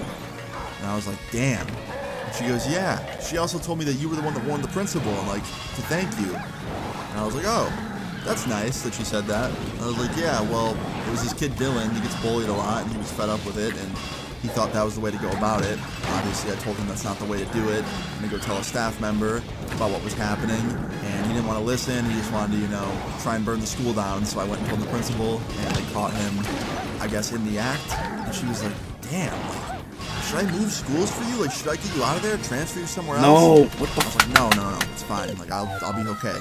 And she's like, all right, just let me know. Like, say the word, we'll get you out of there. I'm like, it's all right, Mom. So the next day rolls around. And the first thing I did when I walked into school was check that bathroom and see if it was unlocked. And it was. That was an interesting surprise because I was told that, you know, it'd probably be out of commission for at least a few days. So the fact that it was unlocked the next day was crazy. And I opened the door, and let me tell y'all, the sight that I saw was crazy, okay?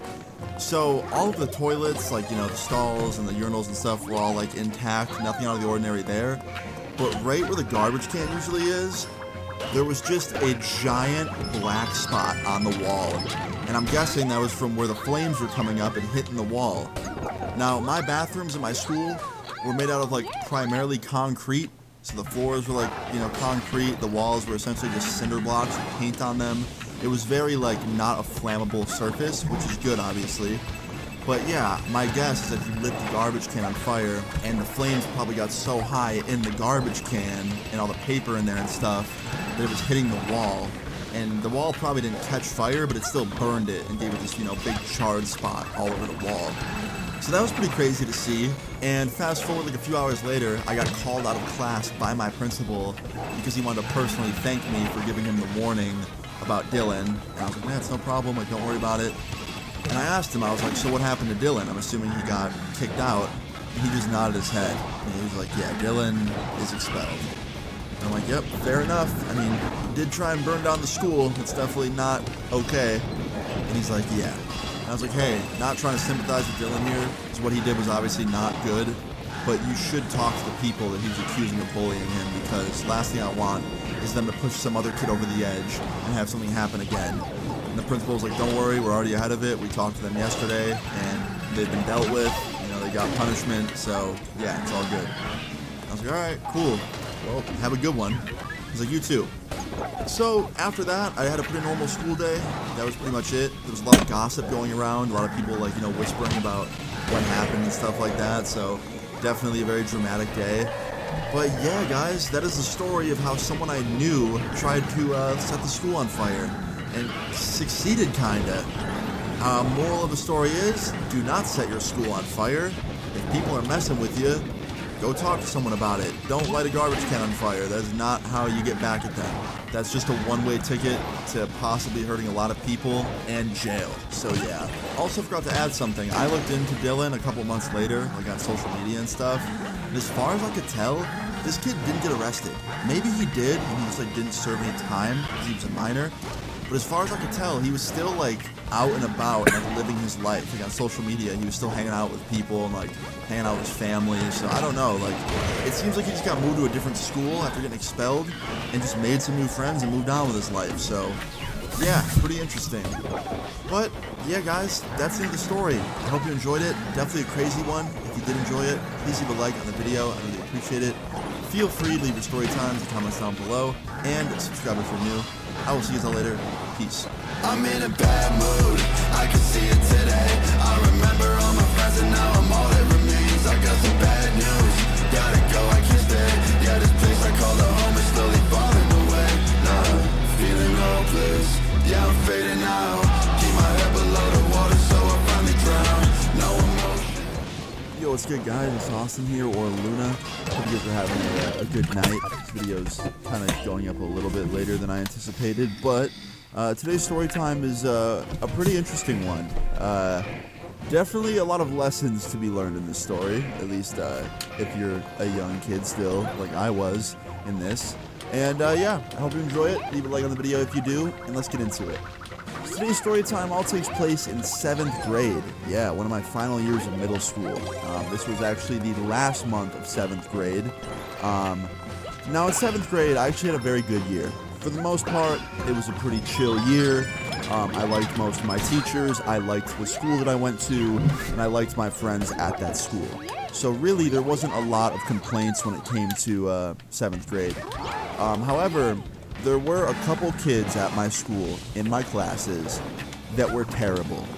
And when I say that, they weren't terrible to me, well, maybe sometimes they were, but most of the time they weren't. They were terrible to other kids.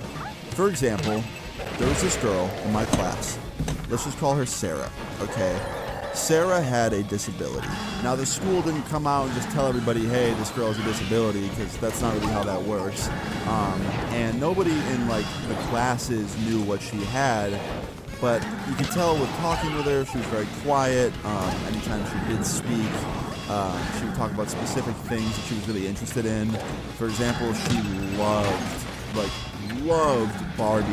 And I don't know about y'all, but in 7th grade, there weren't a lot of girls like still talking about Barbies like that. And with how much passion this girl had for Barbies, like it was just truly kind of impressive. But it wasn't just that. There were a couple other things like not picking up on certain social cues and just the way she would speak to other individuals. Not rude or anything, but you could definitely tell that there was a couple things that she didn't really understand. However, this girl had straight A's. She crushed school. Now anyway, after I say all that, you're probably like, Austin, how does that mean she has autism, dude? What the hell do you know about autism, bro? Well, I'll just say it. I'm autistic. I'm just kidding. Actually, I don't know if I am or not. A lot of people in my family have autism. So, you know, your boy might have a touch of the tism. Who knows? Honestly, I wouldn't give a fuck if I did. Like I said, a lot of people in my family have it. They're cool. They're chill. They're smart. Smarter than me. They graduated. I didn't. Anyway, I'm going off on a tangent here. So a few people in my family have it, and also there's a person in my family who is a tutor for kids with autism, and she tutored Sarah. And she told me one day when I got home from school, she was like, hey, do you know Sarah Blank? And I was like, yes, I do know Sarah Blank. She's in my class. And she was like, okay, well, she has autism, so if you ever see any kids being mean to her, or like you're talking to her and she's not picking up on something, be patient, you know, and go easy on her. Don't let kids pick on her. I was like, of course. Like, I kind of had a feeling, but now that you confirmed it, like, it's good to know. And she was like, okay, good. So anyway, now that you have all that backstory, I was in class one day. It was my first period class in 7th grade. Like I said earlier on, it was the last month, I believe, of the school year. So at this point, pretty much everybody in the classroom was pretty on edge. They just wanted to like get school over with and have summer hit. And another thing about my first period class, it was one of 2 classes that I had with Sarah. And not just Sarah, but it was also the class with the most dickheads. That's where all of like the Chad kind of like bully type kids were. And pretty much every day, someone in that class was just being a dickhead or an asshole, like making fun of somebody else, just being a troll. And I was always concerned that it would end up making its way to Sarah. And unfortunately, on this day it did, and in the worst form possible. So, before class started, this teacher walks in, who was not our regular teacher. It was a substitute. And not just any substitute, the world's most soulless, fucking boring, just absolute, like, I don't even know what word to use to describe this lady. Just fucking boring and soulless is all I can say. Like, she walked in, and she reminded me of the lady from Monsters, Inc., like the paperwork lady. She walked in, she was like, hello, children. Everybody take your seats. Stop horsing around. And I remember my friend at my table looked at me, and he's like, dude, this fucking lady sounds like the lady from Monsters, Inc. And I was like, bro, I was thinking the same fucking thing. If you haven't seen Monsters, Inc., go look that up right now. Look up Monsters, Inc. Paperwork. Just look that up. If you haven't seen the whole movie, just go watch the whole fucking movie. It's a classic. Anyway, so class starts off, and this lady's soulless, and she's kind of mean. We were doing this project. It was actually language arts. I forgot to tell you guys the class. It was language arts class. And we were doing this like book report project thing. And in my opinion, this was the worst day to have a substitute because it was an important project. It required you to present in front of the entire class, and our actual teacher wasn't there to see it. Also, it was bad because our actual teacher knows about Sarah's condition, the fact she has autism, and would go a little bit easier on Sarah when it came to things like this because she knew how stressful it was for her. For example, usually when we'd have like presentations and projects, Sarah would present them in private, usually with just the teacher, because she had super bad public speaking anxiety, which is completely understandable, and it's probably twice as bad for her due to her disability. So anyway, the substitute teacher was like, all right, so today you'll be presenting your book report. Austin, you go first. And I was like, damn it. So I stood up, went up there. I did not do it. I didn't even read the book. I read the summary on the back and then just got up in front of the whole class and freestyled a whole ass book report. And I wish I had this on video because it was so funny. Essentially, like I said, I was just spitting bullshit. I was like, yeah, this book like truly changed my outlook on this situation, and the main character was one of the most independent, noble main characters in any book I've ever read, and I really loved the ending and how he came to a resolution with his life. And this teacher goes, did you even read the book? And I was like, yeah. And she goes, he dies in the end. I was like, well, yeah, I was getting to that. And then everyone starts laughing. And this random kid in the back of the class, who I barely knew, his name was Aaron, he's like, Austin, you didn't read that fucking book, you're full of shit. And I was like, alright, I'm done. And I just went back to my seat, and she failed me for the project. Anyway, I got back to my seat, and this teacher, the substitute, goes, alright, Sarah, you're next. And Sarah's face, like, immediately freezes. Like, you can see the fear in her eyes, and everybody looks at her kind of fearful for her because they knew that she didn't like going up and presenting. And these asshole kids in the side of the room, on like the right side, not far from where Sarah was sitting, start smiling and laughing because they knew that she wasn't going to be like ready to present in front of the entire class. And I remember me and my friend both giving them a dirty look, and my friend threw him the finger because they were being assholes, and personally, they deserved it. But anyway, the teacher was like, come on, honey, come up and present. And she goes, no thanks. And the teacher's like, well, I'm not asking, you have to present, like, it's a project. And Sarah goes, no thanks. And the teacher goes, I'm not going to ask again, get up here and present. And I walked up to the front of the room, and I went to whisper in the teacher's ear and tell her, like, hey, she has a disability, go easy on her. And she goes, Austin, sit back down. And I was like, no, you really don't understand. She goes, sit back down now. And I was like, fine. So I went back to my seat. And at this point, Sarah has tears running down her face because she doesn't want to present. And I don't fucking blame her. I didn't want to present either. And I can only imagine what this girl was going through. And the teacher goes, Sarah, get up here and present, or I'm going to report you to the main office.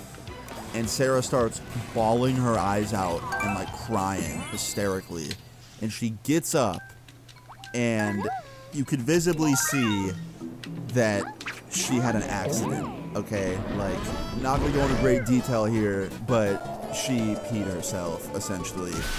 And pretty much the entire room was silent. The teacher, I'd say about 95% of the kids, but of course, you can guess who the two assholes were, laughing as loud as they possibly could. Now listen, if it was anybody else that peed their pants, like even if it was me and I was in that situation, I would understand people laughing at me, okay? Like even if the majority of the class laughed, as embarrassing as that would be, I'd kind of get it, even though it's not really good. I would kind of understand. But like this girl had a fucking disability, not an easy one to deal with at that, and everyone pretty much got that, except these two douchebags. So I got really mad. Being from a family that has that in their family, and seeing people my entire life grow up with it and how hard it is, I had a lot of sympathy for this girl. So I walked up to these two dudes and I was like, do you guys think you're funny? Like, actually, like, you really think you're funny? And the one dude's like, bro, that was hilarious. And I was like, oh, what part? The part where the girl with the disability started crying hysterically, or the part where she peed herself, or the part where she stormed out because everybody saw it? And they immediately got a real serious look on their face. And I was like, oh yeah, exactly. When I say it out loud, it doesn't sound that funny, does it? Like, you were literally laughing before she had the accident. You were laughing at her freaking out inside, having a panic attack at the fact she had to present. Where's the fun in that? And immediately the teacher was like, all right, sit down. And I walked up to the teacher next. I was giving everybody the fucking smoke. I walked up to her and I was like, and you? I was like, I tried coming up and telling you. I tried warning you of what would happen. And you were like, no, go sit back down. You could have stopped this, but you kept forcing her to come up here. Like, did our teacher leave you any kind of preparation notes? I bet they're in there. And she goes, that's none of your business. And I was like, okay, well, we'll see when she comes in tomorrow. I'm going to ask her if she told you about it. And she goes, sit down. I'm like, no. And she goes, go to the main office. So I did. I went up to the main office. I walked in there. And looking back, should I have been that way? Should I have went around judging people? No, I shouldn't have. Honestly, like, it's 7th grade. A lot of 7th graders laugh at things that shouldn't be laughed at. I understand that. But something about this, probably just because I have people with autism in my family, it hit close to home and it made me really mad. So anyway, I went up to the main office. I walked in there. And sure enough, guess who I see there sitting in one of the chairs? It was Sarah. And I sat down next to her and I was like, hey, just so you know, like, I got your back. Just because, like, I don't know. That's what I'd want to do in that situation. And she was like, oh, thanks. And I was like, no problem. And she was like, did people laugh at me? And I said, yeah, 2 people laughed. But my friend threw him the finger and I told him off, so I got your back. And she was like, what'd you say? And I told her everything I said. And she was like, wow, thank you. And I was like, no problem. And she was like, I'm so embarrassed. And in that moment, I really only saw one way to make this girl feel like, you know, in the moment, she wasn't alone. She's like, you want to know something even worse than what happened to you? And she goes, okay. And I was like, 2 years ago, like, when I was just about to go into middle school, I shit my pants. And she was like, what? And I was like, yeah, in school. Yep, I had food poisoning. My parents forced me to go.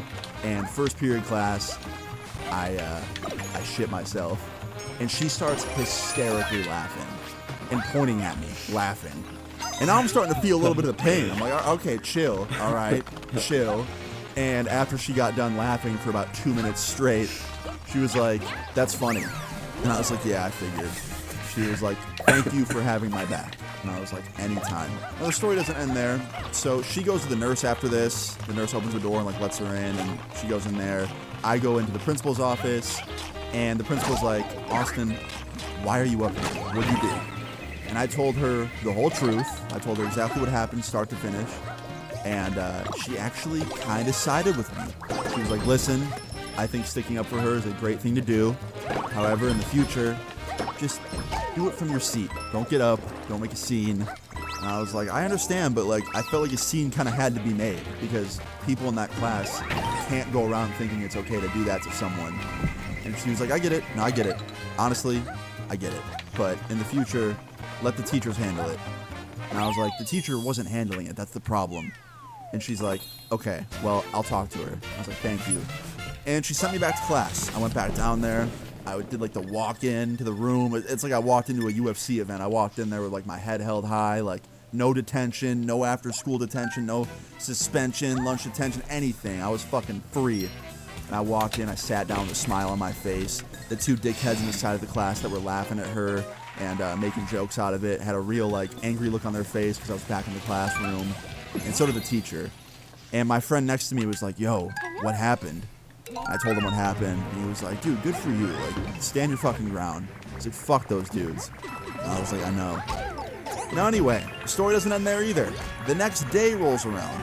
I come into my English class, and it was my first period, as usual, and my actual teacher was back. And so was Sarah. She was sitting in a normal spot like usual. And right before class was about to start, she points at me and the 2 dudes that I was arguing with the day before and had a problem with. And she goes, you 3, need to talk to you out in the hallway. And I was like, oh, okay. So we all stand up, we go out there. She has us all, like, stand against the wall, like, leaning up against the wall. And one by one, she starts at the dude on the furthest to the right. She starts yelling at him. She's like, I cannot believe what I came back to in my notes. You laughed at a girl who you know has a disability. You made fun of her. You essentially humiliated her. And I don't stand for that in my classroom. If you step out of line again, you will be moved into a different classroom. Do you understand? And he goes, yeah. And she goes, okay, you can head inside. And he turns, he goes back in the classroom, shuts the door. Then she goes on to the next guy, the other guy. And she's like, you. Same goes for you. You and your buddy both laughed like it was a group effort and made fun of her. So the same thing goes for you. Step out of line again, you're out of my class. And he goes, okay, I'm sorry. And she goes, good, go inside. And he goes inside. And then she comes up to me, and I'm like, oh no, man, I'm about to get it. Like she's about to scream at me. And she goes, you, come here. And she gives me a hug, and I was like, oh, thank fuck, she's not mad at me, okay. And she was like, what you did is so mature for your age. I don't care what anybody else says, like, you did the right thing. And I was like, thank you so much. And she was like, usually you're the class clown, so I appreciate you stepping up in this situation, because honestly, Austin, I don't know what I expected, but it wasn't this. And I was like, thank you. And I was like, can I just ask something quickly? She was like, yeah. I'm like, did the substitute know that she had a disability? Because, like, she was so not patient with her at all. And the teacher goes, yeah, she knew. I left her a note. Told her to go easy on her. Told her she should not be presenting, and she just did not follow at all. I don't think she even read my notes. And I was like, that makes sense. So yeah, I guess I wasn't in the wrong in that regard. I was kind of mean to the teacher, the substitute, but I was right. She didn't fucking read the notes or even care if she did read. I don't know. But yeah, guys, all in all, it was a very crazy day.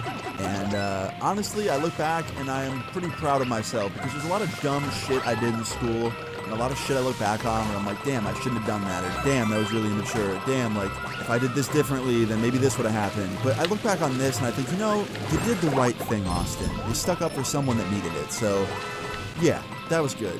Moral of the story is, if you're in school, whether you're in 1st or 12th grade, or if you're not in school and you're just a regular ass adult like your boy, just don't be a dickhead. It doesn't cost any money. It doesn't take any effort. In fact, it takes the least amount of effort out of anything in this world to just shut your mouth and not be a dickhead. If you want to especially not be a dickhead, open your mouth and be nice to people. Give them a compliment. Or don't make fun of them for shit they can't control. That's all. That's the moral of today's story. Usually I don't have like crazy, wholesome messages, but I feel like this one kind of does. Yeah, guys, I don't know. Moral of the story is, don't be a dickhead. Now, before I end off this story, I'd like to tell you the happy ending here. I actually still follow Sarah to this day on social media, and she's killing it. She's got like a super, super dope job at a company not far from where I live, and one of the other dudes, the dickheads, doesn't have a job, and he constantly just runs his mouth on Twitter all day about people from high school because he's still stuck in it. And as for dickhead number 2, I don't really know what he's up to nowadays. I couldn't find any social media of his, so who knows what he's doing. So, moral number 2 of the story, karma's a bitch. Anyone that's asking me for some gets smacked. Ready to hear myself, now they want me to lend a hand. Nobody to help me, I was living out of van. Now they fans, everyone don't understand. In deep shit, yeah, I'm down in hell. Came up quick, things time I fell. Try to be So this story I'm about to tell you guys is probably one of my favorite stories of all time. Like, I look back on this one and I think, wow, I was such an idiot, but like, this story time is so funny and crazy, and it's everything that I think you guys like in my videos. So I hope you enjoy it. Definitely leave a like on the video if you do. And before we get into it, I just gotta say, this video is for entertainment purposes only. Don't be going out and trying anything because you saw in my videos. And definitely don't repeat any of the actions I talk about in the story, for your safety and for your health, please. Anyway, now that that's been said, let's jump into today's story time. So today's story time all takes place back in 2015, okay? Now around this time, I was going through this phase where I was definitely being a little destructive, I would say. Young Luna was going through a breakup. He was heartbroken, he was depressed, he was not feeling like himself. And back then, when I didn't feel like myself and I was sad, I would do really stupid stuff. For example, around this time, I was skipping school a lot. I'd jump on the bus, get to school, and then I just wouldn't walk into school. I'd just leave and go do whatever. I was skipping school a lot, I was hanging out with friends a lot that were also skipping school, and yeah, just all in all, I kind of stopped giving a shit, which is not good, obviously. So anyway, this all starts off like any other day back then. I woke up very depressed at like 6:30 in the morning, because like I said, I was going through a breakup, and I definitely didn't want to go to school while going through that, and yeah, your boy was in a very bad mood. I have a song called that, you should go stream it, it's first link in the description. Anyway, so yeah, I woke up in a horrible mood. I was very, very just depressed, and I just did not want to go to school this day. And I also didn't want to skip though, because your boy had already skipped like 2 days that week, and my parents were pissed at me. I was already grounded, I didn't have my PC, my Xbox, anything. I couldn't make videos, and obviously I wanted to make videos, so I kind of had to go to school, otherwise, you know, your boy wouldn't be able to come back to YouTube. So yeah, on this day I kind of had to care a little bit. So I got my ass up out of bed, I got dressed, got ready for school, jumped on the school bus, went to school, walked into school. I got through like first and second period before I really was just like, okay, I can't do this today, I have to skip. So after second period, I found one of my friends who I would skip with all the time, and I was like, yo, I'm gonna leave school early, do you wanna come with? And he's like, dude, you read my mind. And I was like, cool, anyone else coming? He's like, yeah, I'll ask some people.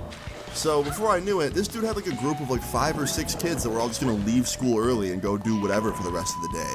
And it was so quick. Like we only had like a few minutes because the next class was literally in like 3 or 4 minutes. So this dude just like texted a couple group chats, and before I knew it, like 2 minutes later, there was like 4 people just there, ready to go. And I was like, okay, let's do this.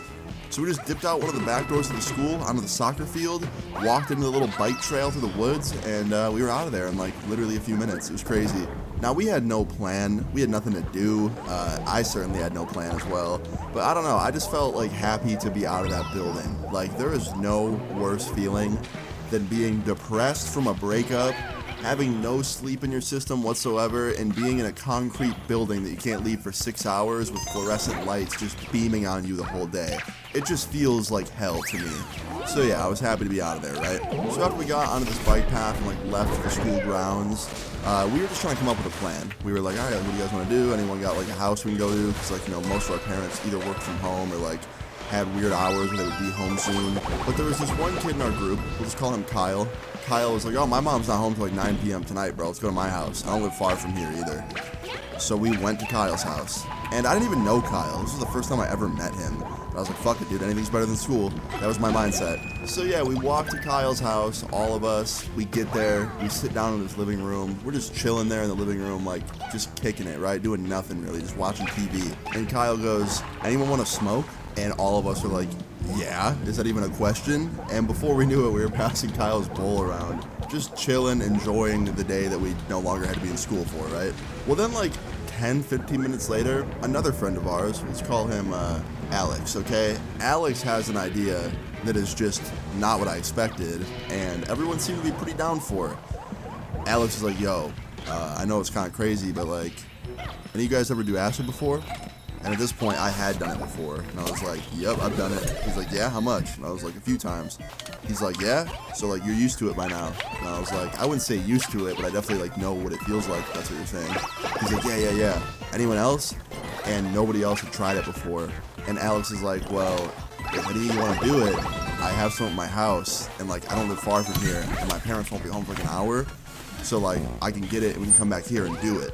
And at the time, I was down. This was one of those moments in my life where I just didn't care, and I was just like, dude, fuck yeah, let's do it. Everybody else, on the other hand, was a little bit more skeptical, because they hadn't done it, and I totally respect that. I'd say like 80% of our friends were like, yeah, I don't know. And me and Alex just agreed to do it, just us. And if they wanted to jump in, they could. So, we went to Alex's house, we got the tabs, came back to Mr. Kyle's house, sat back down in the living room, and before we knew it, I had taken one and he had taken one. And then, like, I don't know, maybe 10 or 15 minutes later, one of our other friends got some FOMO, even though he had never tried it before, and he took one too.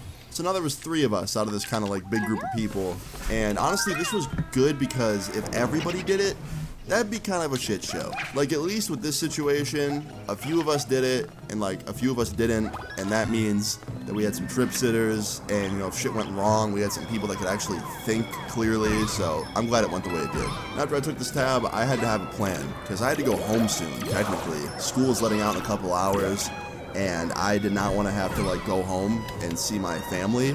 So I called my mom up before it kicked in and before school was technically let out. So I called her pretending that I was at school, and she answered like super pissed off. She's like, "Why are you calling me? You're supposed to be in school, like what's going on?" And I was like, "No, I'm in school, it's okay, like I'm here. I just wanted to let you know that I'm staying after." And she was like, "For what?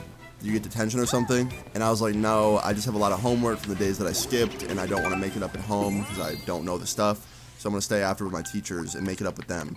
And she didn't question it because honestly, that shit was true. I needed to be staying after and doing work, but I didn't. And she's like, "All right, cool, when are you gonna be home?" And I was like, 4:30, maybe 5.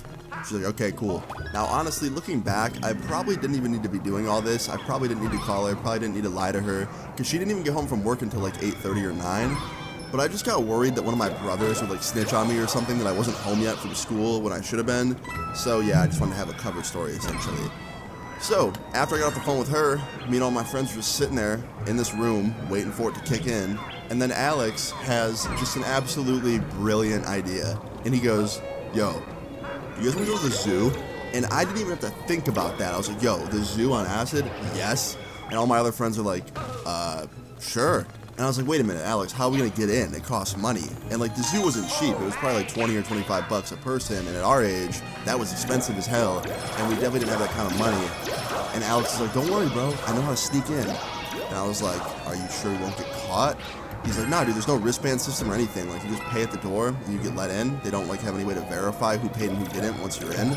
So like, "Bro, I know a way in. There's a little hole in one of the fences and you just walk right in, bro. Like, I swear, you just walk right through it."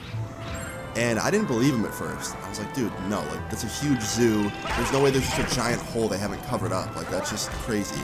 And he's like, "Bro, I promise you I've done it 100 times. Like, let's go. I'll show you." And I'm like, "Okay." So before we knew it, we were all on our way to the zoo. It was like a 2-mile walk, but we did not care. We were down for it. So we were just hiking there. Now before I knew it, we were there. And at this point, I was still feeling pretty good. I didn't really have any like effects coming on yet from the acid. I was just like, fine. And Alex wasn't lying, by the way. He took us around the back of the zoo, and there was this fence that had like a little hole in it that was just big enough to fit people through. So you just kind of had to like crouch down a little bit, and you could just crawl right through. And that's what we did. We just crawled like right through the fence, and we were in. And I was stoked, man. I'm like, "Yo, we're in the zoo right now. I'm about to start tripping. I'm about to see like red pandas and monkeys and polar bears and penguins. Like, yo, this is insane." So the first thing that one of my friends wanted to do when we got in there is see the giraffes. So we walked over to the giraffe exhibit or whatever, enclosure. And they were just like there, kicking it with their long necks, just enjoying life. Very beautiful. We stood there for about 10, 15 minutes admiring them. And then my other friend wanted to see the penguins. And I really wanted to see the penguins. So I was like, "Yo, let's go." And right when we got to the little penguin spot, the acid started to kick in. It was coming on super gradually. It wasn't like it came on all at once. I just could kind of feel a little bit of a difference in my overall mood and also my body. Like, whenever I would start to feel acid effects, it would always start in my body first. Like, my stomach would get like this tingling, like, weird sensation, and then like I noticed I was like more emotional and stuff. That's how it would always start. And then like before I knew it, I would just be full on tripping like 45 minutes later, and it wouldn't feel like 45 minutes later. It'd feel like very quick. So yeah, I felt it coming onto the penguin enclosure, and I was like, okay, I'm starting to feel it a little bit. And I looked at Alex, and he's like, yeah, and I was like, yeah. Now we watched these penguins just like chilling and sliding down their little slide for like 15 minutes. It was beautiful. It was cute. Adorable. It was great. It was a great time, right? And then Kyle's like, I want to see the tiger. So I'm like, okay, let's go see the tiger. So we walked over to where the tiger was. We started watching him through a glass window. We're just chilling. And the tiger isn't doing shit. He was a lazy fucking tiger. This dude was just sitting there, laying down, doing nothing. And honestly, I don't blame him. If I was locked in a fucking enclosure all day and I was a tiger, I'd be pretty pissed. So yeah, he's just laying there, just basically saying fuck the zoo. And like every 10 minutes, I'm just feeling this acid more and more and more. And I'd say after the tiger exhibit is when like it officially like kicked in. And luckily, when I used to trip, most of the time the visuals were never super strong for me. Sometimes they were. I've definitely talked about that before. But most of the time they weren't. It was always pretty light stuff. Like it was just like, oh, if I looked at a wall, I could see slight patterns and like colors of flowers and like plants and stuff kind of popped a little bit more than they normally would. And overall my mood was just kind of like boosted, and I was a lot more prone to anxiety as well. so like I had to be careful. But for the most part, the trip started off very good on this day. Very gradual. I was feeling pretty good. And after the tiger exhibit, I wanted to go see another animal that I wanted to see because I feel like that would make the trip even better. So I was like, yo, I want to go see the monkeys. I don't know if any of y'all have ever seen a monkey exhibit at a zoo. I'm sure a lot of you have, probably like 99% of you. But the ones at my zoo were hilarious, man. Like, they would just like wrestle with each other. And there was this one time where I went with my family and they flamed shit at each other, which is disgusting. But young me thought that was hilarious. So I thought it'd be 10 times funnier on acid. So I want to go to the monkey exhibit. And all my friends were like, yeah, let's go see the monkeys. So we went to the monkey exhibit, right? Or the enclosure or whatever. And we're there, and we're just watching them. And they're just, you know, they're chilling. One of them's balancing on this, like, little ledge, like, just perched up, kind of staring at us. And the other few are, like, just kind of running around, having fun. And it's great. I'm having a great time. Well, then, this other friend of ours, I haven't given him a name yet. We'll call this other friend Dylan, okay? Dylan, who didn't do any acid, by the way. So he was completely, like, you know, sober, clear-headed, whatever. He walks up to one of the doors on the monkey enclosure and like tries to turn the handle to see if it's unlocked, and it opens. And all of our friends are like, Dylan, what the fuck are you doing? Get back here, get back, what are you doing? You can't go in there. And he just doesn't listen. He just opens the door and proceeds to walk into the monkey enclosure and close it behind him. And I just could not wrap my head around why he was doing what he was doing. I don't know if he was trying to be funny. I don't know if like he hated life and he wanted to die by monkeys beating him up. I didn't know what it was. But I was like, yo, Dylan has something wrong with his head right now. Because I wouldn't even think about doing that. Like, bro, monkeys can fuck you up if they want. I saw a video yesterday on Twitter of a monkey running around with a machete. Like, they are smart animals, and they will hurt you if they need to. So yeah, naturally, none of us liked the idea of one of our friends being in their enclosures. And also, we were trying to not attract too much attention to us because we snuck into the zoo to begin with.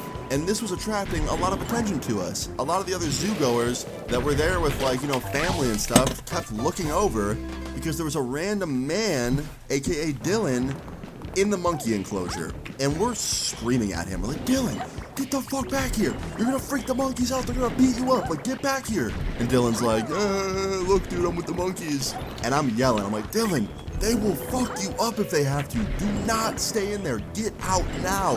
And he just keeps inching closer and closer to where this one monkey is like perched up on a ledge. And at this point, we all just kind of gave up on him. We went silent, and I was like, you know what?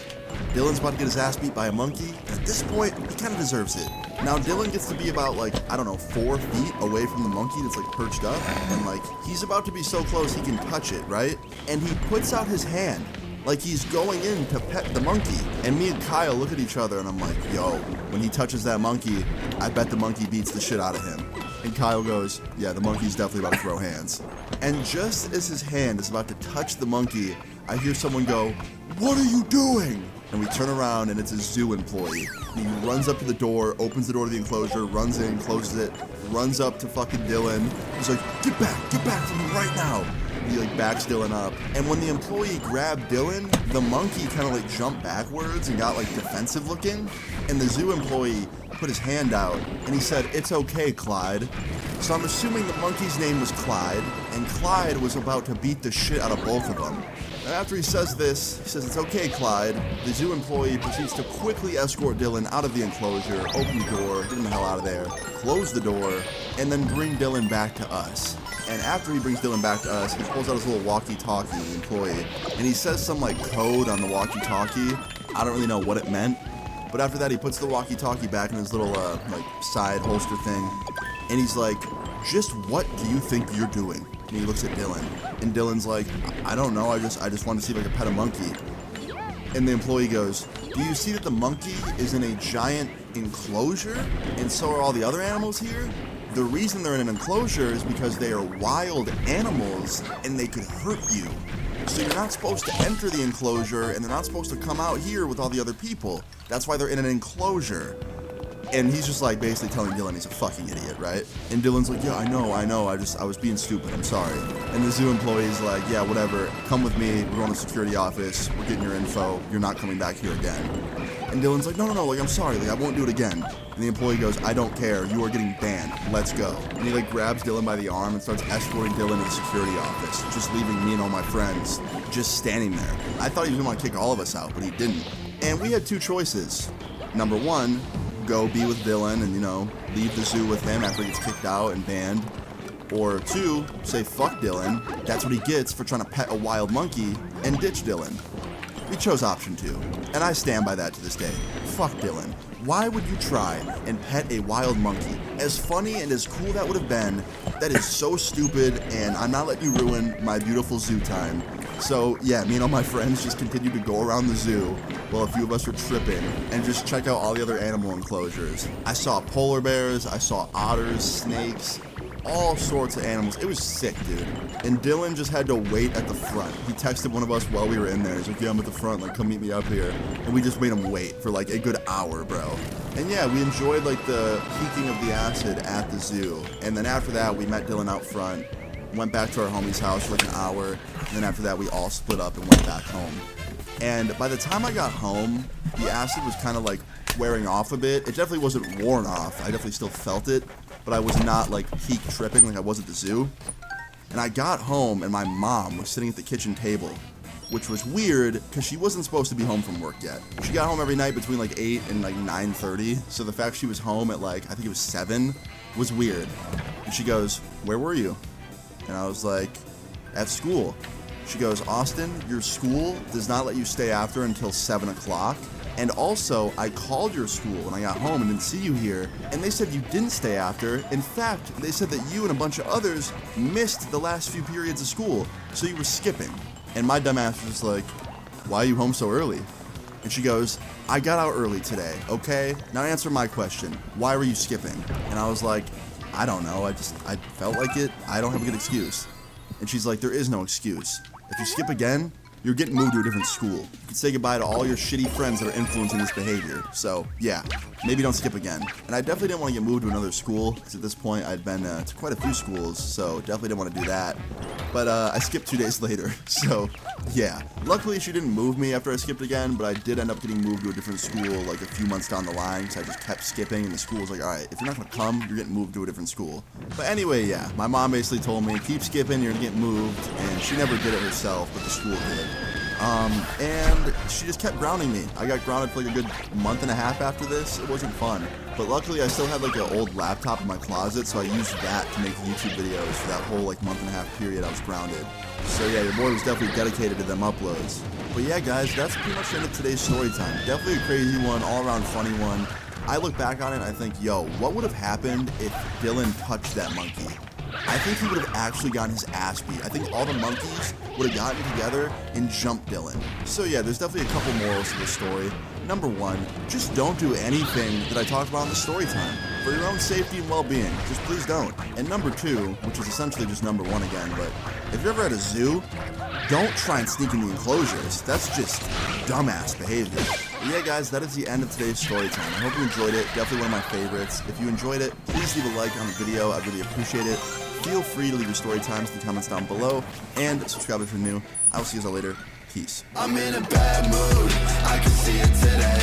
I remember all my friends and now I'm all that remains. I got some bad news, gotta go, I can't stay. Yeah, this place I call the home is slowly falling away.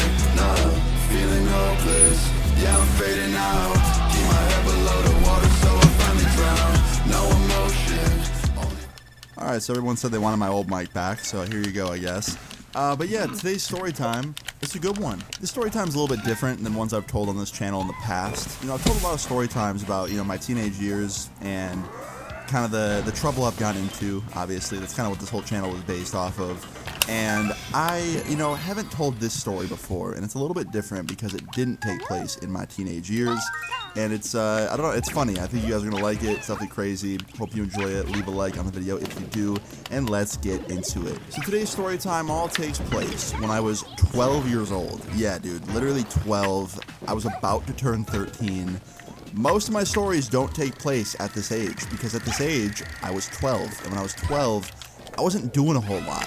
My life at 12 years old consisted of like just playing video games, eating junk food, sitting at home, going to school when I had to go to school, and enjoying summer vacation whenever that would come. Now that I think about it, my life really hasn't changed a whole lot, other than school. I still very much sit at home, eat junk food, play video games, and I enjoy the summer. So, you know, maybe I haven't changed that much, but back then I wasn't getting into trouble that much, that's for sure. Compared to like 16, 17-year-old Luna, 12-year-old Luna was pretty innocent. As he should be. I feel like if you're a 12-year-old, you should not be getting into trouble with the police or being, you know, crazy and going to parties. Like, don't do that if you're 12 and you're watching my videos. Anyway, this all starts off a normal day when I was 12 years old. Okay, it was summer vacation, so I woke up at like noon, I think. Back then, my sleep schedule wasn't nearly as fried as it is now. So I woke up at like 11:30 a.m. or noon or something, and that was pretty late for me back then. So yeah, I slowly got out of bed, I went to the kitchen, had some breakfast, I had cereal. After that, I went into the living room and I watched some SpongeBob because that was on TV at the time, and this was before, you know, like we had Netflix on the TV and shit. This was, you know, during the cable era, so I was watching SpongeBob because it was on Nickelodeon, and my brothers were in the room with me, and they were watching it too. And I'm just sitting there enjoying my summer day, you know, but being lazy. When all of a sudden, my house phone starts ringing. Yeah, this was also during the era of house phones. I don't know if you guys have one of those now, but back then we had one. So yeah, the house phone starts ringing, and my mom goes over to answer it. We had our phone in the kitchen, and my kitchen and my living room were connected, so I could kind of hear her answer it. And she goes, hello? Oh, hi, Ethan. Yeah, I'll go get him. And I hear her go, Austin, phone. And I run up there, I grab it. It was my homie Ethan, one of my closest friends back then. I went to school with him, one of my best friends back in the day. I was very excited he was calling me. So I grabbed the phone, I'm like, hello? He's like, what's up, man? And I was like, what's up? And he's like, what are you up to today? And I was like, just nothing right now, just kind of hanging out at home. And he goes, do you want to come sleep over tonight? And I was like, one sec, let me go ask. So I put the phone down, I run over to my mom, she's in the living room, and I was like, hey mom, can I sleep over at Ethan's tonight? Like, he just invited me. And she's like, sure, that's fine, but you have to pick up the dog poop in the backyard first and clean your room. So I was like, okay. So I went back to the phone, told Ethan I could sleep over. He then asked when I could be there. So I went back to my mom. I was like, Mom, when can we go? And she's like, when do you want to go?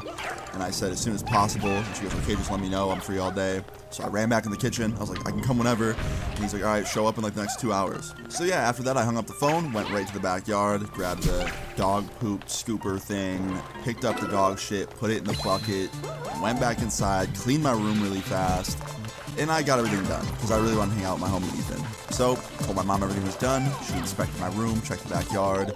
She saw that I did everything, and before I knew it, I was in the car with my bag packed on the way to my friend Ethan's house. Very excited.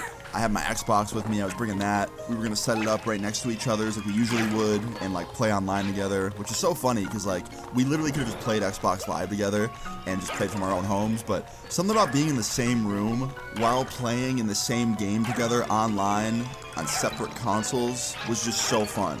It still is to me. Like sometimes when friends come to my house to hang out and like crash for the night, they'll bring their PCs and we'll like play Counter-Strike or like play games together in the same room and like be on Discord, but he's literally 10 feet behind me. It's just funny, man. Anyway, I get to his house. It was fun. The first couple hours of me hanging out there, that's what we did. We just played video games, kicked it. When at about like, I don't know, probably like 3 or 4 p.m. Might have even been 5. All I remember is the sun was still out, but it was going to be setting soon.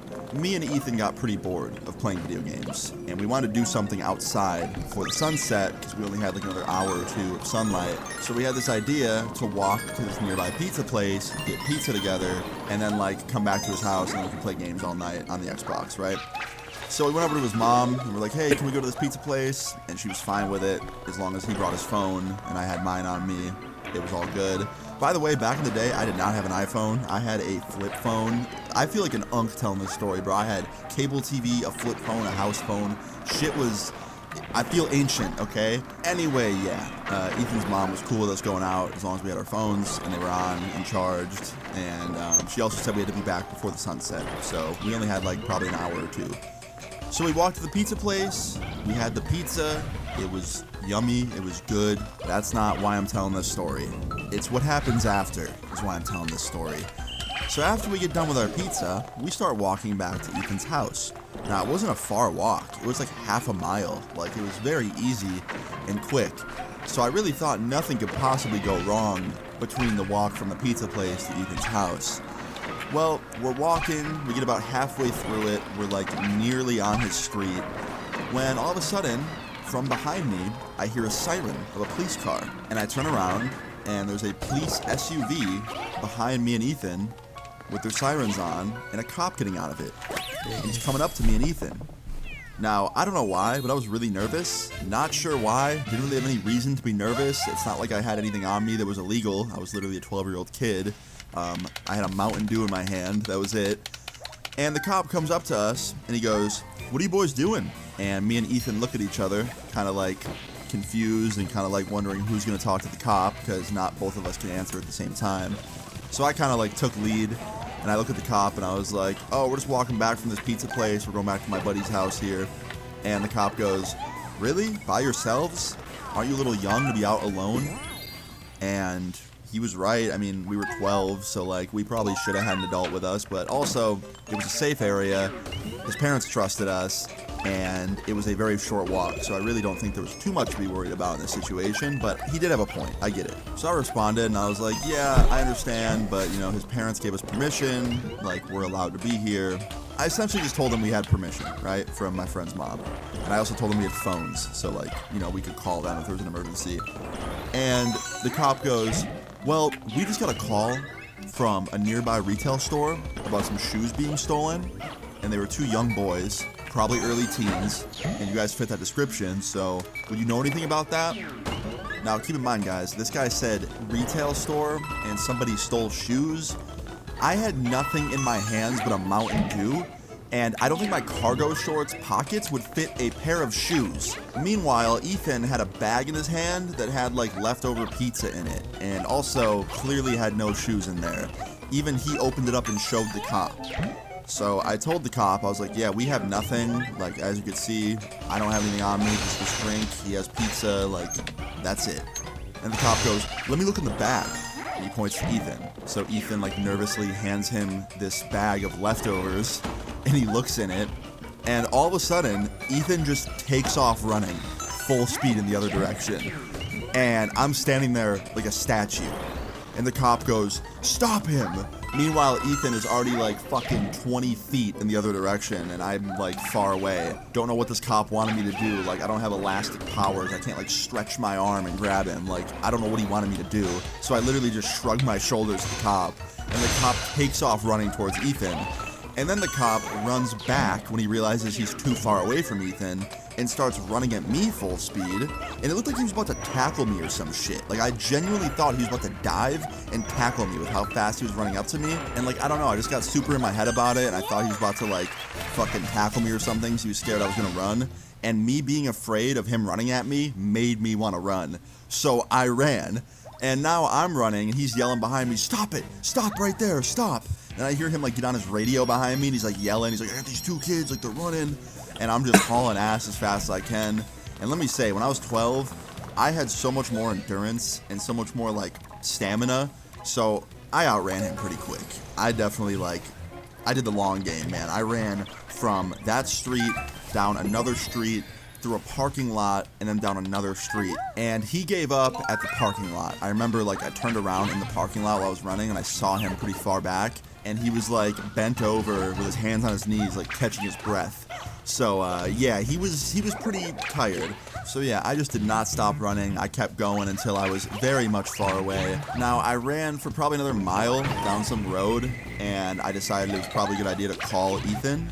So I opened my flip phone, I went to my contacts, called him up. It rang like a couple times, and then he answered, and he's like, "Yo, where are you?" And I was like, "Bro, I'm on this street. Like, I'm pretty far away from you. Can you come meet me?" He's like, "Yeah." So he ends up like hanging up with me. I tell him where I'm at. I tell him I'm outside of this like restaurant. He knew where it was. And now I'm just waiting. I'm waiting in this parking lot on a bench, hoping that Ethan gets to me before like the cops do. Because like I thought they were out looking for me still. They probably were. So I'm on this bench, and like 20 minutes goes by, right? And I'm like, "Dude, where the fuck is Ethan? Like, he should have been here by now." So I text him, nothing. So I wait another, like, I don't know, 5 or 10 minutes, and I decide, you know what, I'm gonna call him again. So I call him, and this voice answers the phone that is not Ethan. I hear hello, and the voice sounds a lot like the cop we just talked to. And I go, hello? And he goes, where you at, buddy? And I go, nowhere. And I just hang up the phone. And immediately I jump off the bench, and I ran. And I ran and I ran until I got back to Ethan's house. I was able to run, like, in a big circle, right? Until I was back on Ethan's street. And when I got to Ethan's street and I got to Ethan's house, there was a fucking police car in the driveway. And I see Ethan, his mom, his dad, and the cop in the driveway, standing in a circle, talking about what just happened. And while I'm staring at them, they don't see me, right? So I think, okay, I have two choices here. I go up there and I just talk to them and, you know, like, deal with it, essentially. Or I could just, like, run away and then call my mom for a ride. Which was stupid, obviously, because obviously the cop, like, knew who I was at this point. He knew who Ethan was. He was talking to his parents, and his parents had my mom's number, so, like, she was gonna know either way. But I don't know, I was just so anxious at the thought of talking to all of them at once, I just freaked out. I ran away to, like, a nearby street that was out of sight. I called my mom, asked her for a ride. I told her I was on this random street, like right next to Ethan's street. She asked me why I was on that street and why aren't I at Ethan's. I told her I would let her know when she gets there. And she was like, no, tell me now. I was like, it's a long story, just like wait till you're here. So she pulls up like 10, 15 minutes later. I get in her car and she's like, okay, what are you doing? Why are you here? Where's Ethan? Where's your stuff? You don't have your Xbox, you don't have your backpack. Like, you can't leave that at Ethan's. Like, we have to go get that. And she starts pulling onto Ethan's street because she wants to get my stuff. And I'm telling her, like, no, don't go down his street. Don't worry, I'll get it tomorrow or something. And she's like, no, we're just getting it now. Like, I'm right here. And she's, like, really suspicious as to why I'm acting so weird. And then when we get down to Ethan's house, she sees the cop and them in a circle. And she pulls in the driveway. She looks at me and she goes, what did you do? And I was like, nothing. And she's like, really? Why is there a police officer talking to Ethan and his parents? And why are you hiding? And I was like, I'm not. And she goes, okay, let's go talk to them then. So I'm like, okay. Trying to play it off like I didn't do anything wrong. And we get out of the car, we go up there. The cop's like, oh, there you are. And he points to me. And my mom looks at me and she's like, what did he do? And the cop goes on to talk about, like, what happened, like, tells the story to my mom. My mom obviously was very apologetic that I ran away and didn't, you know, comply. And then I told my side of it. I was like, listen, I didn't want to run, and I was standing there for a little bit, but then he charged at me, and I got scared. I thought he was going to tackle me or something. And the cop's like, well, I didn't want you to run. And I was like, well, you running at me, not wanting me to run, made me want to run. So it was just basically one big, like, fucking, you know, crazy situation. Anyway, we were 12, so obviously the cop didn't, you know, throw us in jail or some shit for running. Like, we were obviously just two dumb kids. Like, he wasn't gonna throw us in jail over that. Also, the people that, like, he was looking for, they found, like, 30 minutes later. So yeah, we just, like, matched the description, I guess. Also, I kind of got let off the hook because Ethan mainly took the blame. He, like, spoke up and was like, listen, I ran first. I was scared. I don't know why. Austin just was probably nervous and didn't know what to do, so he ran next. Like, it was my fault for running. If I didn't run, this wouldn't have happened. Which was true. If Ethan didn't run, I wouldn't have ran. Because I literally was like, oh, like, you know, it's not fun to talk to this cop, but also we didn't do anything wrong. There's no reason to run. Anyway, yeah, I kind of got let off the hook. All that happened was I got taken home that day, and, like, my mom didn't let me hang out with Ethan for, like, a week, which isn't that big of a deal. Yeah, she went easy on me. She was pissed that I ran, though. Like, even though Ethan ran first and, like, you know, he was kind of the one that initiated everything, she was still mad I followed in his footsteps, which is, like, fair. But I didn't get in that much trouble, which I guess is good. But yeah, guys, like, that was kind of it. I remember the rest of that summer being pretty mild compared to that day. And, you know, I just kind of tried to keep it low-key, stay out of trouble for the rest of the summer. But yeah, that is it. The moral of the story is, don't be like me and Ethan. We had no reason to run from the cops. We could have just stayed there and been like, dude, don't know what you're talking about.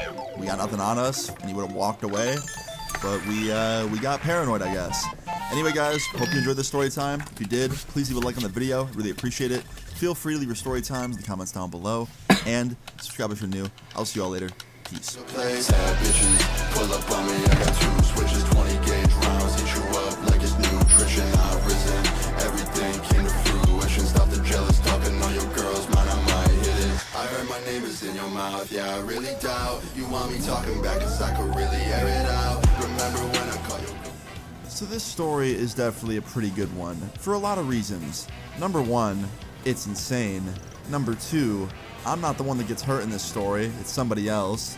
Not saying it's a good thing that someone else got hurt, but I'll tell you what, it feels nice to tell a story that isn't about me being a dumbass for once.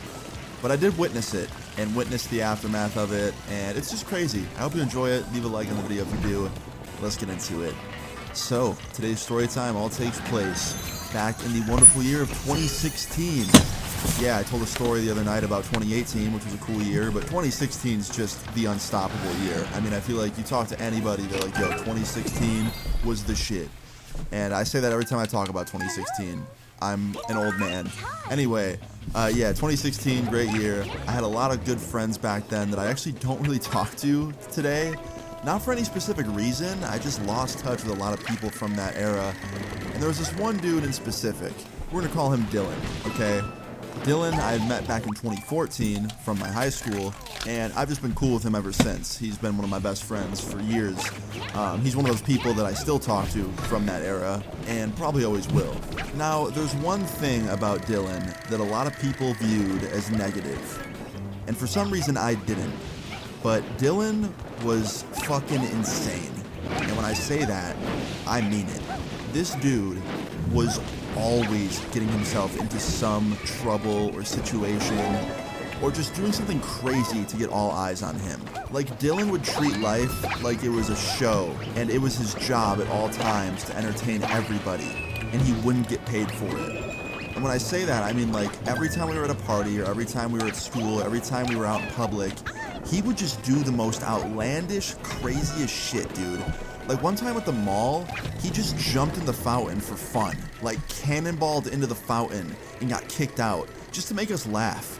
Like, literally had no gain from it whatsoever. He got kicked out of the mall and almost banned, just because he felt like it. And he soaked his clothes and his phone and fucked it up. Like, he was just that kind of dude. He was always trying to get laughs out of people. And a lot of people did not like that because it usually meant getting them in trouble too. And I won't lie, there's a lot of situations where he got me in trouble for a quick laugh, and it wasn't fun. But most of the time, I really enjoyed Dylan's crazy, just insane antics. But this is one time where Dylan went a little bit too far. So in 2016, this all starts off as a regular old day. I'm sitting in my room at my mom's house, just streaming. I was actually streaming on Twitch at the time, pretty frequently. I need to get back to that, I'm gonna soon, I promise. But yeah, I was just streaming on Twitch, doing my thing, playing some CSGO. I think I was surfing or opening cases or something. And I streamed for about an hour, maybe 2 hours, and then I ended stream. And literally the minute I ended stream, Dylan texted me. And he was like, yo, I just saw you ended your stream, you trying to hang out? And I was like, yeah, man, I'm down, what do you want to do? He's like, shit, dude, anything, I could come pick you up. And I'm like, yeah, man, come through. So Dylan pulled up, like, I don't know, 30 minutes later, picked me up. We were driving around the city aimlessly, listening to music, just having fun. Dylan just got his license and just got a car. So we were, like, really loving life. Because back then, we were all still high schoolers. So, like, you know, not a lot of us had our license or a car. So Dylan was one of the first people. So anytime we got the chance to just drive around and listen to music, I was stoked. And yeah, we were driving around, doing nothing, and Dylan calls our other friend, Xavier. Oh, I forgot to mention, it was the weekend, so none of us had school. I had dropped out at this point, but all of my other friends, like Dylan and Xavier and them, they didn't have school because it was the weekend. So yeah, Dylan called up Xavier, and he was like, yo, I want to do something, I got Austin in the car, like, what's good, let's do something. And Xavier's like, I'm actually having a bonfire right now, like, you guys should pull up. So we did, without question. We were on the way to Xavier's house. Got there in about 15 minutes, pulled up, went in the backyard, there we had a bonfire going. There was like 7 of our other friends there that we were pretty cool with. We sat down, and it started off as a very regular, just normal bonfire. Just sitting around the fire. There was some marshmallows if you wanted to roast them. My friend made homemade iced tea, which is crazy. I don't know, it was actually really good. It was a nice spring night. It was like 70 degrees. It was just an amazing night. It was one of those nights that you think back on many years later and just think like, man, that was a good night with some of my best friends. The smell of bonfire smoke, the nice weather, the stars were out. It was just a great, I hate the word vibe, but it was a great vibe, okay? And like an hour into this bonfire, it was kind of starting to wind down. People were starting to get tired. You know, everything was just kind of starting to chill out, essentially. And you could tell that the night was coming to an end. And I had to pee. So I got up, went to Xavier's house, used the bathroom, grabbed some water, and just as I was about to walk to the sliding glass door and go back to the backyard where the bonfire was, Xavier slides the glass door open, runs in the house, looks at me, and he goes, "Austin, get out here right now, bro. You gotta see what Dylan's about to do. You gotta record this, bro. This is gonna be a video on your channel." And I was like, "What?" I didn't want to hear that sentence. That's never a good sentence. If someone says this is about to be a video on your channel, that means some crazy shit's about to happen. And usually crazy shit isn't good. That usually means something bad's gonna happen, or like someone's gonna get hurt, or like I'm gonna get hurt. So I got nervous when I heard this, and I was like, "What do you mean? Like, what's about to happen?" He's like, "Bro, just come out here. Come here, quick. Come on, come on." And he opens the sliding glass door and he follows me out. And I walk up to the bonfire, and I see Dylan walking out of Xavier's shed with a can of gasoline. And he starts pouring the gasoline all over his shorts. And all of our friends are just circling him and laughing and pulling their phones out, about to start recording. So I run up to him, and I'm like, "Yo, Dylan, what the hell are you doing, dude? What do you think you're doing with that gas?" And Dylan's like, "Bro, trust me, I'm a trained professional." I'm like, "Dylan, you are not a trained professional. You're a fucking idiot, and you are not about to light yourself on fire for our entertainment. Like, I'm not gonna let you fucking burn yourself and potentially go to the hospital or die because you want to make some people laugh. Like, bro, it's not worth it. Come on. Like, take those shorts off. Let me get you something inside.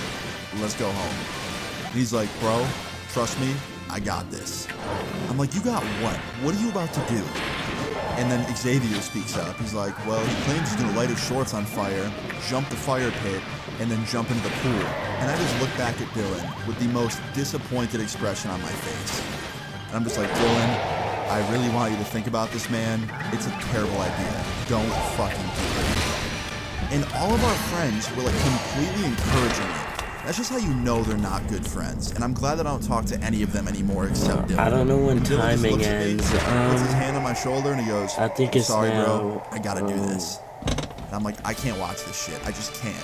And I turn around and I start walking away because I just didn't want to see it, bro. I didn't want to know what was about to happen. Damn. So I start turning around and walking away, and from behind, I can feel the heat as he gets lit on fire. I can feel it like on my neck. I can feel like this burst of heat, and I can hear everyone go, "Oh shit!" And I turn around, and Dylan is literally on fire. His shorts are on fire, and his shirt's off, and he's just running. And he jumps over the fire pit, and then he jumps onto the pool. It was an above-ground pool, keep in mind, not an in-ground pool, so he couldn't just jump in. He had to climb over the barrier to get in the pool. I think once so I he hit the spends flag, like 2 it's, to like maybe 5 seconds climbing that barrier, and then he finally gets in the water and like goes underwater and like extinguishes himself and gets rid of the fire, right? And he's underwater for like a second, maybe 2, and he pops back up immediately, and he is yelling. He's like, "Oh, holy shit, that hurts so bad." And he gets up out of the water and he gets onto the pool deck, and I climb up there, and I'm like, "Yo, turn around, let me make sure you're okay." Because I want to see his back. Because the fire